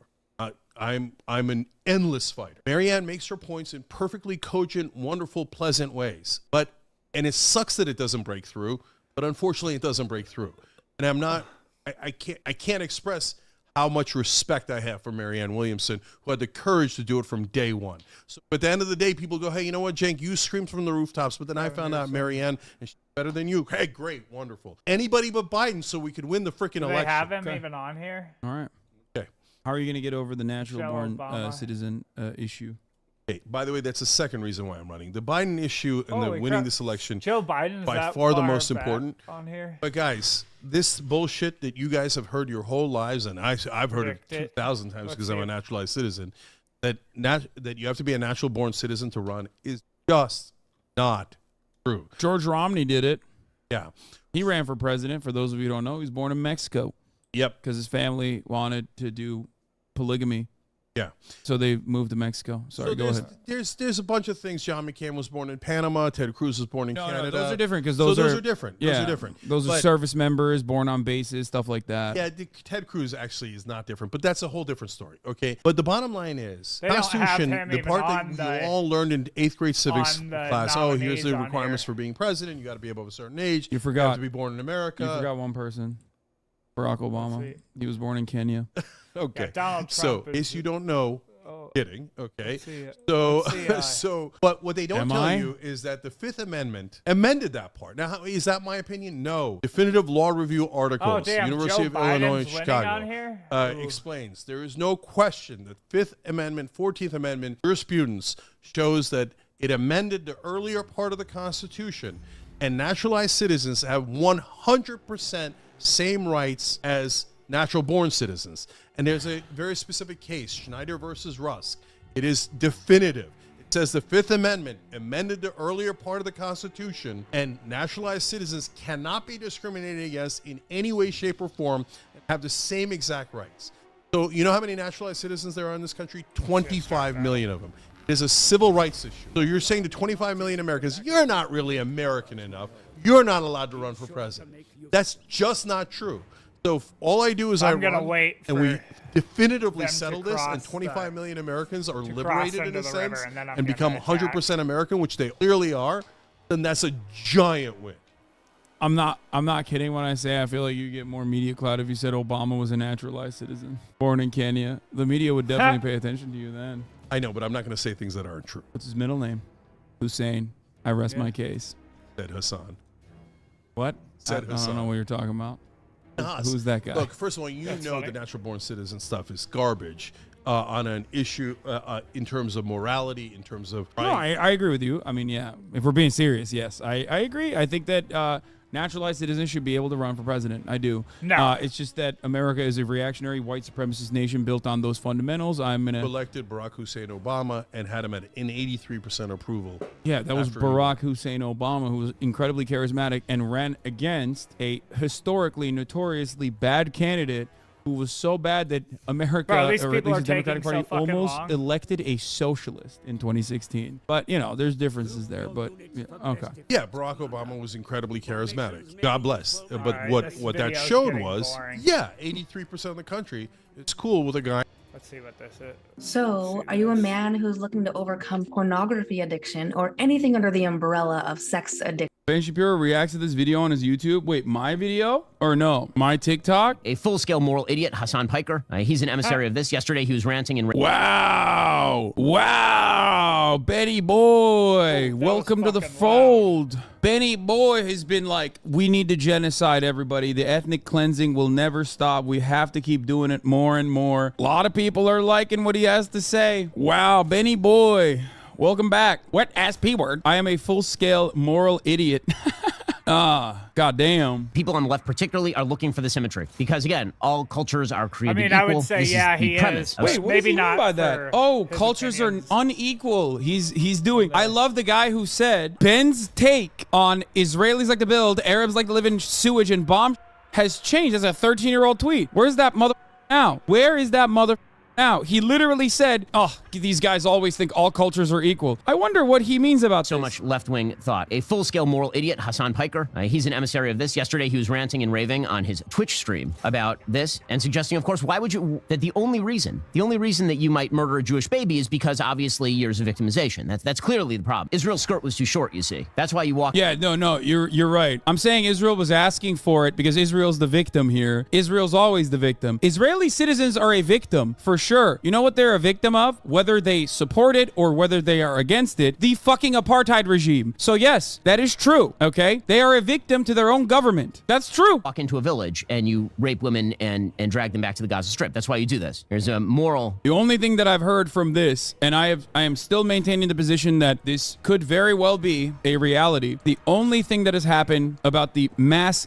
gang of rapists that were, running around, roaming the streets, specifically looking for gang rape opportunities, was a retraction from mainstream media outlets that covered it without actually verifying it. Now, does this matter? Well, it matters as far as trying to present this as a point of propaganda, because ultimately it's still horrifying without adding the additional Muslims are actually looking for gang rape opportunities in the streets. It's still horrifying to have hundreds of people get slaughtered. Hundreds of civilians died, okay? But that's not enough. You have to add additional shit to that. How do you verify that? Great question, my friend. There are journalists that are allowed everywhere inside of the boundaries of Israel proper, except the IDF has not really allowed local media, Israeli papers, to actually go to the places where atrocities happen. They've only allowed foreign media to go into places where atrocities happen. Now, part of that is because the Israeli media at this point, regardless of their position on being Zionists, are infinitely more critical of the Netanyahu government than Western media is. That's it. They first only let Western media in, and then they let in local reporters after Western media has done a full-scale propaganda push, okay? That's a stretch. This ain't true. No. The settlement that was slaughtered literally exclusively let in foreign press first. They did not let in local media. That is not a stretch. There are also Israeli organizations, NGOs, people dedicated to tracking and covering the ongoing catastrophe inside of Israel and outside in Gaza as well. The notion that it is impossible to get adequate coverage, the notion that you can get correct coverage, especially in Israel, is incorrect. You can get biased coverage, certainly, but there are plenty of organizations, NGOs, and press that is allowed to report on everything that is going on. It is ridiculous, in my opinion, to continue with, did you say the gang rape claims have been completely refuted? The gang rape claims, in my opinion, were always a racist canard. Is there a likelihood that rape happened in the slaughter? Of course. Of course there is. It is deeply disingenuous and unserious for the media to not cover it without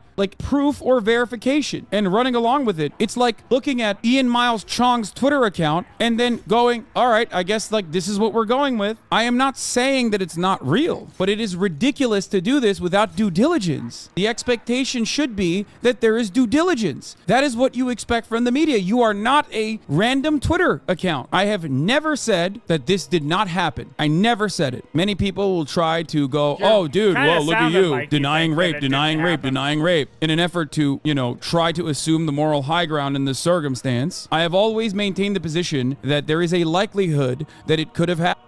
Which food can last the longest in a food crisis? All of them. We can have happened, but simply asking the media to do exactly what the fuck they are supposed to, which is verify reports, is not a ridiculous thing to expect or demand. You are not the Rap TV account. You are not the Daily Loud account. You are fucking CNN. What the fuck are you doing? Do your fucking job. Here, Times of Israel. With terrorist bodies still lying in the grass, international press witnesses firsthand the shocking aftermath of Hamas's slaughter of Israeli citizens. Here's the Times of Israel coverage on the matter, also showing that the Israeli government allowed only foreign press in to the massacre sites before they let literal fucking local press in. Does this not shock you? Do you not think that this is an odd thing to do? Do you mean the likelihood or possibility of rape gangs? No, of course not. Of course not. Not rape gangs, but rape happening, okay? I hate that this is something that we are covering for the third day in a row now, because two things are very frustrating about it. it. Whether 40 babies are lined up and decapitated by Hamas, or they were shot by Hamas, does not change, or some babies were shot by Hamas and others were adult victims, but still civilians, does not change the reality that this is a slaughter. So getting caught up in semantics arguments is fucking idiotic in this circumstance. Yet it still does not stop people from presenting in mainstream media things in a way that is supposed to bog you down. Calling the hippie rave on the border of Gaza a peace rave does not change the reality that plenty of civilians were slaughtered in said rave. Okay? Don't get bogged down by these distinctions. Do not think that this is a victory when you recognize that these people who are reporting on the matters are incorrect. The main journalist that said the decapitated babies line said, I just want to clarify, I did not tweet 40 babies had been beheaded. I tweeted that the foreign media had been told women and children had been decapitated, but we had not been shown bodies, which was my response to reports which had gone viral about the 40 babies. I realized the way my tweets was written was too short to explain the full context, so I deleted it. That, of course, did not stop people from going along with it. And yes, here is the IDF. IDF says it won't back up its claim that Hamas decapitated babies in Israel because it's disrespectful to the dead. But it doesn't matter because babies still died in this circumstance. Do you understand? The reason why people utilize the fog of war to make an already horrifying situation worse. It is to move the fucking needle away. It's to shift attention away from the ongoing, catastrophic, unimaginable death and destruction being dealt in Gaza. Okay? That's it. On the other side, if you find yourself bogged down, constantly saying these guys are lying about this, then people are going to look to you and say, well, they still died. And they are right. People are confusing the two things here. Moral distinction, clearly not. Propaganda distinction, clearly yes. The story led the front page of every tabloid in the UK and US and is used to animate calls for indiscriminate bombing. Extremely weird to act like the latter isn't what's at play here. I agree. I care about this from the aspect of propaganda. It is the classic baby incubator line in Kuwait, and that propaganda extended far beyond simply just someone reporting it and retracting it. That propaganda led to investigations, led to a fake witness and fake eyewitness testimony. But the reality is, back then, you simply needed. Here, in 1990, a Kuwaiti girl named Naira testified in Congress that she saw Iraqi troops throwing babies out of incubators. Amnesty corroborated her story. This is why I always mention, like, Amnesty in and of itself is a cutout of the American State Department. So if they are the ones saying Israel is an apartheid state, you fucking bet your ass it is undeniable. The atrocities must be unfucking deniable for NGOs like Amnesty International or NGOs like the Human Rights Watch to turn around and recognize Israel as an apartheid state. Please understand, us having this conversation does not mean that atrocities did not happen. This is not denial of atrocities. This is propaganda, how it works, why it's done, and what you should do about it, okay? Because make no mistake, if we're looking at baby murder, there is a much more effective baby murder machine on the other side if you look at simply the numbers. And that side, of course, is the Israeli apartheid state. It's not like when buildings are reduced to rubble, the babies inside don't have their heads decapitated from their bodies. They get pulverized nonetheless. They get pulverized all the same. His fingernails and applied electric shock to sensitive private parts of his body. 15-year-old Naira revealed the atrocity of Iraqi soldiers in Kuwait. That was a different time. America needed to do more PR and more propaganda at the time to justify its actions. Maybe they didn't even need to do so, but they did it nonetheless. Nowadays, it's definitely different. I do not believe that Israel even needs to beef up their argument when they engage in endless blood and soil bombing campaigns that they call mowing the lawn. They do not need approval from the international community. They get it anyway. This is the point that I need to get across. The additional seasoning added on to the already horrific violence that Israeli civilians experienced is specifically for a lot of those in the Western media to feel comfortable asking and demanding genocide, okay? And the reality is that on the one hand, atrocities did of course occur. Western media doesn't even need to add that additional seasoning, and they do it anyway, even though they don't need to for approval from the public. I saw the Iraqi soldiers coming to. What makes Starborn the greatest game you've never heard of? Well, to begin with, it's basically Civilization in space but with thousands and thousands of players. And the absolute gargantuan size of the 3D map is staggering. The sheer number of players vying for galactic dominance is incredible. To the hospital with guns. They took the babies out of the incubators. Took the incubators and left the children to die on the cold floor. Her testimony was the major reason for the escalation. Desert Storm is launched. 135,000 Iraqis are killed. An estimated 1 million Iraqis, many of them children and old people, then die as a result of 10 years of sanctions. Later, Helen Knowlton selected her as a persuasive witness to this atrocity, and it was all part of a campaign to turn Saddam Hussein, at least in the public consciousness, into Adolf Hitler.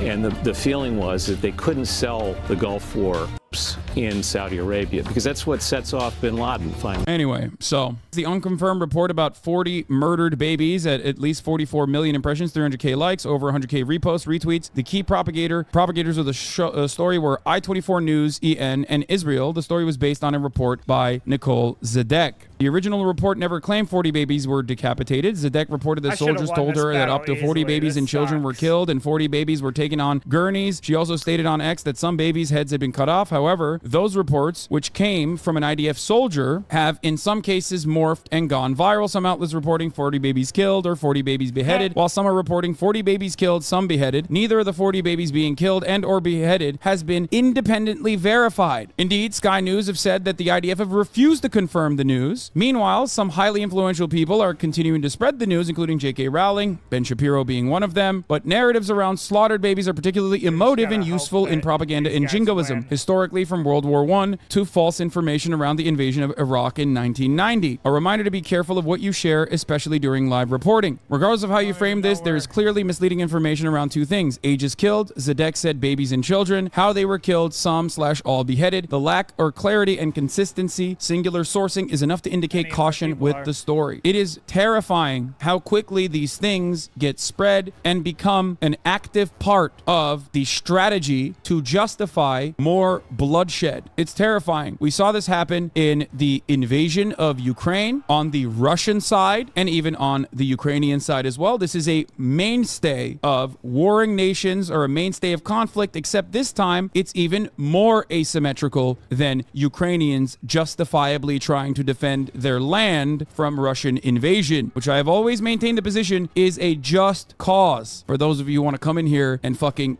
make ridiculous claims. Nuance gets lost in circumstances like this. Back in the day, a lie like this, yesterday when chatters were linking you white phosphorus claims, you refused to give it oxygen. It's the same work and attention against bad propaganda. Exactly. Is there a likelihood that Israel has used white phosphorus in Gaza? Well, historically speaking, I believe there has been instances, so there is a likelihood. However, these claims, as it stands currently, are unverified. They are unsubstantiated. I am not going to go on videos. Stop saying there are videos. You literally have no idea what you are talking about. It could be true, but in most circumstances, before these things are verified, running along with it only causes further confusion, especially when Israel doesn't even need to use white phosphorus to fucking destroy every single Gazan enclave. Some small arms are so powerful that they can mutilate corpses even if the killing wasn't intentional. It was a firefight in this town between IDF militia against Hamas militants. We don't even know if the killing of the children was intentional or accidental. This is all propaganda designed to get us support to Israeli attacks on Gaza, which I posit is not even a necessity. Stop saying there's footage. Do you know where the footage comes from? Do you know if it's actually Gaza? Do you know if it's actually Gaza from yesterday?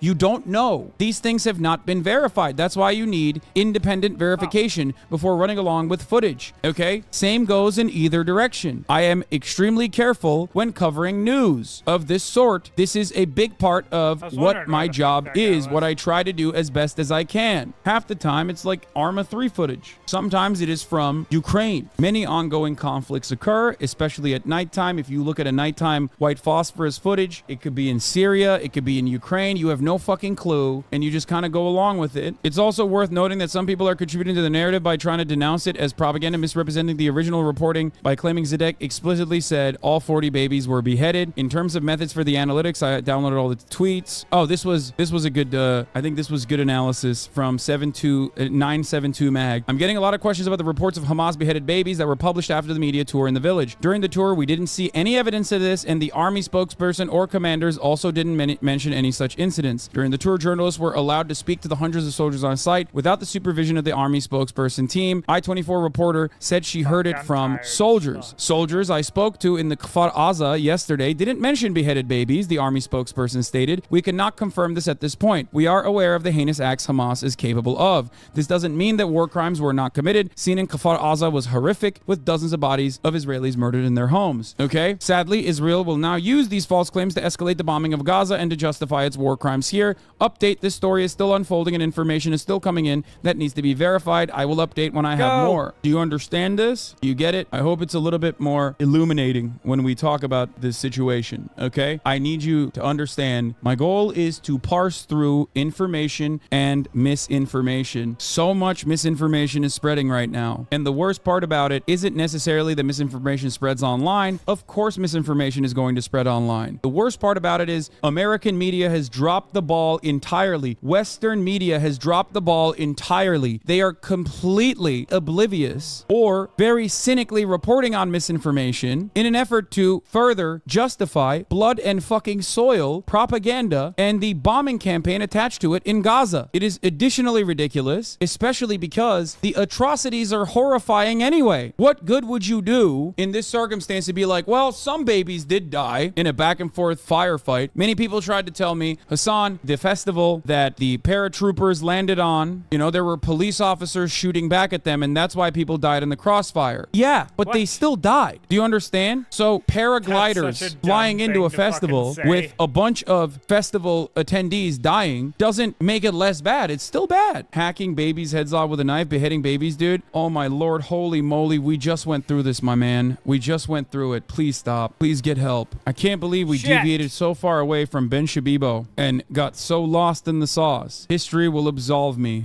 Okay? History will absolve me. Not that it matters. I will be long gone by then, but it doesn't matter. I know what I'm doing is correct. If people do not care about the nuance of the circumstance, then there is nothing I can do about it. There is no moral victory at the end when you talk about massacres and slaughters occurring and say, well, you know, police were shooting back during the festival, so civilians got caught in the crossfire. It still does not change the reality that plenty of civilians died. That is still horrifying. The real goal in this situation is to contextualize said violence as a violent retaliation to an ongoing occupation and apartheid. It is not simply to say that that did not happen. It is not simply to say that that violence is just and awesome. It is to analyze that violence, look at it within a framework that is accurate, look at it as a reaction to an inherently violent apartheid regime. Violence being